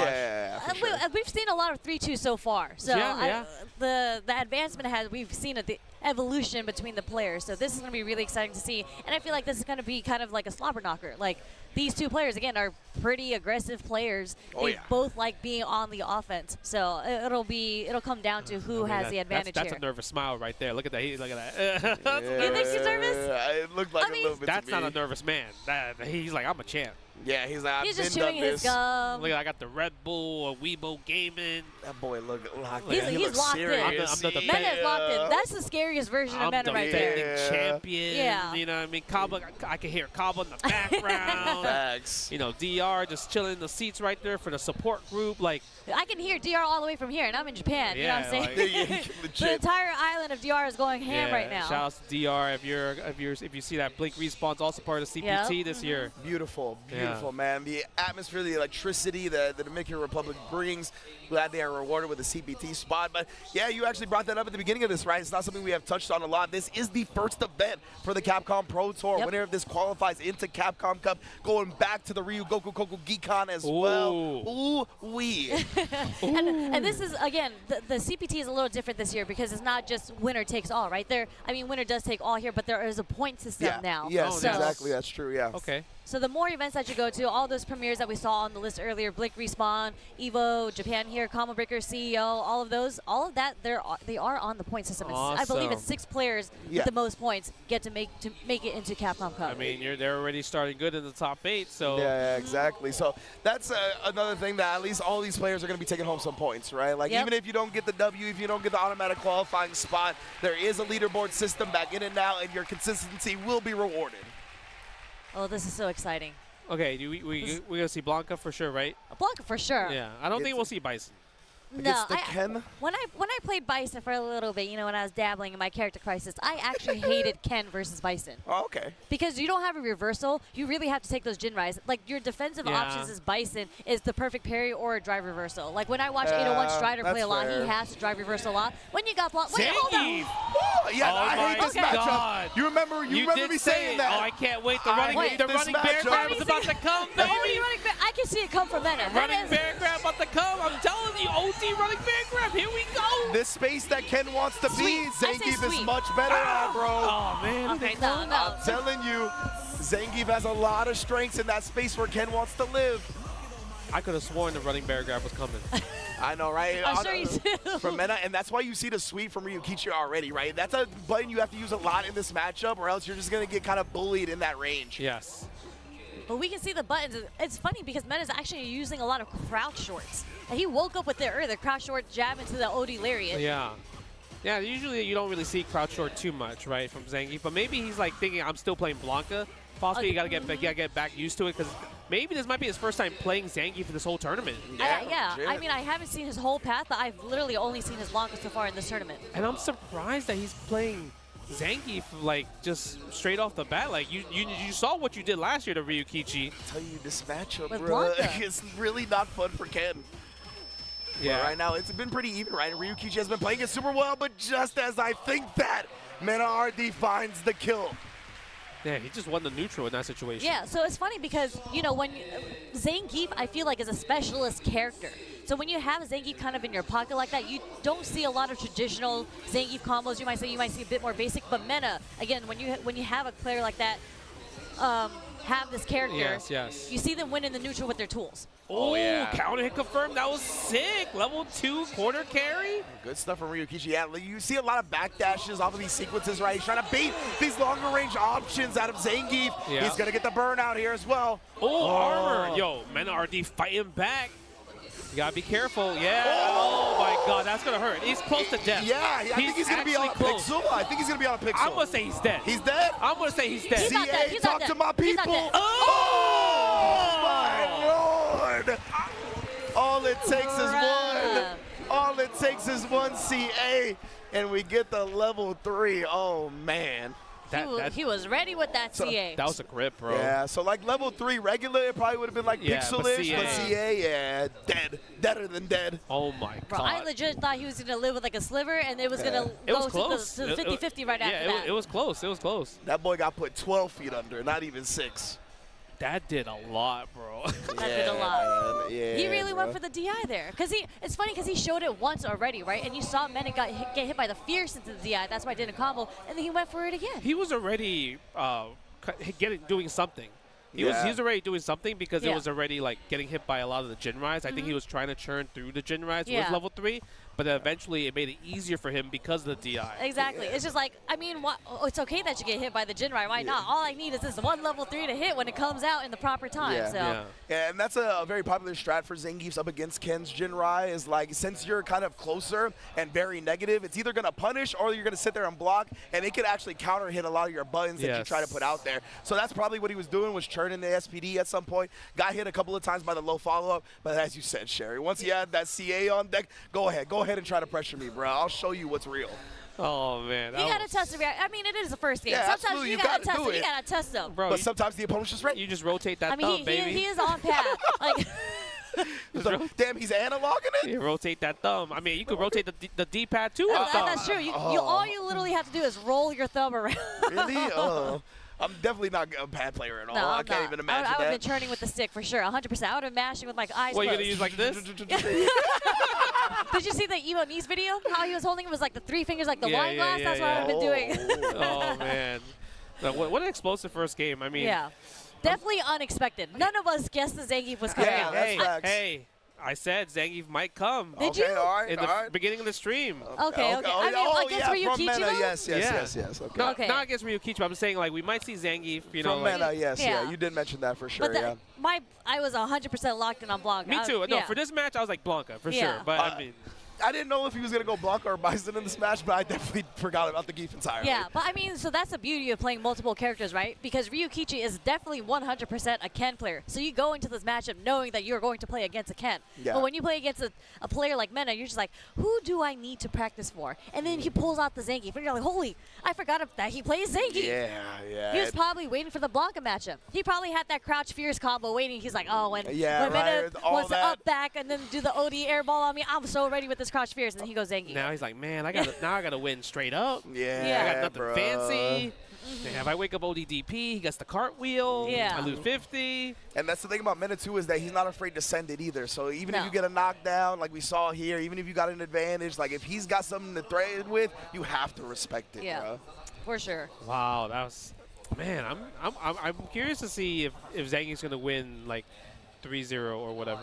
Yeah, we'll see. It was, I mean, that second round, the first round was a little bit dominating, but that's kind of where you feel each other out, right? Like how each other like to play. And the second round kind of went definitely more in Ryukichi's favor. It was just literally the last sequence. And when you're sitting on like 55% health, you're not really thinking like, oh, this one guess is going to kill me. Yeah, but like the next wrong decision, I'm not going to die from that. Yeah, it's super risky just in general, I think, to just try to test Mena's reaction during burnout. When people think like, best burnout games like No and everything, Yeah. but like Mena RD's burnout's up there too, like for super sure, up there, man. I mean, we saw it earlier, right? He did an air throw. Like, that's not even an option we had considered. Yeah, we were like, yeah. oh, he's just going to go level 1. Yeah. I love the way you talked about like being in burnout, how it heightens your like focus and whatnot. It really is like losing a sense, right? Yeah. Your other senses get heightened when you're in burnout now, and you don't have to worry about like the drive meter game, right? You start just hyper focusing on other things, and like you said, Cherry, if you could hyper focus on the right thing, I mean, smoked. You're just hard reading the opponent. And I guess also with Ryukichi, he couldn't establish. He's not throwing. I think he's not throwing too many fireballs. No. Yeah. And I think I don't even know he's if not we a saw one. fireballer like that. Yeah, You know what I right. mean? But maybe that's why I picked Zangief, because he's like That's he another knows reason, yeah. he knows that he doesn't play like kind of defensive, so he's like, well, if you're gonna be offense all day, I'm a big dude and Yeah. I can brawl. Exactly. Down. I want you to come to me. So if you're down to come to me, let's do it. Yeah, like button for button, I think like just on the trade, Zangief probably has the advantage there. Obviously, he doesn't get a full combo like Ken does or corner carry, but that's how he starts his playbook. Yeah, it's probably also easier to whiff punish Ken's crouch medium kick with Zangief, like sweep, for example, and Sure. you get and you get the position where you're like, well, headbutt or block. Yep. Or headbutt or wake up DP. Yep. Guess away, fam. Guess away, fam. Advantage on me. Yeah, exactly. But yeah, I think we were having some sound issues on the stage from what I could tell in that last match. So I think that's where they're getting cleaned up right now. Okay, so yeah, okay. we should be back into the match here momentarily. Yeah, as I see. Mena's, they're both just in kind of in training mode, and Mena's playing Luke. He's doing a lot of stand jabs, you know. Some perfect knuckle maybe, practice. What if we see him bring back the Luke? You Well, know, he's being The way random he right was now, like- right? I mean, he goes Zangief. What if he loses Zangief and he goes Luke? I'm like, okay. Imagine. He going back to Blanca. Yeah. He would go back to Blanca. Well, I mean, when I was talking to him, I think it was at Frosty's, he told me he was actually going back to Luke, and I was just like, why would you do that? I think we only saw Luke one time, and then it just did not work. Yeah. I forgot which event it was, but I think it was Capcom Cup. Oh Maybe. yeah, it was. He pulled out Capcom It Cup. was against Zien, because Zien eliminated him. Oh. And he picked Luke. Remember. Yeah. And then Mena got his revenge here against Cien and beat Cien with Blanca DJ. Oh, straight up. Yeah, straight up. Wild. Oh boy. I believe we're about to momentarily get back into it. We see the headphones on from Ryukichi. It's another thing I really love about Mena RD, no headphone game, bro. He wants to hear the feel it. crowd. He loves the crowd. He Yeah. talked about that. It's Yeah. like he doesn't need the game sound. When the crowd starts getting hype, and you definitely hear it from Japan here, it gets him hype. And then when you get hype, all that adrenaline starts kicking in, and you get stuff like locking in for the level 3 on a reaction, you know? And when I played and competed in tournaments, I also trained without the game sound. So I'm a huge fan of players that do that, you know what I mean? So big ups to Mena RD here. Feeling the crowd, feeling the electricity as we get back into this winners finals. It's going to be 1-0 for Mena, who's going to advance to Grands. Ikayosho. Low forward, here we go. All the way to the corner with the Tatsu. Oh my god, he didn't press a button there? Oh, look at the damage. You hear the Zangief music? Oh man, he's got It's the gonna aura. get Mena even more hype. Yeah, he's always walking forward. Nice. With punish on the sweep. Punish counter throw. Yes, yeah. Nice parry. The last minute parry was godlike. Yeah. Yep. Nice! Oh, the DI threw the armor on the heavy punch, Ryukichi. I'm not gonna lie, I don't know. When he did OD toss, I'm like, that's not enough. Yeah, right? I really thought it wasn't enough. I guess it was the gray that was absorbed via the Fierce. Like, you get big damage on the DI because of that. Oh, with punish sweep again. Again? Yo, I wonder what's up with the Wake Up SPD or Reversal SPDs. And he's spending level 2 here, gets the corner carry. I'm not mad at the reversal SPDs, honestly. Yeah. Like, you talked about the range on them. It catches a lot of people slipping. Like, a lot of the time, like, if you're outside of the range of your light, it'll just grab the light itself, right? Yeah. So I think that's what Mena is kind of scheming on. Ryukichi looking really good here, but he can't close out in the next combo just because he already spent the level 2. And he tried for something. Maybe he thought SPD was coming there again? Yeah, I think he definitely did. Oh, but Mena, he's going to spin it all right now to get a huge advantage. Trying to close this door on round 2. It's going to be close. Bow. That's a pixel. That was closer than I thought it was going to be, Yeah, honestly. Is it the magic pixel, though? How much? No. Oh, nah, it's a mundane pixel, not magic. Then I guess in that situation, it's like, if Ryukichi was playing a little bit more lame, he could like think about, all right, I lost here. I'm going to build the meter for the next round instead, right? True. Yeah, he's got a great meter advantage right now, right? 2 bars to about a half a bar of Mena RD. Nice. Go for the fireball right there. Oh, nice backdash. I love when people backdash expecting a normal there. Yeah, definitely. Scouted the fear Whoa, perfectly. what is that? The stand jab? You gotta make a deal with me whether you like it or not. I mean, the stand jab is something you rarely see from Zangief. So this is what I mean when you take a player that doesn't specialize in the character, they start pressing some different buttons. Doesn't get the whip punish with the sweep there, so he gets punished by Ryukichi. Yeah, that's the hard part with this matchup. Oh! Didn't get the follow-up, but we get another DP. Yep. Yeah, he actually gave more follow-up with the Dragon Lash first. That's fine. You want to keep the offense started because Zangief doesn't have a reversal at this point. Now doesn't have level 2, can't do reversal super in this situation. Yeah. Only way you can lose right now, never mind, you didn't get to lose there. Yeah. And we didn't see Ryukichi throw many fireballs until then, right? He's like, all right, you don't got level 2, I only need 1 fireball to hit. Yeah. Let's just pepper them on. We're going straight back into it. No character change from Mena here. No. Yeah, I think he's comfortable with this. Yeah, definitely. Look at this, they're playing the dance. This is kind of like the longest we haven't seen a button being pressed. Yeah, legit. Oh, No too whip far. punish. The But backdash is so bad. good. Spike the lariat. I wonder if we're gonna see Mena try to hard call some of these backdashes off these strings. It's kind of tough, I guess, with Zangief because it's like it's hard to, especially in this like low forward range, you can't really stop the backdash. Again, the backdash again right there. And yeah, when I said call it out, I don't really know how to call it out, right? I feel like the answer would be just drive rush as a hard call out. That's what I would think too. It has to be a hard read. Yeah. Like the drive rush is one of the only options he really has to chase down these backdashes. Yeah, that was a read from Mena right there. He's like, you know what? I'm going to just wait. I saw you jump back. I'm going to know for next time to wake up level 1. After these fierces, he's going to backdash more often than not, it feels like.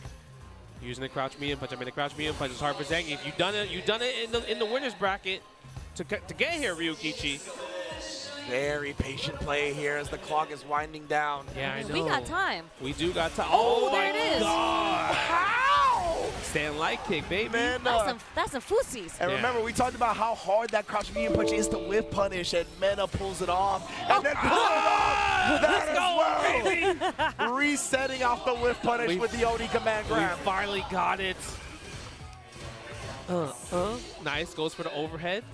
Backdashes to get away from the pressure again, but interrupts with a low forward. Again, you are negative after the lights in this game. Yeah. Exactly, and if Ken is in range to reversal crouch medium kick off, He's you're gonna negative do button it. 100% of the time. Okay, spend the level 3, 40% gone from NRD. Drive rush, nice tech on there, but now wake up sweep. What a blessing sweep right there. He needed that to win. He wanted to see what. Nice backdash. No, wrong combo. Oh, we tried to do something again on these Jinrais. He's just getting peppered low. Backdash, he got out of it. So smart from Ryukichi. Yeah, the backdash was godlike. Yeah, he annoyed him with the first 2, right? He was like, I know I'm not going to get you on the 3rd one. Super sick from Ryukichi. I'm surprised Mena cashed out on that, to be honest. Trying to cash out on that. I know it was going to kill, but ooh, that was a really risky one. It could put him in a bad position, but who knows? I mean, if anyone's going to bet, it's going to be Mena. That's true, but he gets the OD lariat for the Oki situation with punish. Too far away for the headbutt, +4. Oh boy, and now we're back to the neutral. Yeah, fireball. Because Mena hasn't really been jumping over the fireball a lot, so I feel like Great you point. need to kind of throw more fireballs to force Mena to make a decision of a jump.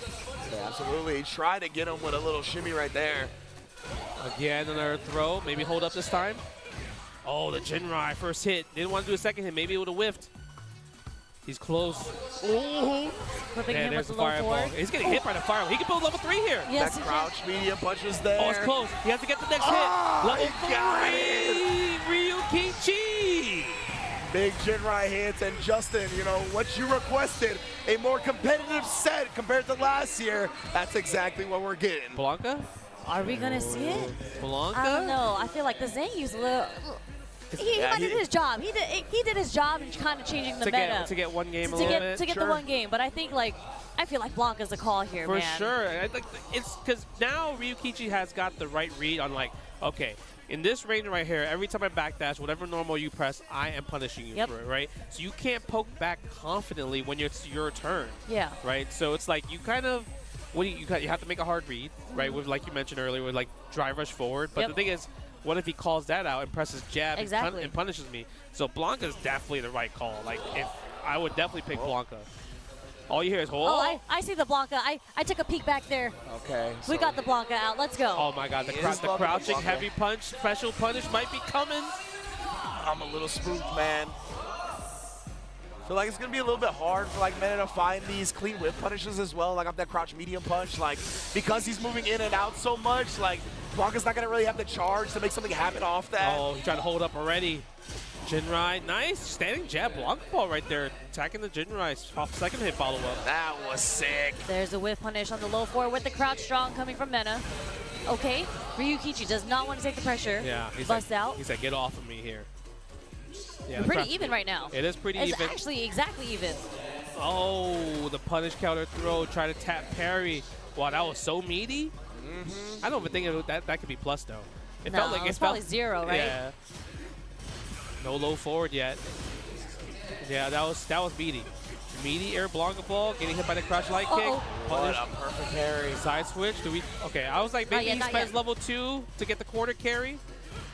Oh my goodness, the patience from Mena RD. Very nice. The walk forward jab counters the fireball. Yep, all he needed was a light to close it out, so good stuff from Mena. Scratch the toes.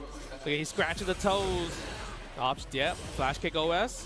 Always. Nice. The backdash again. Ryukichi is doing such a great job on the backdash. Yeah. It's really sick. They're trading some buttons right now. Oh, perfect parry, okay. On the step kick raw, whoa. Cheeky reset, works out on Mena's favor, spends the level 2, lightning beast, gets the party started. We're attacking the drive gauge now. And we Damn, that did a huge successfully done it. Ryukichi, is your reactions heightened? We're gonna see, is he gonna threaten with a super? Is it coming anytime soon? He's just holding all the pressure right now. Oh my god! Oh my god, he caught that?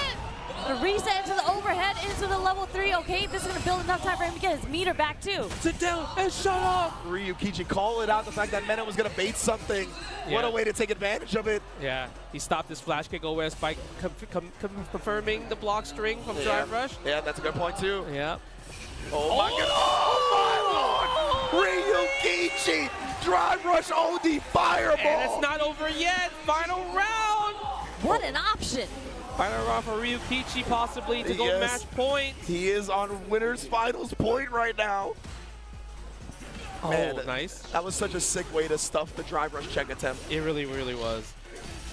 No, oh, that was too far. No whiff punch that he didn't confirm. He didn't believe in the Drive Rush. Stand light kick, goes for the back throw. What a good start. Nice jump, he knew.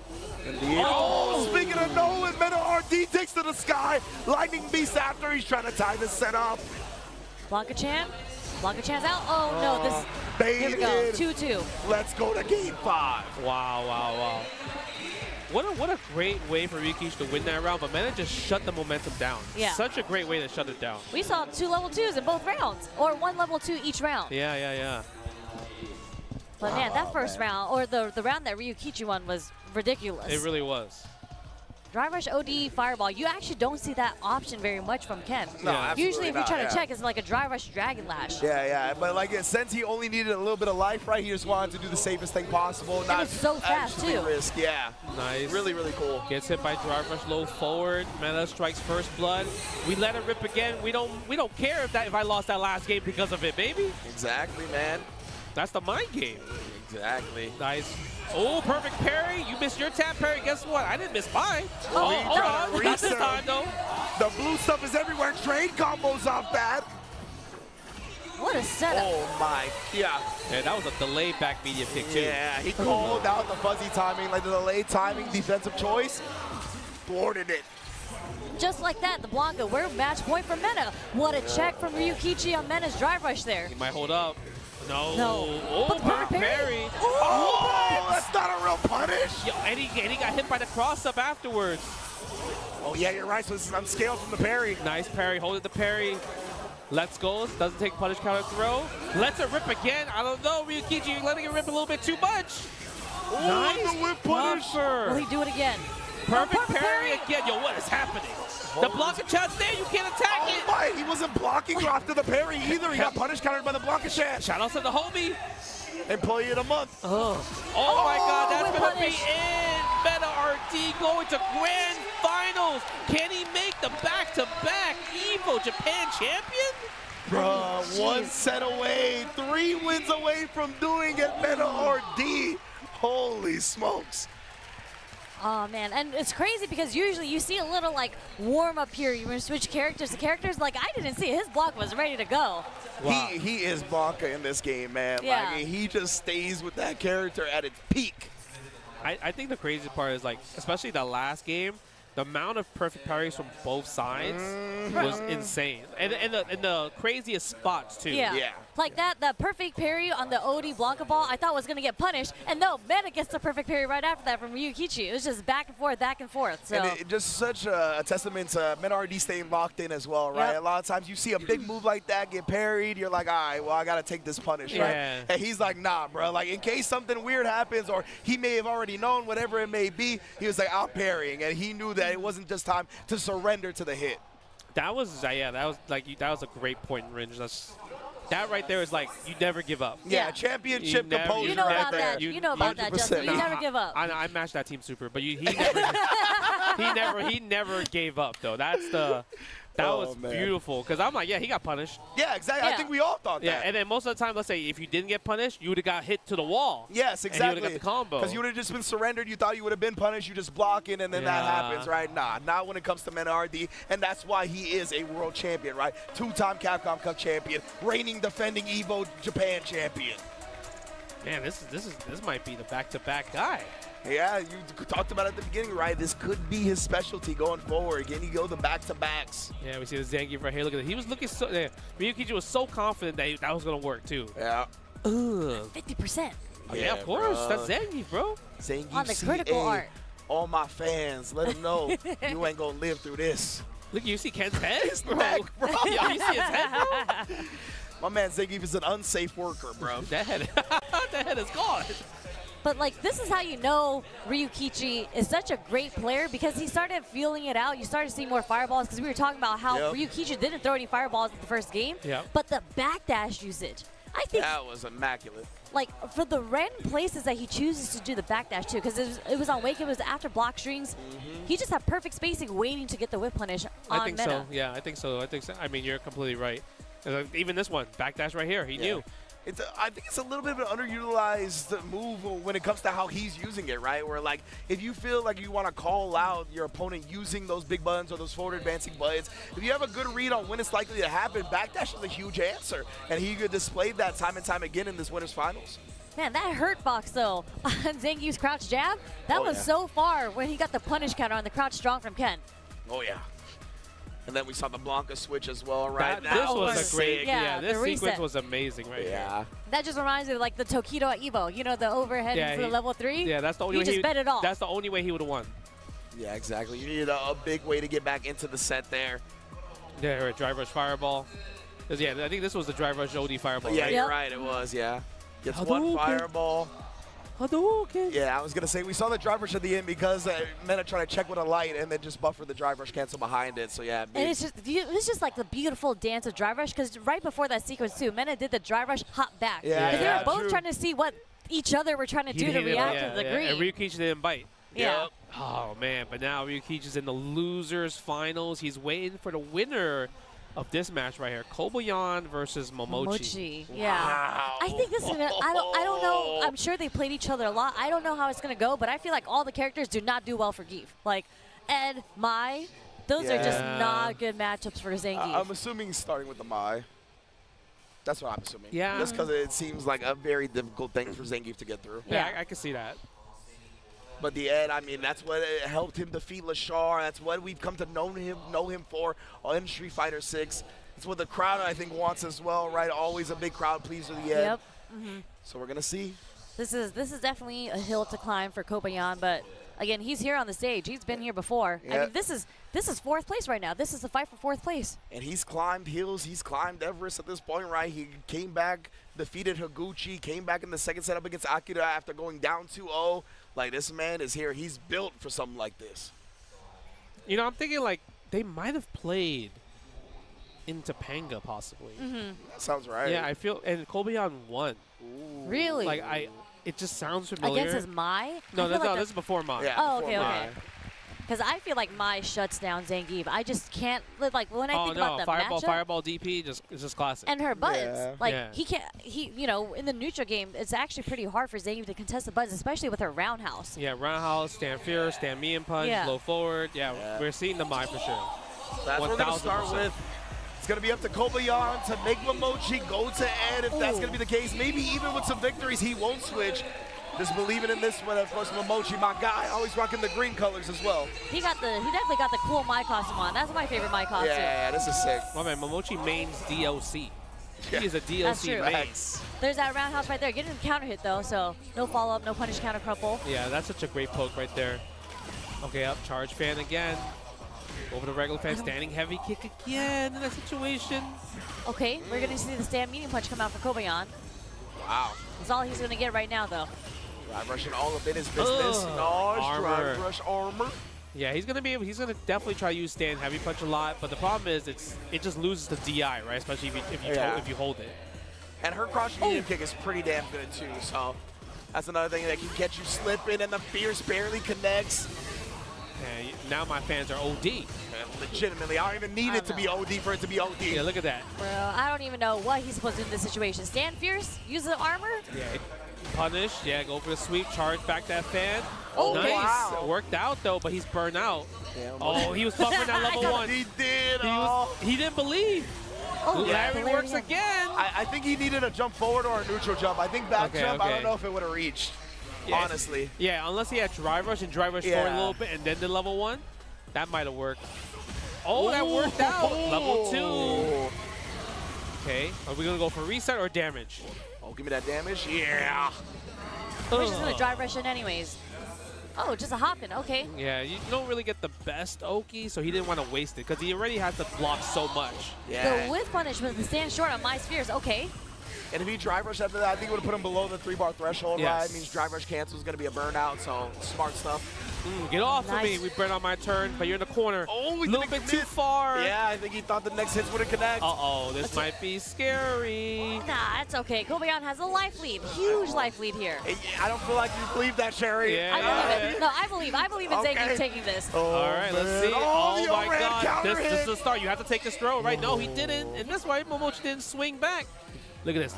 Look, even though he has the life lead, he has to do so much work to get this last hit. She's annoying. Oh my God. Yeah. Maybe stand short. Stand short. She's annoying. Look at that. Fans on. Oh my! He didn't combo. Yeah, I messed it up. It was a crouch short. Yeah. Nah, if he imagine if he hit the combo though. Yeah. Ooh, a little bit of a different story. It was very unexpected for that roundhouse to get the counter hit there. Yeah, it's super strange with the way it played out. Momochi just couldn't quite convert in the moment. That standing heavy kick is cooking him right now. Yeah, stand fierce. Okay, you can't really press it too much because obviously the armor will beat that stand heavy kick. But that's the mind game, right? That's the 50-50 in that situation. Yeah, and if you don't see Kobayan threaten with that, and he tried there, but he didn't hold it, so no armor on it. Yeah, and look at that. That's not the one that challenging could have it. been DI, yeah, right? you could DI the charge ones. But you got to lock in on that. You do. Ooh. Nice. The fierce again. The delay. Wow. The delay Okay. crouch Low. BM kick was so good because you thought the SPD was coming. Catching you holding up. Level 1 as well. We in the Kona. The damage. Putting Momochi into critical art, but doesn't matter. Light SPD is going to take it. Trying to wake up with something, too. Just got counter hit by the command grab. You gotta talk about how Kobayan really won that, though. Like, that's godlike. Yeah, right? Yeah. Like, he just Like, won what? the first match. I mean, we were talking about how it looks so difficult for him to get any ground. But Kobayan's patience is out of this world. Yeah, that's what I'm saying. Like, he's willing to just walk it down, play it slow. It's like eventually I feel like there's a melting point for Zangief where they just tilt. Yeah. I don't know where his tilt is. Absolutely. It seems very much further away than a lot of the other Geefs. Yeah, I mean, how many standing roundhouse from Momochi did he have to block and get hit by? Oh. There's a perfect parry. Okay, we're going to get the juggle bounce here. Yeah, I love that. Oh. It's proper Oki. That's another proper Oki. Keep it safe. Yeah, delay just in case. Oh, that's a that's it. punish. GG's. Great play from Kobayan again, man. Knowing I think he's so good at applying pressure and knowing that people really panic up against grapplers, right? They try to do something to not be in that command grab rage, and he takes advantage of it so well. Go for the back throw right there. Mai gets her real estate again. Oh, look at this. Standing heavy kick. Goes for the fan. Yeah, charge instead of drive rushing. Walking forward. That's so good. Sweep. No punish. too a little too far. No, the 2 headbutts though. Yeah. But you get hit by the hell stack because you think the third headbutt is coming, or maybe SPD. Oh, level 2? There we go. No level 2 there. Okay. Interesting. And next hit will kill, I think, no matter what he does. Gets like 1 drive rush cancel, will kill with the level 2 combo into it. Oh. Yep. Drive for stand. Oh, he's trying to bait something. Okay, forces the Zangief to burn out, but I mean, in this situation, you could turn the butter. Exactly. You could turn the butter. You're completely playing neutral. Get a little punish right there. Wow! That's godlike.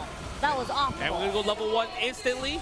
Nah, that's actually crazy. You know why? He didn't have to do that. He didn't. He wanted to flex that, yo, my execution's OD. Yeah, absolutely. You know how many times I should do that combo in It's training hard mode? to do that combo. It's hard to do the motion for that. To do the 4 dash health damage to the level 1. Yeah. It's not easy. And great recognition that even in Burnout, he was close enough to punish the sweep with a light kick, Yeah. right? A lot of the time, people would be like, oh, I'm in Burnout, I'm blocking the sweep. A lot of the time, you can't get a proper punish. He knows that light kick from Gief goes very far. So good stuff from Kobayan. 2-0, actually, and has forced Momochi to go to the end. Oh, Yeah, man. I think this is definitely going to be more difficult because Kobayan actually got a lot of mileage off with punishing with the stand short. That's way more difficult to do against Ed. I mean, he just whip punished the with the sweep, with the sweep. now. With the sweep. Wow. He got the ranges. He just got the ranges on deck. I think it's also like another thing where it's like, is it too late? Can he make the 3-game comeback right now? Yeah, that's the hard part, because now I feel like Kobayan has room to just kind of like gamble with like SPDs a bit more. But we'll see. I mean, Momochi's looking good this 3rd round. Yeah, absolutely. And that's the thing with Momochi, right, is that you want to win these matches quickly so Kobayan feels uncomfortable, so he doesn't get chances to gather intel himself, but that's what he's doing now. I'm telling you, he could get a combo. Oh! What? That would have killed. Yeah, he did it too early. Yeah, exactly. It was He did try to go for the counter. resort, It's yeah. because it was punish counter instead of counter hit and regular hit. Yeah, he got more frames on that because of that. He had to delay the SPD just a little bit longer. I think the heavy SPD would have killed there. I mean, these sneaky little Zangiefs trying to get their resets in. Yeah, man, that is the name of the game. And you already know what this name is. It's a dream combo coming at you, but big bodies, a little bit tougher to juggle properly. Bro, that dream woke up short. That's what happened. It's like, I was just getting to the good part. Why'd you wake me up? No, I hate that. Yeah. I try to go back to sleep, and I never get the same dream ever again. Never. Oh, nice, using the flickers right there. That's the annoying part. You have to force the jump, but he's not. You know, Kobayan's chilling. He's willing to play this because at this point, this is data. Precisely. Right. This is data for Kobayan for game 4 and 5. Yeah, I couldn't have said it better myself. That's exactly what I was thinking. At this point, this is just intel. We've kind of chalked this one up already. We still got a couple of games to play with if you're Kobayan. Yeah, I mean, you can see the change in the matchup, though, because, like, sweep is such an important tool in the neutral for Kobayan, but Ed, on block, a lot of characters can't punish Zangief's sweep from full, with a big like, combo. max range. Yeah. With a big combo, that is. But Ed can. Mochi's done that twice already. He said, get off of me. When you bullied in the corner, that's all you want. Nice. Using the crouching heavy kick right there. Stand jab, checks. Oh, my God. Don't hold up on me, he said. Level 1, and he was able to block in time. Oh, you're dead. There's a little too slow. Look at the damage. Look at the damage. Batista bomb. Legitimately, the animal. Match point for Kobayan. Just like that. What a check on the startup of that. I'm telling you, Zangief don't got bad matches, bro. I mean, he has been a Gaio, he's been a Mai, and now he's about to beat an Ed. I heard this match has been possible for Zangief. Oh. Nobody's got a pocket JP here in top 8. Oh, yeah, that matchup as well. That might be the only one. RD got a pocket JP from season 1, remember? That's fast. Imagine. Man, that'd be crazy. If they see each other in the finals, perhaps. Yeah, that'd be nuts. Oh, wait a minute, though. That was a sick combo. I feel like Zangief's never do fierce as a combo. No, that was crazy. Yeah, he didn't flinch. Are we going to see it cancel to level 2? He has to do one hit. God. No, that's going to seal the deal. But you know what? I think Kobayan's fine with that. Because now Momochi doesn't have meter to go into round 3 while he's about to get his level 3. Yup. Meter advantage supremely on Kobayan's side right now. Oh, stand fierce right there. All right, we're trading the drive gauge damage. It is cool. No chip damage, but you're forced to take the plus frames in the back throw. Wow. There's a perfect parry. Okay. And that was cheeky because, right, that wasn't scale damage at the point. That was just raw damage. SPD, as we talked about, sneaking in those resets. Well, nice backdash. It wasn't a punish, but Momochi was scared of jab SPD at the backdash range. Yeah, he was trying to hold up. This is guess for game. Level 3 is coming. Spine Buster, guess for game. Are you going to wing up DP? You might. Oh, that's it. Level 2 into level 1. Do we do a button before that, though? Oh, he did it again. The hell stab. That's enough. Kobayan onto losers finals. The scream. Oh, my God. Again, we talked about it, right? How good he is at just taking advantage of the opponent being concerned about the SPD, right? At the end, he didn't get greedy. He didn't tunnel vision in on it. He knew that eventually Momochi would have to try to defend against that. Just stayed clean with the gapless string. Beautiful stuff. Bro, I mean, just think about, you just took down Momochi. Yeah. Zangief in apparently terrible matchups against Mai and Ed, but you took down Momochi. You are fighting. You are within top 3 of EVO Japan 2025 right now. He is top 3. He's getting a stick. Yeah. Oh, yeah. He's getting one of these sticks. He's getting a stick automatically. Top 3 gets the Nacon sticks and everything. Higuchi Guile vanquished. That's what Akira I'm saying. Kami vanquished. And the Mai and Ed from Momochi. Come on, I'm saying, bro. Wow. Wow. You know, and his award, a good matchup. Yeah, that's facts. Ryukichi, right? Yeah, Ken? Ryukichi. You know That's what we would be talked about. insane? Oh The my Ryukichi Lord. wins? Yeah. I know, right? After all this? I'm not gonna put that out there, Well, but it's you just know- like, here's an easier one for you, Kobayan. But Yeah. we'll see how it really goes. The thing is, most people I feel like, are best at their bad matchups a lot of times. Yeah, Right. that's the one that they practice the most. Yeah, yeah, right. right. Like, I gotta stop losing like that. But anyways, going back to this, like, we just saw how Kobayan, he played so patiently. He was able to find his openings with the buttons. Like, as many times as he blocked and got hit by the stand roundhouse from Momochi, he was just ready with either the stand medium kick or the stand short to get the whip punish. And he just never makes decisions where you can tell he's shook. Like, he's just always composed. He's willing to get burnt out. He's not going to, like, try to overreach or overstep. Like, he's just so confident in what he brings to the table. He doesn't really get, he doesn't adjust his game plan by what the opponent's doing, right? In terms of, like, annoyance. Like, he just stays very solid with the options that he knows will work. He believes in his game plan. Yes, exactly. Right? He's like, okay, I know how to win this neutral. I know that if I'm in, you're gonna be scared, and if you do this, I'm gonna kill you really hard for that.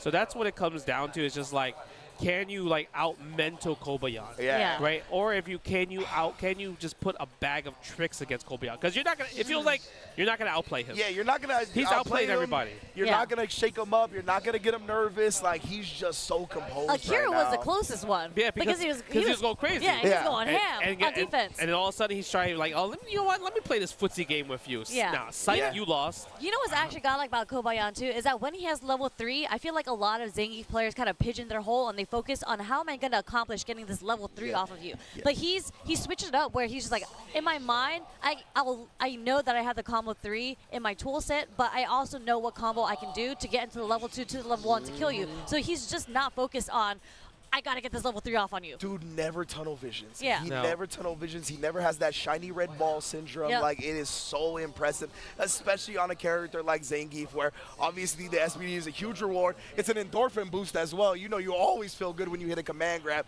He's not worried about it. He's like, you know what will make me feel even better than that? The W. Yes. Yeah.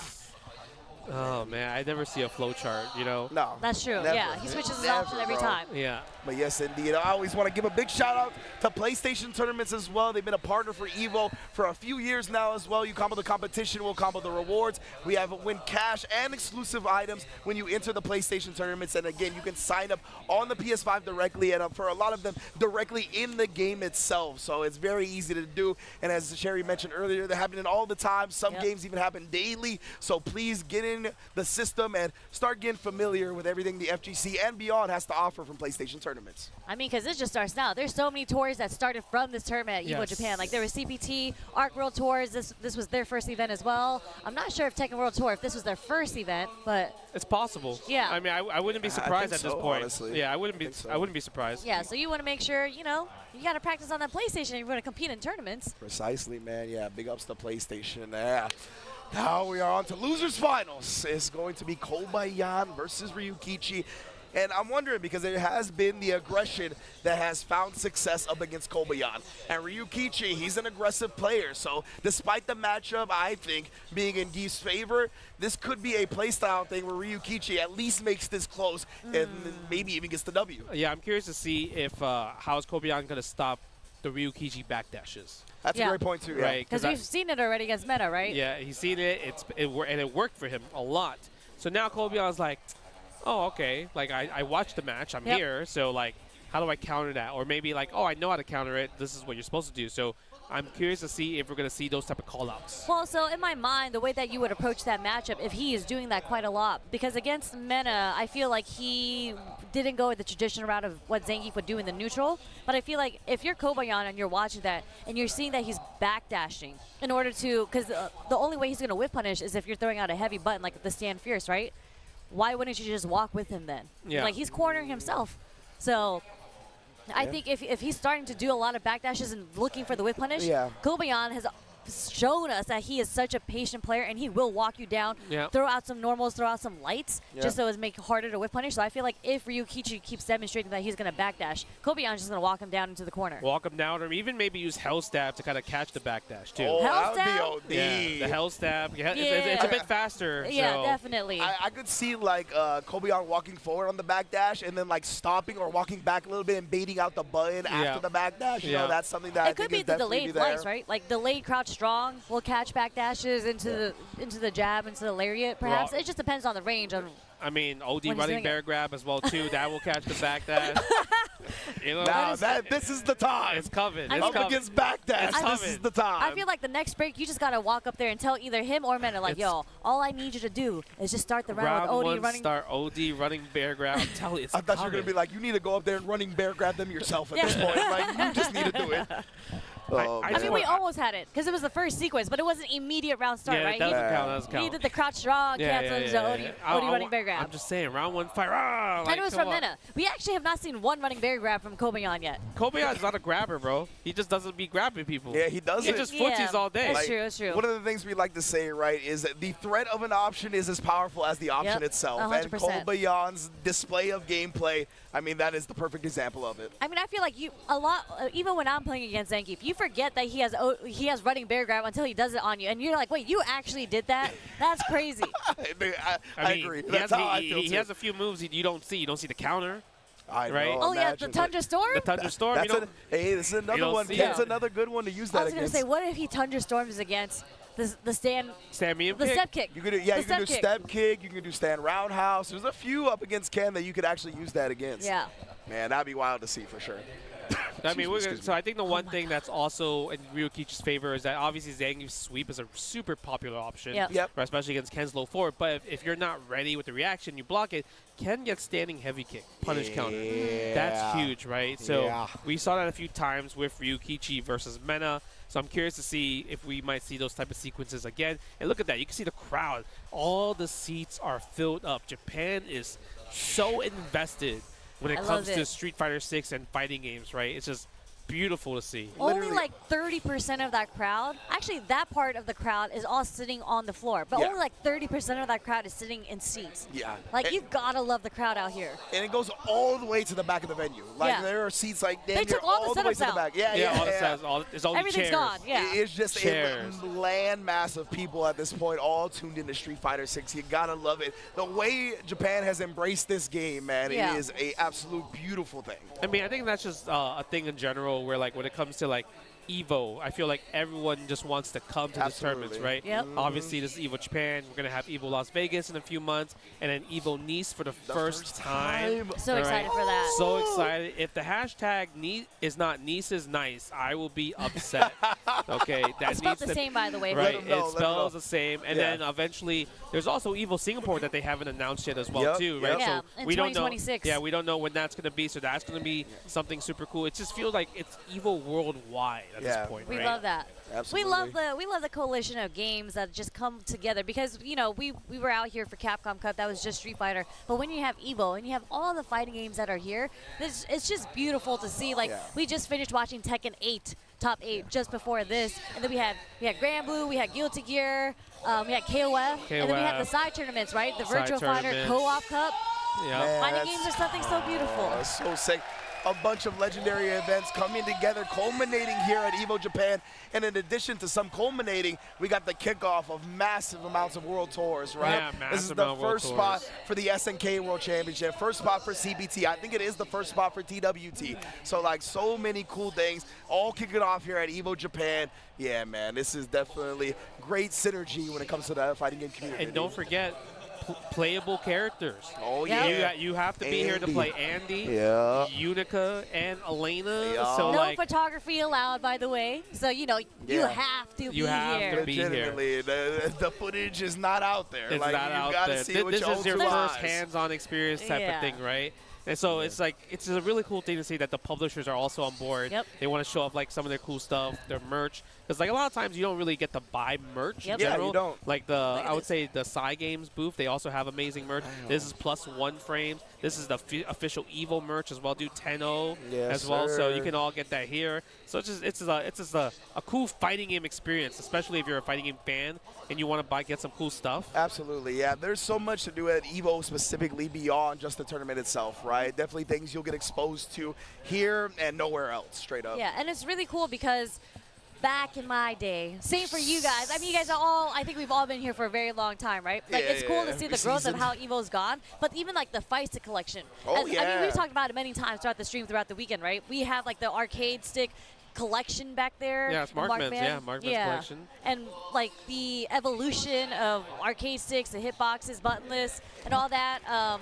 And all the vendors here, all Yeah. these brand new sticks. There's like 8, 10 different sticks that are out now. And another display that is new, I believe, to EVO Japan this year is the promotional posters that Majin Obama collects. That is Majin Obama's collection of a bunch of different promotional posters from fighting games throughout decades and decades of them, right? So it's super cool. That's one of the great aspects of the FGC. Getting seasoned and getting a little bit older is that we have a history, right? In addition to all of that, we're getting second and third generation fighting game players that are doing the thing too. But let's get into it. Losers Finals is here.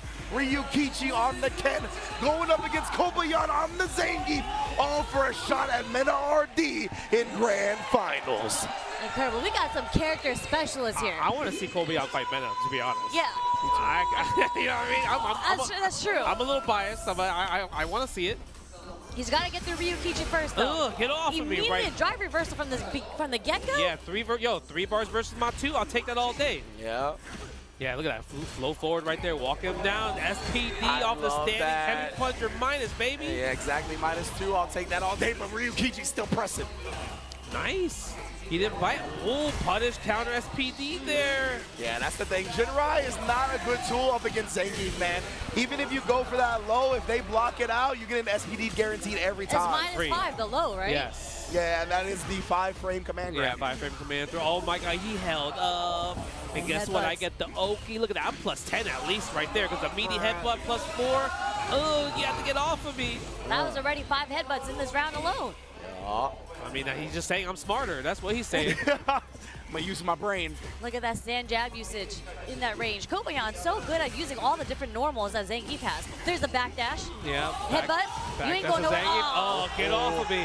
SPD. Bam! Game 1, Kobayan. In the books, that was textbook clinical style. Bro, that was kind of bad. Yeah. Right? That, like, you were like bad matchup, right? Yeah, I mean, it made him look like it right there at the very least, right? I mean, this is where Ken shines, right? When he's got you in the corner, this is where he's going to sprinkle with the stand fierces just to take away the drive meter.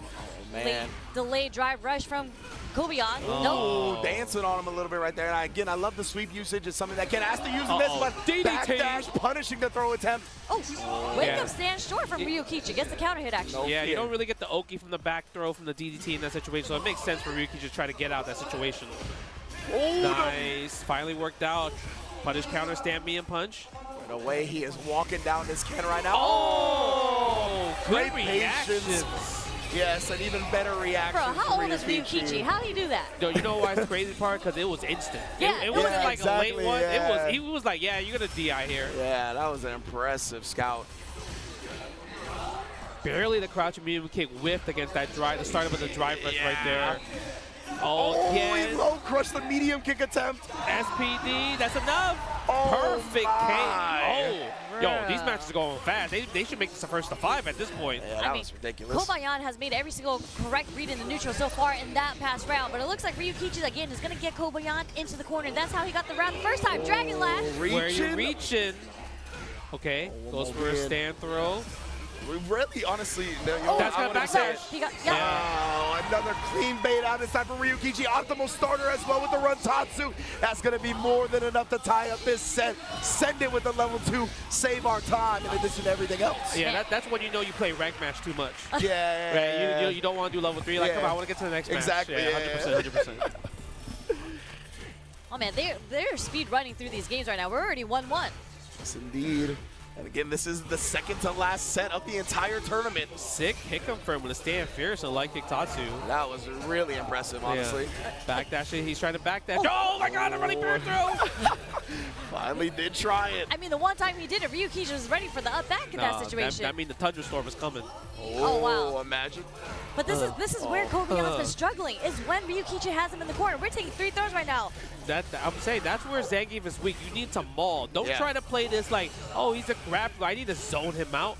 String him up. String him up is the answer for Zangief. That's what we saw when Akira was successful, right? It was the all-out aggression. Ooh, get where you yo, come on, with the punish, DDT. That was a defensive back throw right there. I know he didn't want it. He didn't want the back throw there. No, it was a defensive choice, Yeah. like human habit at that point, right? Precisely, yeah. One stand light kick will cancel. Oh, he Level checked 2. it. No, he thought the DP was coming. He wanted to bait something. Yeah. Yeah, you talk about the resets, right, Sherry? A lot of the time, the players that are really good up against Zangief, they're going to be scouting for those resets and trying to let the DPs rip. That's exactly what Kobayan was looking for there, but Ryukichi didn't give it to him. Yeah, a little bit too far to get a confirmation from the stand. The crouching light kick from the drive rush. Nice block right there. Forcing him to spend 3 bars of drive gauge for nothing. No whip punish on the low forward, though. Yeah, couldn't get a combo from there too far. Surprised he didn't sweep back. Yeah, stand medium kick. Maybe he wasn't ready for the sweep there. Okay, stand short from Ryukichi. It actually catches the startup frames of Kobayan stand fierce. Yeah, he's just harassing with a lot of lights now. Sprinkling the fireball. Had to be an execution error. Yeah, I mean, you saw him do a little churn, something. Yeah, he definitely wants something else. I feel like he wanted the level 2 there, not the level 1. Yeah, something like that. But even then, it's a different motion. Yeah. Level 2 is backwards versus forward. So I don't know what would happen there, but maybe something happened. But Kobayan's not getting bothered by it. But the weird thing that Ryukichi did was he ended the combo with ODDP, which is interesting too. Yeah. A little strange. Oh, he tried to get him with another counter to checking the drive rush. God, but instead he finds the successful parry, puts him in the dirt. Yeah, I was going to bring up that, like, oh, I'm surprised he didn't drive reversal that, but it worked out for him with the perfect parry. Yep. Backdash again, headbutt, +4. The backdash is from Ryukichi. We talk about how potent they've been. Gets out of the SBD, and he goes and attacks with the level 2 as well. Nice jump out, but we get the cross cut. But you know what? It's okay. Sacrifice damage for real estate, right? Yep, absolutely. Well worth in this situation. Oh my god. That's a big button. That standing heavy kick playing mileage right there. This is the fireball possibly with that crouch fierce. I think so. Now Kobayan, he's got to make this comeback, and he's got to keep coming to Ryukichi. That's why he's just backdashing, but pops off instead this time. If he blocked that, that might have been game, bro. Oh, yeah, like legitimately. Here's the bust out, okay?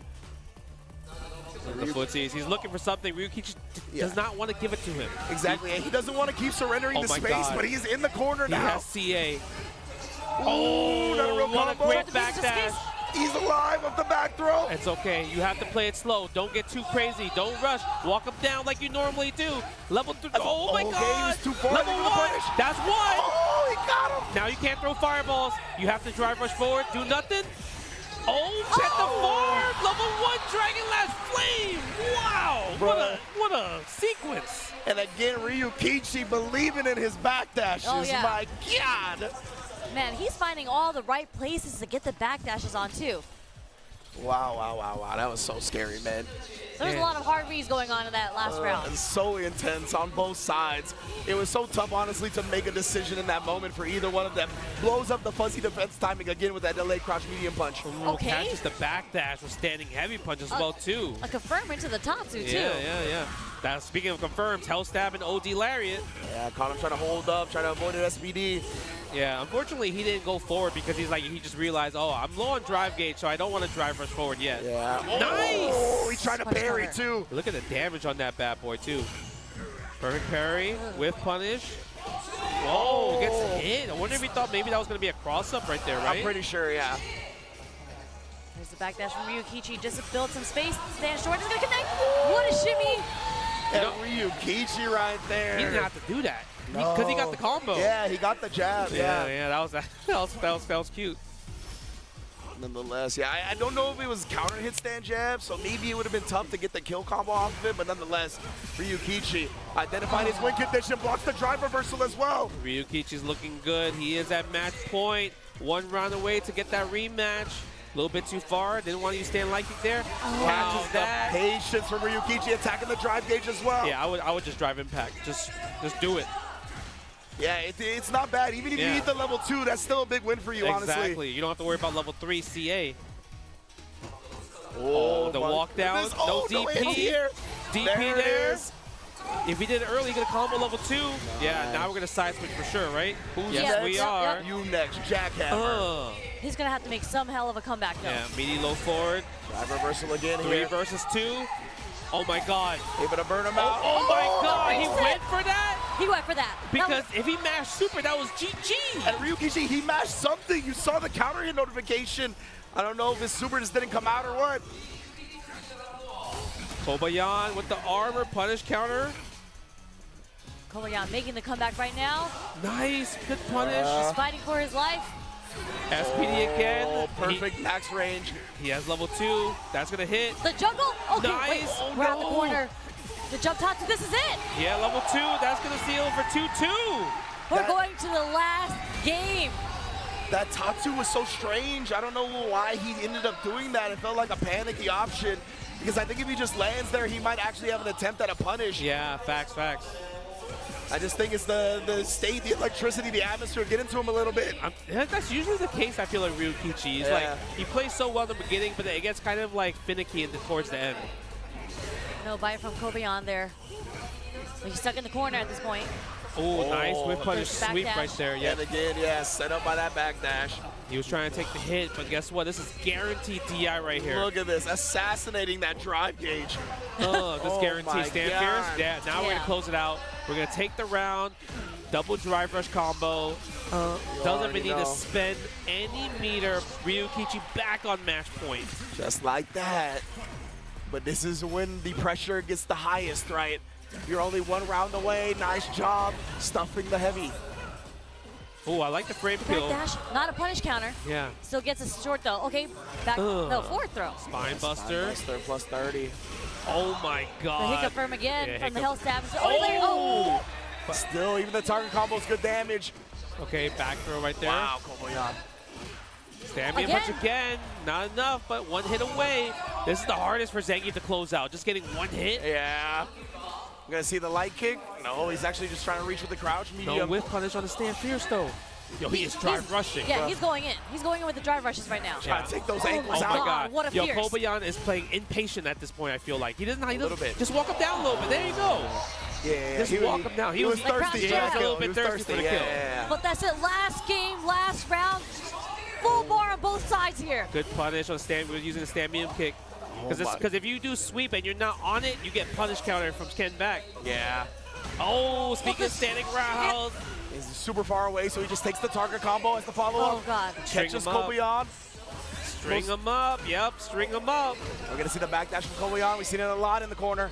He does have level 3, but is he going to use the threat, though? Oh, man, it's so scary. The heavy punch through the fireball. Oh, my God. Oh, he's too far to combo. Okay. We're so close. No, no lariat. Oh, the falling button catches him trying to walk him down. Yeah, doesn't fall for the shimmy from Ryukichi. He just needs 1 confirmed level 3. 1 stand light kick as well, too. Kobayan doesn't want to give it to him. And he kept that string tight, right? The 3 jabs to push him out of level 3 range. Yes. Very smart. Oh my God, Kobayan. You know Ryukichi's not going to give you the level 3 just from a drive rush, so you have to somehow land it from a jump or from a combo. Oh! And Ryukichi catches the whip punish. That light kick meant doom. He's going to get his revenge match against Meta RD in Grand Finals. Oh man, I was gonna say it was literally so scary because it was whoever got the next whiff punish. Like you better hit the right button there, and it was Ryukichi who got the low forward whiff punish on the stand short from Kobayan. Oh man, you don't.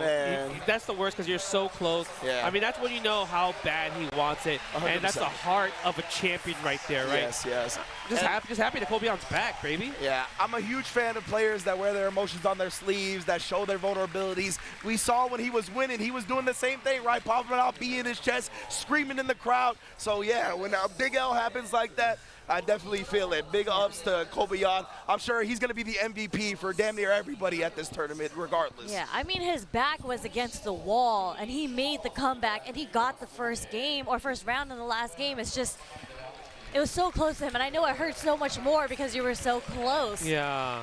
But regardless, really, really great performance by him. I mean, you're talking about Zangief that went through so many bad matchups just to get it all the way here. Top 3 EVO Japan 2025. And it played out how you said, Sherry. He beat all these bad matchups. We got to a matchup that a lot of people theorize is good for Gief, and that's the one he loses. But that's just a testament to Ryukichi's performance right there. Amazing stuff from everybody in this top 8 so far and beyond. And now we get that run back in grand finals. I can't believe we're one match away just from ending everything. Yeah, right? that's the entire tournament. Entire tournament, 3 days worth of just fighting games, right? Fighting games, everybody just coming, buying merch and everything, and now one more match, right? Like 6,800 players. Do you That's know insane. how many players that is? They were running like 20-minute pools, 20-minute rounds to get all the way here. This is the last set of the night, of the weekend, of the event. Man, speaking of sets, look at this, man. Kobayan, I feel like Kobayan was like playing so well too.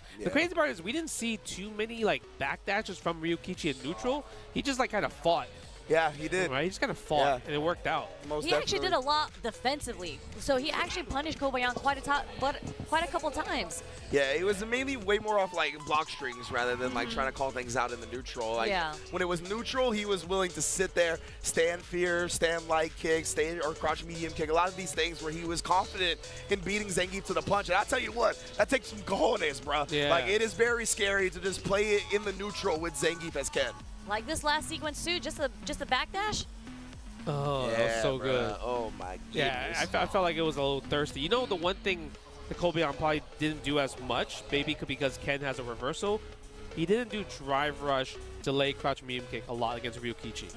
Man, and I forgot about that. I believe the top 2 qualify to EWC as well. So Oh, maybe that's why he was so close. He's like, yeah, I think that might be part of it. Because Kobayan, he did go to the LCQ for EWC last year. Oh, he and did. he didn't make it. Oh. He lost to Duke Kevin. So that is probably why one of the reasons he took that extra hard as well. Yes, indeed. So, I mean, congrats to Mena RD and Ryukichi. Obviously going to be going to World Esports World Cup. But we also need to crown a EVO Japan proper champion here. And Ryukichi's going to get his chance one more time at Mena RD. And, of course, Mena RD, reigning defending champion. 3 wins away from going back-to-back. Back-to-back. I mean, we already have a back-to-back winner. ET was one King of Fighters. Yep. He won last year, so we might have a second back-to-back, 2-time EVO champion for Mena RD, or first-time EVO champion Ryukichi. Yeah. Like Ryukichi is putting Japan on his back right now. Of course, Mena just representing North America. This would be incredible to see, and even their winner set was pretty close. And we saw the Zangief come out from Mena, then we saw the Blanca. Yeah. Blanca definitely seemed a bit more comfortable against Ryukichi. So I'm wondering how it's going to go here because Mena is sitting in winners in grand finals. So I'm sure he's not feeling like pressure. He's feeling pressure, but not as much as Ryukichi, because Ryu got one chance. I feel like there's no pressure at all on Mena, and he's going to pick Blanca and just might smoke him. Mena, to me, he's built for these moments. You know what that's what I'm saying. So, like, the pressure, I think it is there, but the way he processes it, it's just very different from a lot of other people, right? So I think he's kind of comfortable with that pressure. When pressure is supposed to make you uncomfortable. And that's why he's so successful in damn near everything he does. Yeah, you can really see in his play, there's a lot of times that you see, like, in the clutch moments, he always clutches it out. There's like no hesitation. There's no doubt in his mind. Whatever decision, right or wrong, he is committed to that decision already in his mind. Man, oh man. And he's like come to the conclusion like he's done the work mentally where it's like, all right, bro, I am committing to this decision, and I'm not going to hold it against myself. I'm not going to feel bad if it doesn't work out, right? Like, they're never always going to be 100% right about every decision you make in fighting games. And it could kind of wear on us as fighting game players sometimes when we make a bad decision. We harp on it in our minds a little bit. That's not the case for Mena at all, right? He has that short-term competitive championship mindset where if something happens wrong, it's all right because that's just opening the door for something to go right. I just want the winner to snatch that trophy once they won. Like frame one. The way he did it last year. Give me that trophy. He running bear grabbed it last year. Yeah, he actually did, yeah. Both hands. He like ran to the trophy and grabbed it with both hands. And the trophy is sitting right there. And again, we are 1 set, potentially 2 sets away from crowning the new champion of EVO Japan. Wow, man, wow. And you can see the sea of people awaiting the grand finals. I think it's gonna be a fun match. Like I do think it's gonna be a Blanca pick just because of how it turned out on the winner's side. Yep. But now it's like, does Ryukichi have an answer to kind of like some of the stuff that Menardi was doing? I feel like a lot of the lights, like the crouching jab, standing light kick, Menardi was cooking with that. Yeah. And the crazy part is, if you do crouching lights into drive rush from far, it automatically comes out. But for some reason, the way he was doing it, it just never came out. When it whiffed, it never came out. Yep. Only when it comes on hit or block. So it's just like, how is he doing it? Is he that hyper locked in where he's like hit confirming, just like lights into drive rushes, or is he just really feeling like, I know it's gonna work here? Yeah, I really think it's like a mind confirm, right? Like he just knows when it's gonna work for whatever reason, and he wasn't like 100% right in that previous set. So we might see an instance or two here where it quite doesn't work out, but it feels like more often than not, Mena's mind beliefs are just always right. I believe he's locked in. Yeah. Yeah, I think he's locked in. Yeah. But that's not actually reacting to the lights, though, right? Yeah. You think he's like a hit confirming a light? Well, so it's more so. I feel like it's more so of a situation where you're watching when you would do it. Yeah, it's like that's what I'm getting at. Yeah, so definitely. it's not necessarily reactions, but kind of just knowing the space where the person's going to end up blocking it. Yeah. That's what we were kind of talking about earlier, right? Where it's like certain instances where we saw that Akira crouch medium kick level 1 super, right? Like we can see those moments happening in certain scenarios where we're used to people either standing up in a moment or moving forward and whatnot. And it's like Akira did it, and Mena RD is really good at doing it too, where he can even confirm even when you don't see stuff like that. But it's time for grand finals, baby. Weibo Red Bull Mena RD going up against Fab Gaming Ryukichi for the grand prize of EVO Japan 2025. Let's get it! All right, let's see. Aru always oh my God, wow, right the backdash away. immediately. But drive rush overhead though? That's how he's feeling, bro. You talked about it. No pressure right now. No He's pressure. going to come out here and let the flow flow. Oh, he tried to crouch fears. You saw the crouch fears there. Yeah, He's boy. planning something. Scheming. A nice whip punish, but didn't get a big whip punish though. Goes for the Tatsu. Safe jump. Crouching medium punch again. Menardi always pressing the button in a situation when he knows it's his turn, and it's like safely as well too. Yeah. Man, Ryukichi been working with the level 1 right there to maybe keep Mena RD's drive gauge low but connected. Oh my God, nice perk parry this time.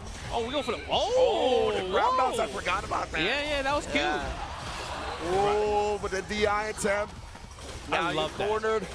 Yeah, set up the trap instead of going for the damage. That's it. Expensive, but you know what? Sometimes you need to be expensive to cash out the round. Yep. Absolutely, absolutely. This is grand finals. You're 3 games away from winning. You got to use it. Every round gets you that much closer to becoming back-to-back EVO Japan champion. Yes. Okay, let's see what's going to happen here. Nice low forward. Blanca doesn't have the best type of walk speed, you know, so the low forwards are definitely going to play a factor. Oh, wow. Parry was a good option there on that 50-50. Again, the string, stopping the jump backs. I love that string, actually. The string. Yes, you can't TI in that situation there, especially after you tap parry. Yeah, exactly. You're locked into blocking. Yeah, spend the level 2. Meaty frame kill. He thought maybe the up ball was coming. Up ball or air ball. I like the hop. Let's go back to neutral, baby. Yep. Yeah, very smart from Mena RD. And Ryukichi's the one closest to the corner now, so, I mean, one drive rush cancel, you're there. Yeah. I mean, there's a huge life lead sitting on Ryukichi's side, too, with no bar. But this is crazy. Like, they went from scrambling to, like, yo, let's just chill. Yeah. Yeah. They were so active in offense and defense, but yeah, definitely trying to feel each other out right now. Yeah, man, RD try to bait something, doesn't work. I feel like if you're Ryukichi, you want to press the crouch medium punch a lot more. Yeah, honestly. Right? It's one of those great buttons we talked about how tough it is to whiff punish. Oh, big punish. But he finally made some into the slide. Great stuff from Ryukishi, extremely patient. They were like both patients too. That's the crazy part, right? Absolutely. It shows a testament to their all-around skills, right? They don't have to just focus on rush down. They don't have to focus on aggression. Punish, counter, throw. I feel like a lot when it comes to like Japan, they get hit by like drive rush, punish, counter, throw a lot. Yeah. Because they're always tap parrying. And Meta RD, he's one of those throw kings, man. He's really great at establishing throw and manipulating you afterwards once he conditions. Nice, that's gonna be a punish right there. But he's airborne, but still the scramble happened into Meta RD's favor. Throw into the corner. Slight delay on the walk back. Nice, no challenge. The fireball, look at that. The scratch was like right there. He's like, I can't press a button there. So active, and that beats the standing heavy kick anti-air. Interesting. That hurts, bro. He just takes a little bit of a DP, tries to put something out there, but patience again from Meta. Yeah, one low forward from Ryukichi. Can't get the level 3 though. So he has to be careful. Meta RD can't kill in the next hit. Yeah, he cannot. Oh, jump. He tried to walk under it too to make it whiff. Oh my god, there it is. If he doesn't drop this combo, this level 3, yes, easy, seal the deal. Game 1, Grand Finals, goes to Ryukichi. What a way to strike first and set the tone to try to make this comeback. I mean, they are just like staring each other down a lot, and Ryukichi's just kind of winning in that scenario. Like he's clipping Meta a lot with these low forwards. Yeah, the walk speed is not the greatest with Blanka, so it's like that's how he's getting hit by it. Because he's trying to get out. Nice, DI gets to run overhead. Okay, goes for the Blanka. No, doesn't. Just wants to go for a throw in that situation. Okay, you take the throw? Always take the throw. Oh no, anti-air attempt that time from Meta. I think he's dissuaded from the last jumping fierce beating the roundhouse. So he tried to parry that time instead. Yeah, that's true. Doesn't spend electricity. I think he was a little bit too greedy there. Yeah. Maybe if he didn't know the electricity, it could have definitely helped his offense, especially because since he's so close to closing this round out. Nice. Whoa, that in combo. I love that from Ryukichi. Again, we talked about staying locked in, but yeah, now he drops a combo. Yeah. I wonder if he dropped it on purpose, possibly. Who knows? Maybe. I'm not sure. Yeah, it's still tough to call on that one. Yeah, it is tough to call. Oh, nice. What a whip punish. The crouching jab, I'm telling you. Is this like a new Blanka tech where because that crouching jab, it hit a mile away. yeah, it is quite good, honestly. I think it got outshined a lot by a lot of his other tools in Season 1, but that is a potent button for sure. Okay, stand fierce. Yep, counter hit combo. It's kind of hard to guess right sometimes if you're not used to Jinrai, but speaking of it, Meta RD guesses right there. Yes, he saw Ryukichi had just been harassing with that a little bit too much. Not going to let him do it for free. Nice block on the overhead, but still plus. You gotta eat the plus frames on the mix, left or right. Gotta hold this.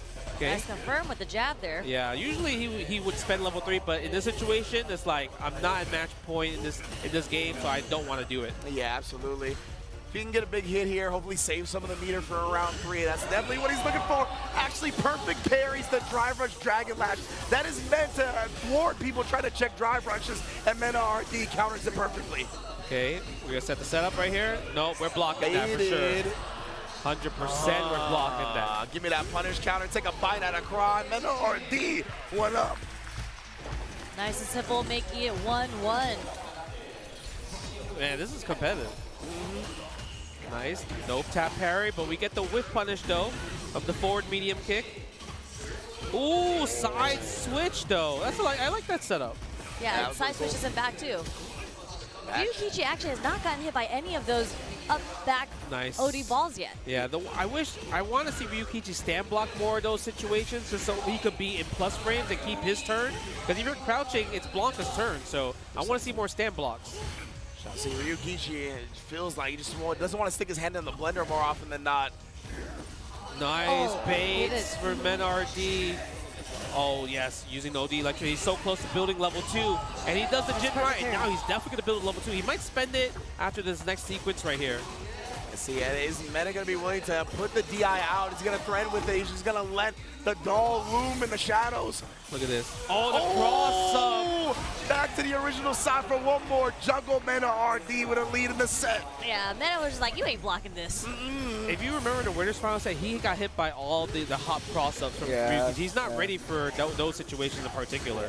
Yeah, you do have the option like parry to nullify the cross-ups, right? But again, the Blanca is a little bit of an underrepresented character. Yo, he tried something. He wanted a Riot hard combo right there. Yeah, that juggle would have been nice okay. DP. That was so close, too.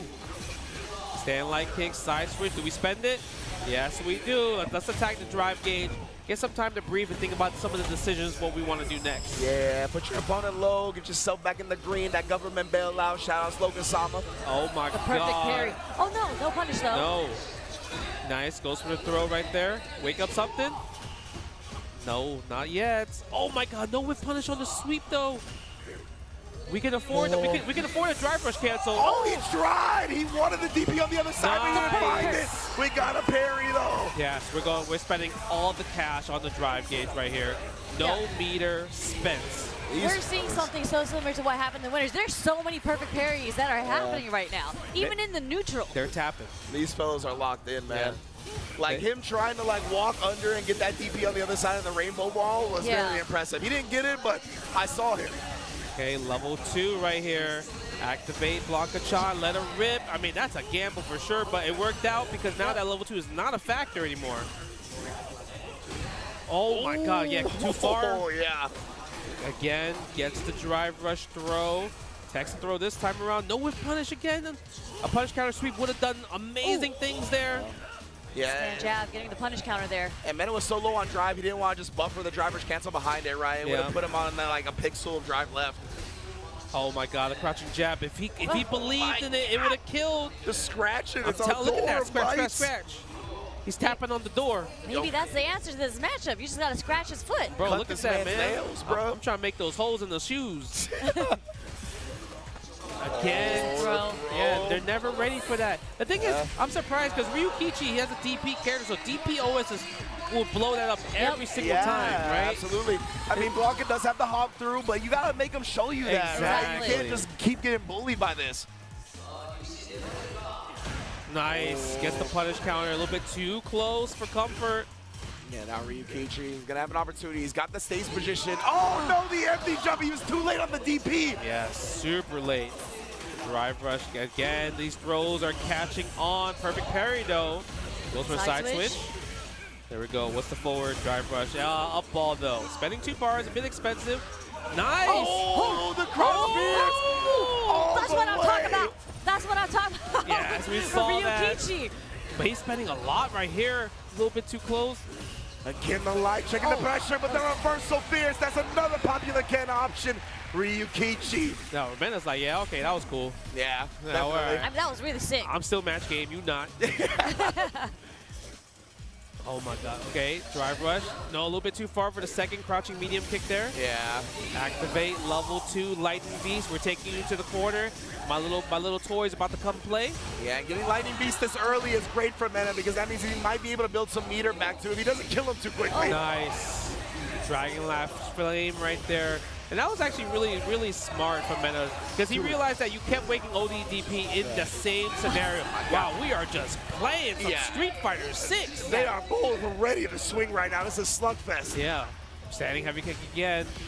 It's a good counter poke in. Oh, walk up perfect parry? Walk up perfect parry on that. I'm surprised he did the step kick instead of corner carry. Oh, he jumps out, but he gets the anti-air anyway and catches him trying to reach Mena RD on championship point. Oh my God, is Mena RD gonna be your back-to-back EVO Japan 2025 Street Fighter 6 champion? There it is, DPOS. Finally, the first one in the set. Called for it, Justin. Needed to represent it. Yes. Oh, but man, now will Mena do the hop next time he does it?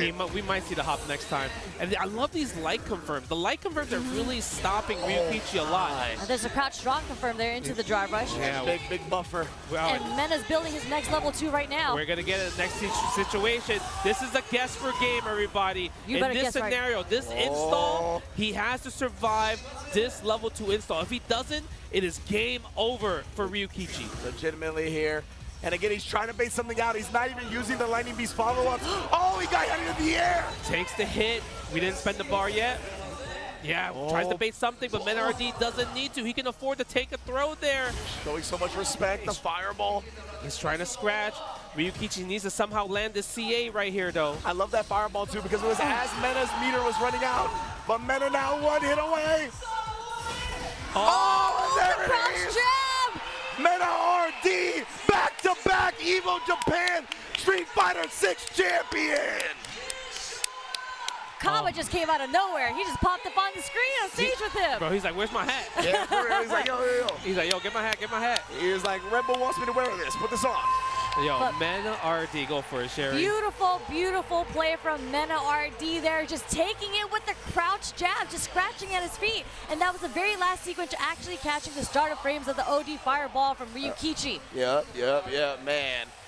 Incredible stuff, too. And that's when we saw more often than not Ryukichi trying to rely on the fireball when it was a little bit coming down to the wire, right? He didn't want to commit to anything too scary, too committal that perhaps could get him punished.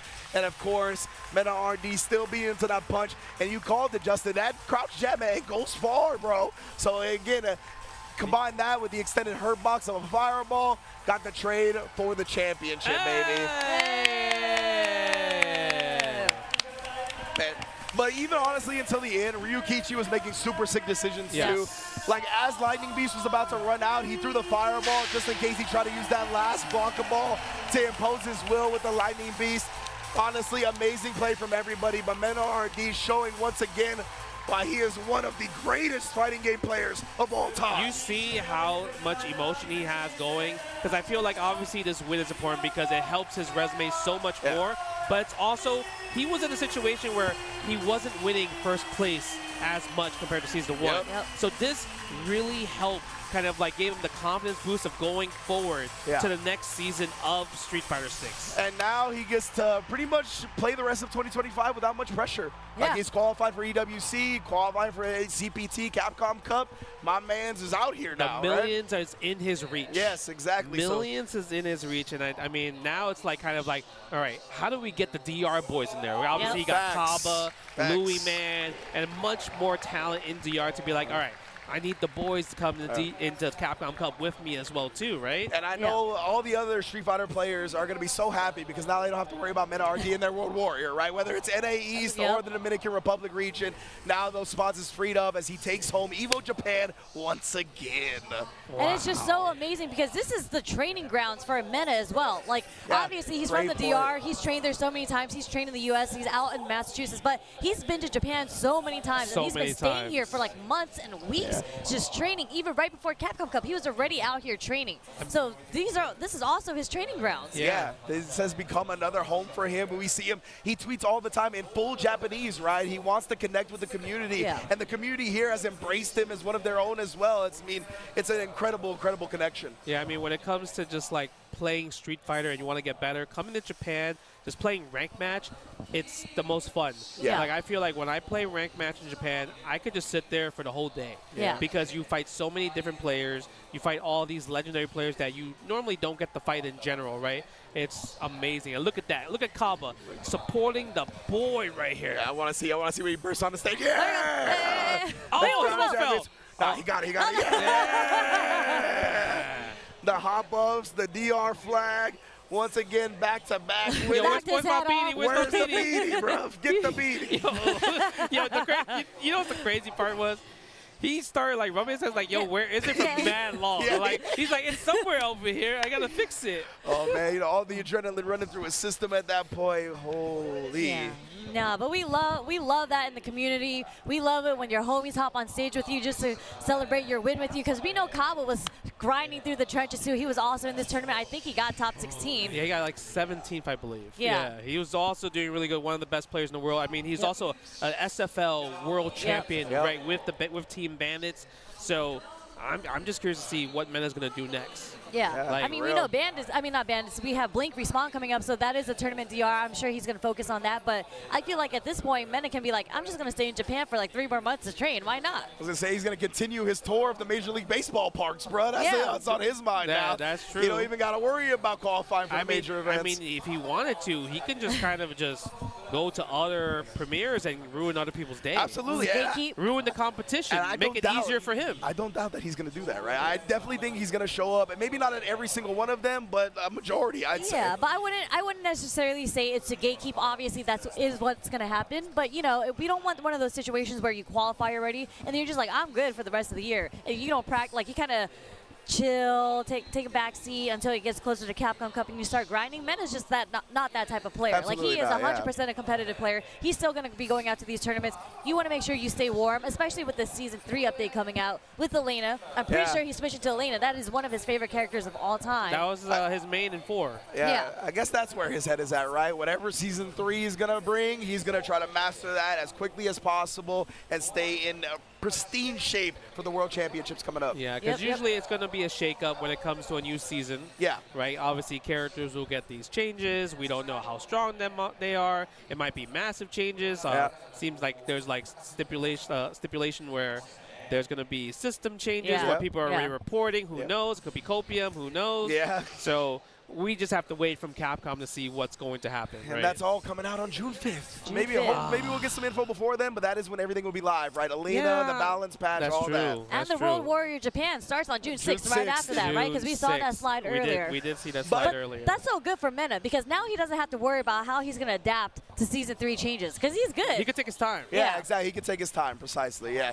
And to be fair, that is also, there is one more spot, one more big tournament coming up on this patch with Combo Breaker, right? So we are also going to get that before we go full on into Season 3. 2 weeks to Combo Breaker. And then we do have Shanghai, what's it called? Asia ACL. Yeah, that's a EWC qualifier. Correct? Yep, that's next week in Shanghai. I believe Punk is going out to that. I know Punk's going. I'm not sure if Mena RD is going or who else Nephew's is going. going. Okay. Oh, yeah. cool. I mean, usually I think if you're a foreigner, you're probably going to be like, all right, I'm going to go Japan to Shanghai. Yep. Yeah, it's so close, right? It's I think it's like a 3, 4, 5 hour flight around there. Yeah, and you get to stay in Japan for an extra couple days before you go over to China. So it's an easy trip. Easy trip. It makes sense, right? Obviously, the importance of trying to get these qualifiers because it's not just like Capcom Cup anymore. It's EWC as well too, right? Both tournaments are life-changing money. Yeah. So you have to enter these tournaments and just like go to them and try your best to qualify. Exactly. That's the most important part. And it's a point system, so you might as well just go to as many tournaments as you can. Hopefully you win so you get the auto qualifier into Capcom Cup, or you can just go to as many and get as many top 16s as you can to gain all those points and make it into the top 6 players that have the most points. Yeah, consistency is rewarded this season for the CBT with the point system being back, so that's a beautiful thing. All these players that come out to these tournaments that come up just short of the first place, we'll probably see a few of them in Capcom Cup, which is a great thing. So what's your favorite memory of Evo Japan this year? Like what's your personal this is the coolest thing I done or seen or whatever? Oh my God, that's overwhelming. Do you have an answer already or no? I mean, I think it's just really cool because I love seeing everybody. I feel like that's every tournament, but Evo Japan brings out so many people from everywhere, and you get to see a lot more players come out that you wouldn't see because, we go to all the North American tournaments. But when you're in Japan, a lot of Asia comes out. So it's really cool to see, you have the sponsored players that come out to all the tournaments, but you have the unsponsored players from Asia that come out to this as well. So I love seeing everybody saying hi to everyone, especially the Australians. ROF is out here. Australia is a far trip to North America, so coming out to Asia is much easier for them. Yeah, getting exposed to all of the Asian players that we don't get to see a lot is super dope. And also it's a little bit biased just from my position, but I love the couch setup. You know what I'm saying? I like the 3-person couch setup is really dope. So I always have a great fun time with that as well. I think for me, it's definitely being part of the couch. I was obviously doing the live reporting and stuff. Yes. But when Friday night, special guest came through. Yeah, that was Ganachi, bro. I was jealous. I was watching from I was over the fence looking at. I was like, what y'all doing over there? That was kind of insane, right? Just because the fact that he didn't even say Rob, he said Garcia. Yeah. And I was like, okay. Bro. He got the government. Yeah. It looks like we're going to the stage now for our award ceremony. Let's get it popping. Look at this, man. This was an amazing top 8. And like you mentioned, there's over 6,800 participants. Ridiculous. There, and at least minimum 200 of these players could have been in this situation right here. Yeah, at least 200. Legit, bro. It's amazing how good so many people are at Street Fighter 6. And, of course, in addition to everybody getting a medal, the top 3 are also going to get some sticks. Sponsors at Nacon, yep. The official Fight Stick sponsor. Look at that. Look at NL right there getting his first Evo medal, right? Getting in the top 8. Higuchi. I don't know if this is Higuchi's first one, but I think Higuchi's at this point seasoned himself becoming as like such a great young player, right? Because he started fighting games not knowing how to play as Momochi's student for Shinobiism, and now he's in top 8 grand stages and everything. So insane. Yeah, the growth of the Street Fighter 6 players they're quick. They're so fast to learn how to play this game, and they do so well, especially when you're getting mentored by people like Momochi and Bonchan. There's a lot of mentors out here. Yeah, absolutely. Another player right there, Akira too. I want to give big props to the older Japanese players, right, that really took it upon themselves to be like, it is our responsibility to shape the new generation. And that's not something you have to do, right? That's a burden you're placing on yourself. That's time, energy, and investment that you're willingly doing to try to shape the next generation. I mean, that is the type of stuff we need in the FGC. So major props to Momochi and all the players doing that out there. Yeah, look at Kobayashi, man. Yeah, he's so close to get that EW spot, but you know what? I hope he keeps fighting for it because he's such an exciting player to watch. Yeah. Easily some of the most exciting matches we've seen in top 8. Look at that, Ryukichi getting second place, and now our grand champion, back-to-back, Evo Japan champion for Street Fighter 6. You can hear the crowd just cheering for Menardi. That's the coolest thing about Japan. They're not just country biased. Absolutely. They love every player. They're like, yo, you love the game, we love you. Yeah. And you know what's godlike about Mena? I just remembered yesterday I saw him, and then we were walking by because he had just qualified. I said, congratulations on qualifying. He looked at me, he said, congratulate me when I win tomorrow. Ooh. That's fire. Yeah. I'm like, okay, I got you, man. Look at that. That's the type he is, though, right? Yeah. He's had a lot of success. He knows nothing satisfies him unless it's first place. Look at that. Look at that. You see the sticks from Nacon, the second place sticks to Ryukichi for the silver. And now we're going to see the Menardi first place Nacon joystick right here. There it is. The Ocean Gold. The Path player with the arcade stick, you know what I'm saying? Yeah, man, it's a good trophy. Absolutely. Beautiful, beautiful. Hopefully you got room in your luggage. Look at that. You can see he's trying not the tears to come out a little the bit. eyes glistening for sure. Holding them back. Obviously, the emotions of the moment are incredible.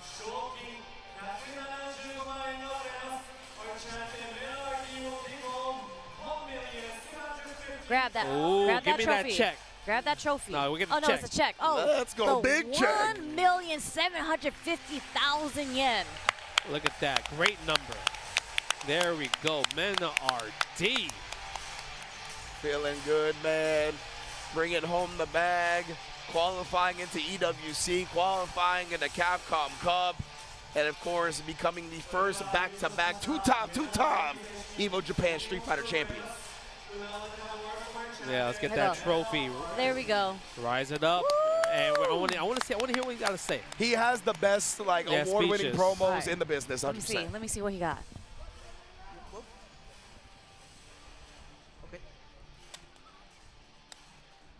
Okay.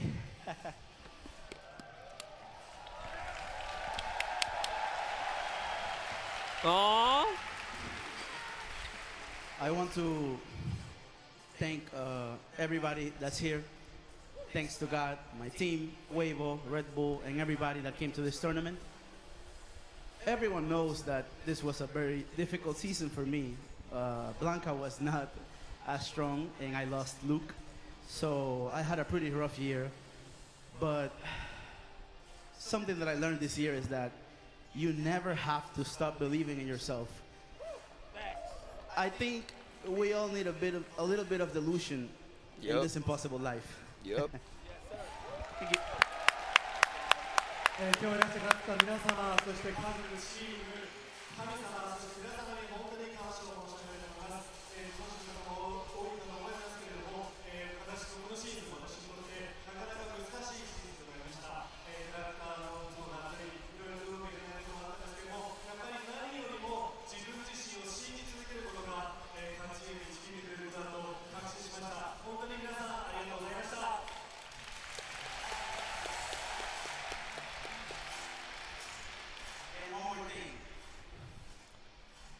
Umehara-san. Oh! You want that Please first tell attempt. me when. I'm waiting for you. Thank you. He wants that first to 10. Yeah, boy.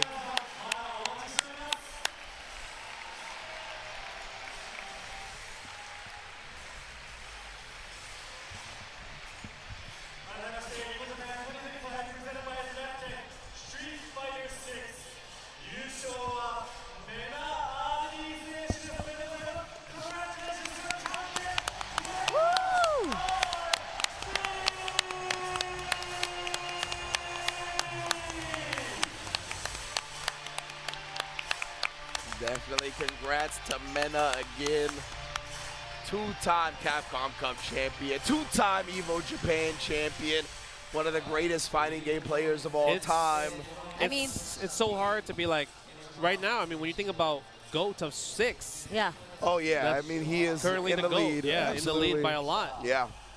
Man, I love the messages always as well. He always delivers something that is really food for thought after the tournament. And I love the delusion line, you know what I mean? That's where the self-belief always starts, is with yourself. So I'm really touched by that. Oh, no, you're good, Ridge. I know you love hearing the players that have, like, you know, I mean, you could tell he's about the passion.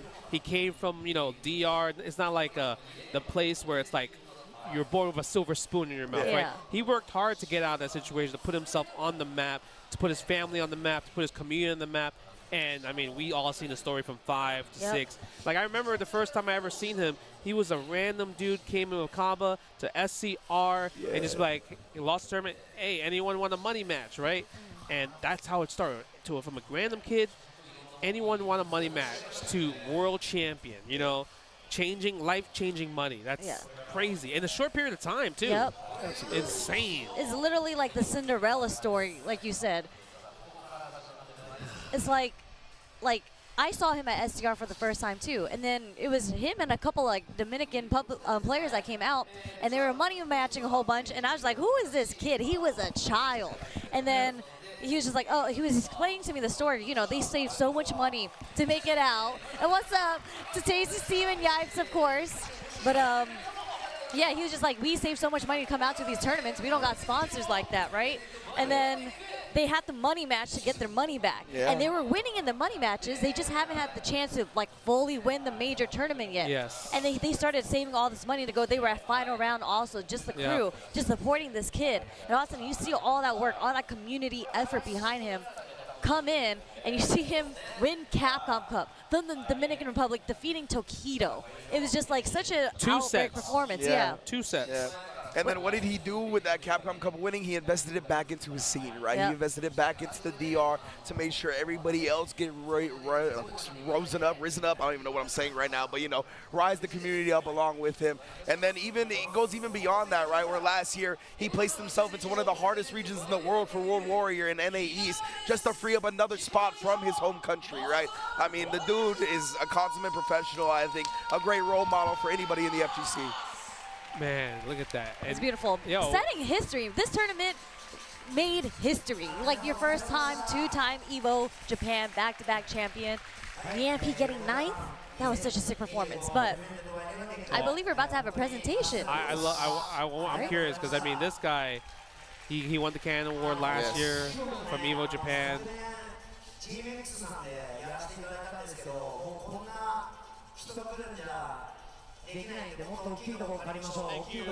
Thank you. And he's been in the scene since forever. Yeah? Like, used to run SPO, obviously doing Cooperation Cup, just keeping all the games that he loves alive, and obviously making sure that all the modern games also has a place to stay, trying to help the younger generation. He's always about it. Indeed, man. Too small. So we doubled the size this year, but even yet, so many people came to the site. And so many people I mean, look at that. You can't see where the sea of people ends. Yeah. So they got to go bigger. Yeah, we got to go bigger next year.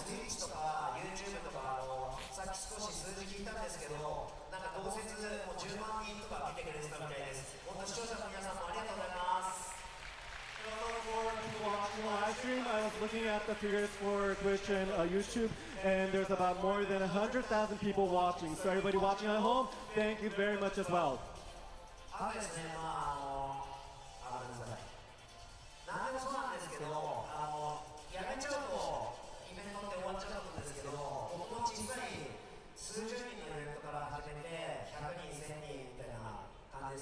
プしていって、本当に今回こうやって1万人以上の方が来てくれるって、これだけ大きな会場でイベントができて、本当なんか続けてきて、本当良かったなって思いました。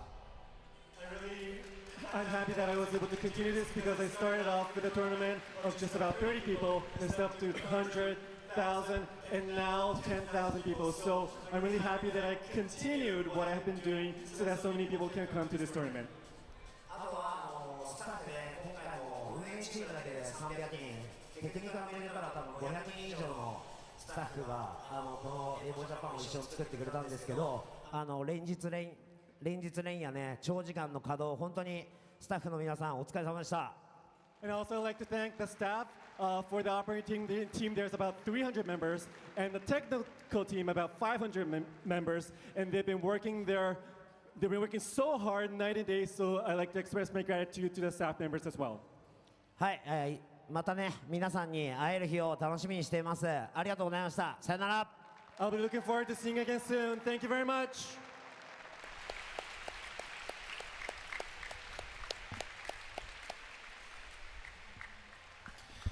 Oh man, oh man, oh man. You good, Ridge? What an event, brother. Yeah, it's 3 days of just constant fighting game action, right? And it's just like for everything. So it's like record breaking, the biggest Evo Japan up to this date. Yeah. Oh, they're doing the photo with the sea of people. The sea of hands? Yeah, what a sea of hands. Oh man, I want to be in that sea. When's the last time we did the Shoryuken, bro? It's been a while, definitely. It's been a while, yeah. That was a great picture. Yeah. Yeah, big ups to everybody that came out to Evo Japan. Again, a gigantic tournament. Beautiful. He's like, come on, are you ready? Are you done taking the picture yet? Who's taking the picture? Oh, hold on, we got a video. You saw the transition, though? Oh, okay. Oh, wait. Transition back to us. That's what we're talking about. English broadcasting. Let's go. Oh, man. That's what's up. It's a compilation video of everything that happened this weekend, I guess. Okay.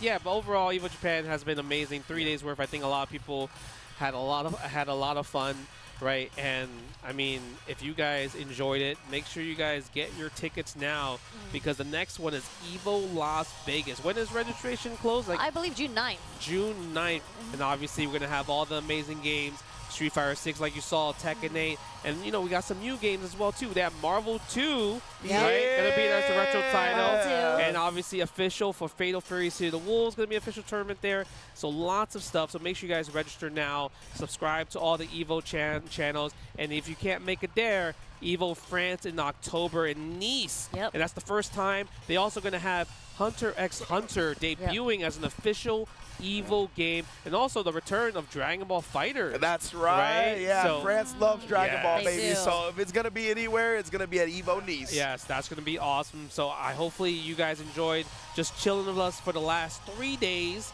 right, of just Evo commentating. Shout outs to Wooly and Reggie as well too, absolutely. for just kind of watching the VODs and reacting to everything, right? So it's kind of almost like a 24-hour stream. But let us know if you guys enjoyed this. And other than that, we're tired, we're hungry. And hopefully we will see you at Evo Las Vegas. See you guys there.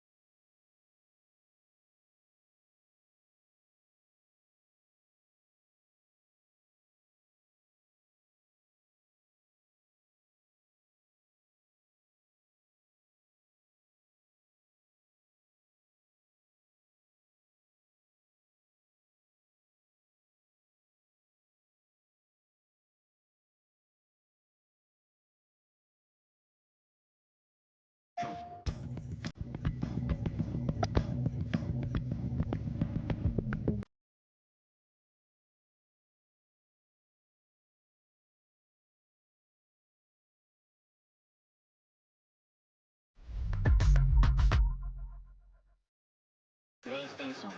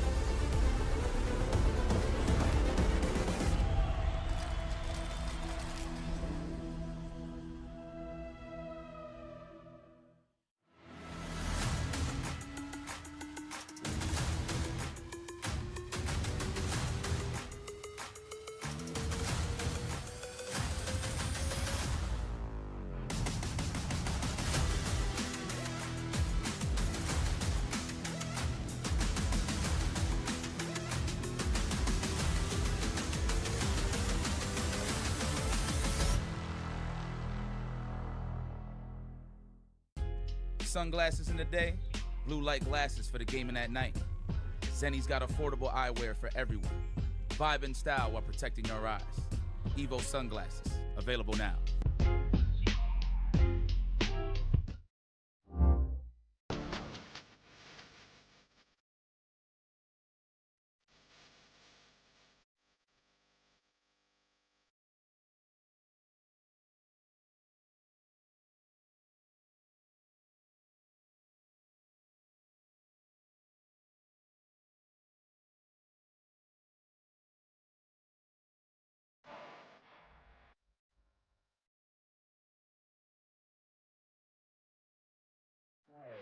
What's up, everybody? Welcome to Evolution.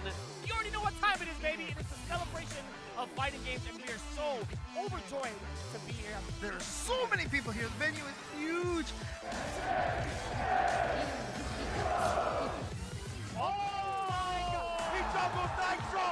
He closes out the first set! And there it is! Punk gets his retribution! This is the spectacle of fighting games.